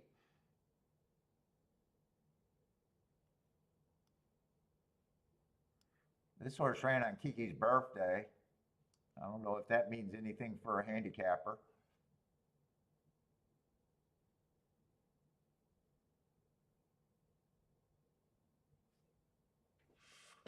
I'll be back. I gotta go to the restaurant.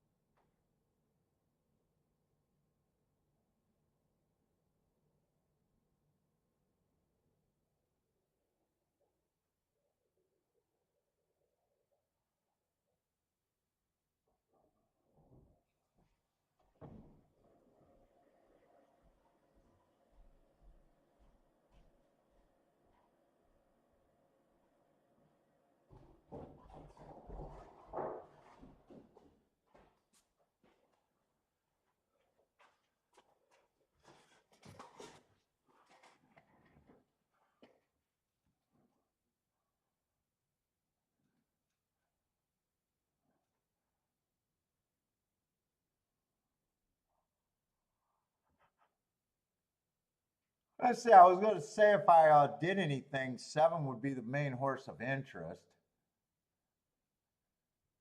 But then I quickly land on the 6 and the 8 after that.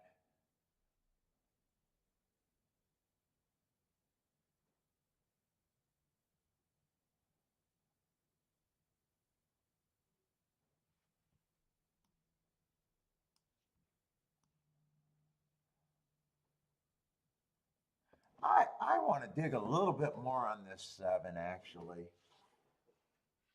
I want to look up that August 13th race on the turf. That was a stalking closing day, but that pace looks like that could be slow over there at Ellis Park. 25.50.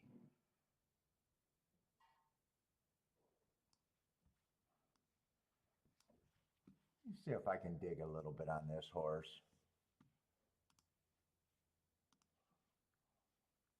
I'm pretty sure if I did something in this race, he'd be the key.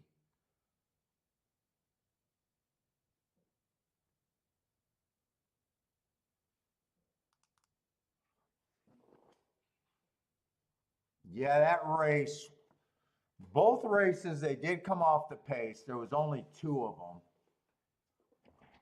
And that race was 3 lengths slower at the first call.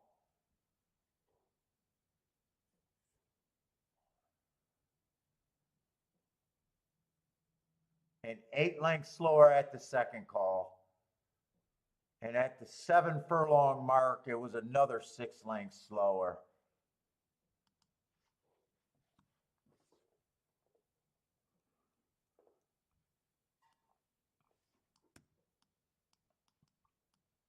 I don't know if I'm going to do it, but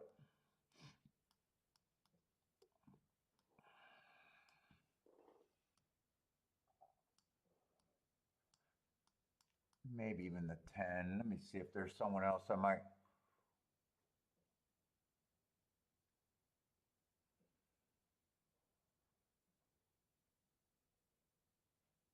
Oh, 10 might go to lead.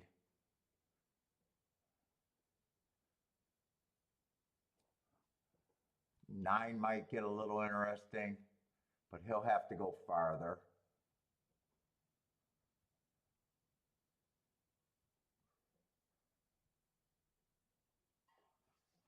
Actually, if I played it, I think it'd be this.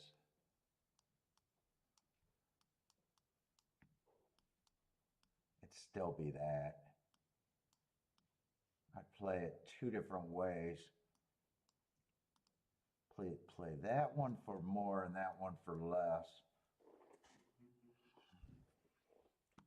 That'd be the tickets. I just don't know if I'm doing anything here. Let's see, Gaslight's the 2. That's the first time starter. Brad Cox, first time starter. Yeah. And now that they said that, I'd actually have the 7 with them. Everything would be keyed off the 7 though. Charles is going to key off the 7. 7, I wish I knew the running style.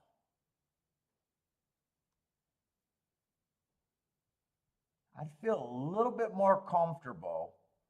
First race out, I can't judge the 5 furlong race. Second race out, there was only 2 races, and I thought that pace was super slow, where maybe if he comes off the pace, that's not a pace where he probably could have closed on. And I know this race, they were running crazy fast time, but the Kentucky,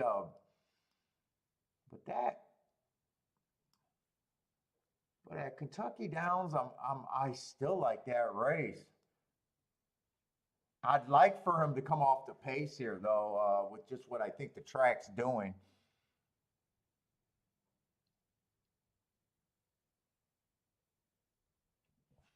Let's say the exact. I want to see if I want to talk myself into this or just be happy with a really nice day.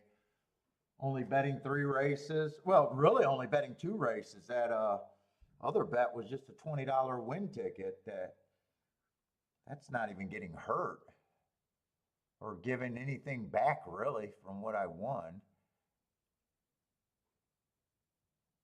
Let's see, 2-7 would probably be a 65 to 1.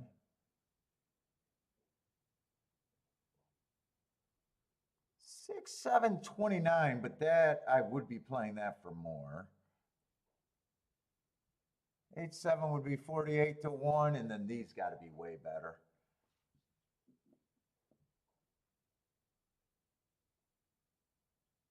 Those are huge.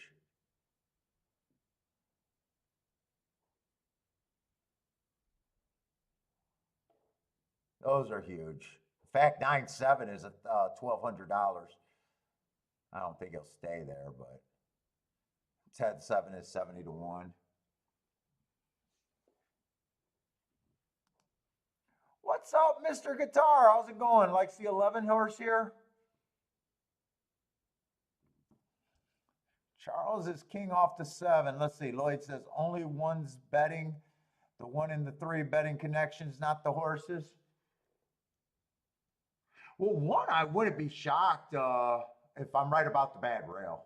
1, I actually think, but it's not where I want to be. I'm just going to be extremely happy with where I'm at. 7 would be the horse.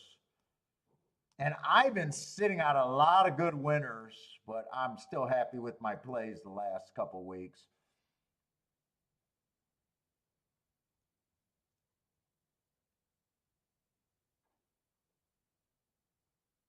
I've been sitting out of some real would have, could have, should have bets, but the bets that I've been doing been moving the bankroll pretty damn good.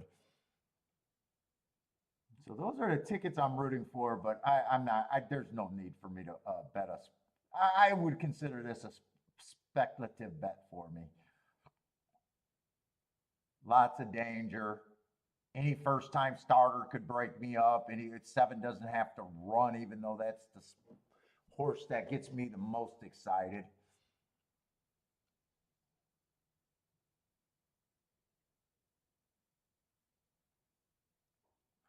Ooh, the lowest payout in the Turf Pick 3 is $6,000.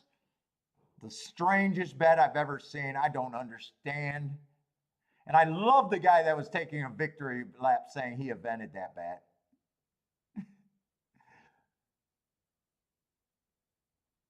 They are off, so I'm definitely not doing nothing. I wanted the 7 to stalk. He's kind of stalkish going to the lead. I'm not sure what he's trying to do here. See the first pace and see if I like this move or not. He looks interested. He looks super interested. 24-1. I will say that's the slowest pace of the day, though.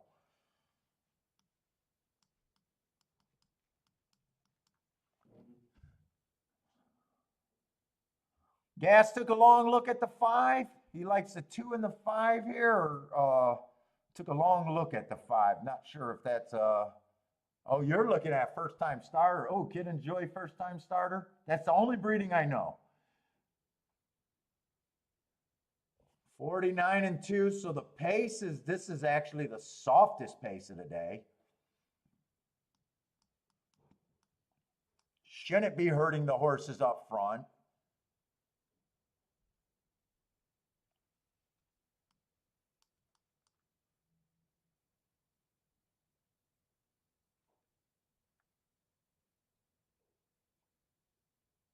Come on, 7.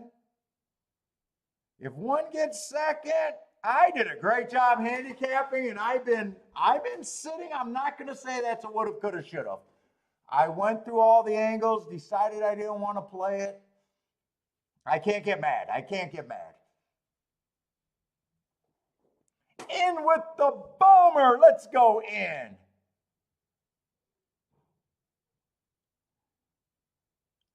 I'm actually proud of that handicap, and I'm not going to beat myself up on this one either. I'm in a very nice spot today. I'm proud of the handicapping job. I even threw that, hey, I've been doing this a lot in the last couple days and been happy just with the tickets I cashed. Charles, boom, boom, boom. That's right. I seen Charles key off the 7 there. Did you get the 1 too? Or the 1 also, not the 1 2, the 1 also.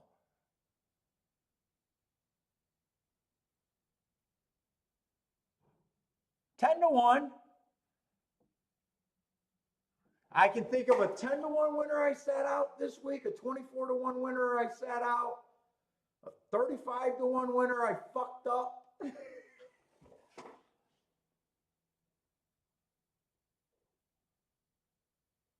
I could just be proud of that handicapping. I went through everything and just felt like the danger wasn't worth it. At the same time, if I was down today, I probably would have did the bet though. Sometimes getting up for me is not the best spot to be in. When you got a race like that, but you know what? I'll take being up because I do this for my paychecks.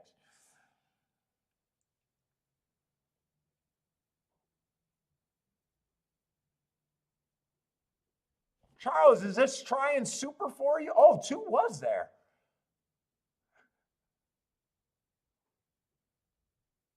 I know I seen Charles key off about with the 7 with about 4 other horses. I wouldn't be shocked if he has to try in the super here.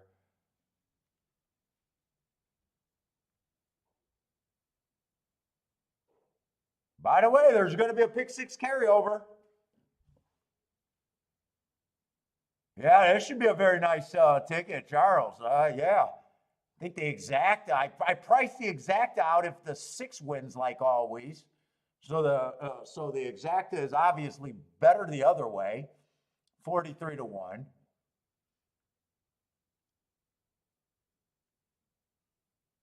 trying to find Charles's bet. Charles, did you hit the try? Just tell me what you hit.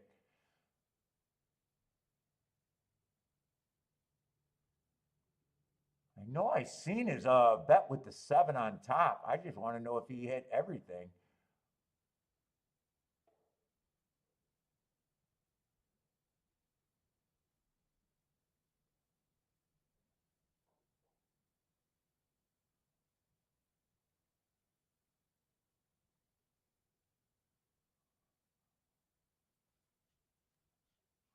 Charles left nothing on the table. Let's go, Charles. But if you played that ticket right, you might go right to a Rolex today. Could have hit the high 5. Oh, someone told me. I think Keeneland doesn't do high 5s. I said that after a ticket, and I think someone told me. Maybe it's a different track. I thought it was Keeneland.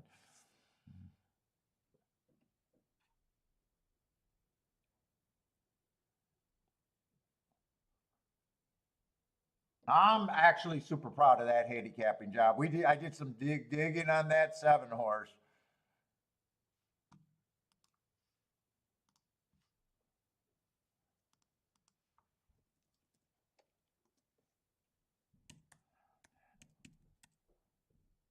Oh, last race is a high 5 bet. Oh, okay. Yeah, trust me, I've never even looked at a high 5. They don't even exist in my brain.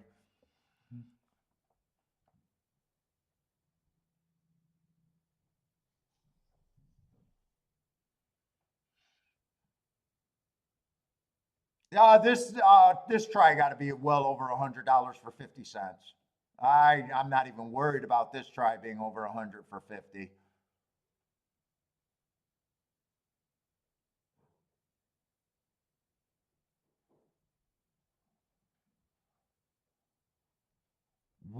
One I wasn't interested in because even though I liked the bad rail, I thought he might have been a front runner.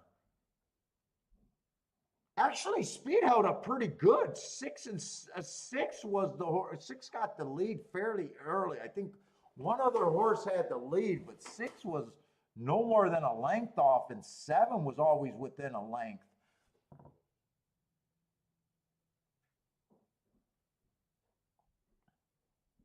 Yep, you're right. Super high 5 carryover, 16,000. That could have been Charles's.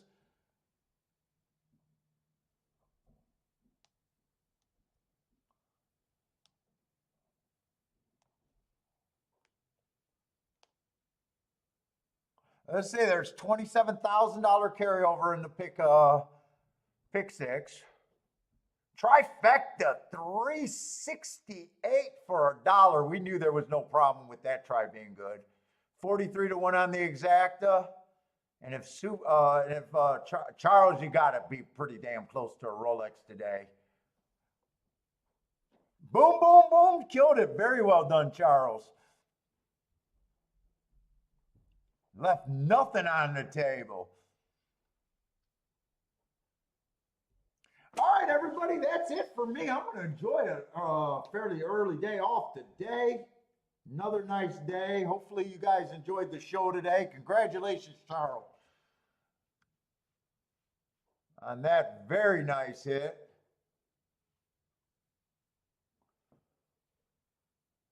But tomorrow we're going to be what? I think I said Aqueduct and Keeneland tomorrow.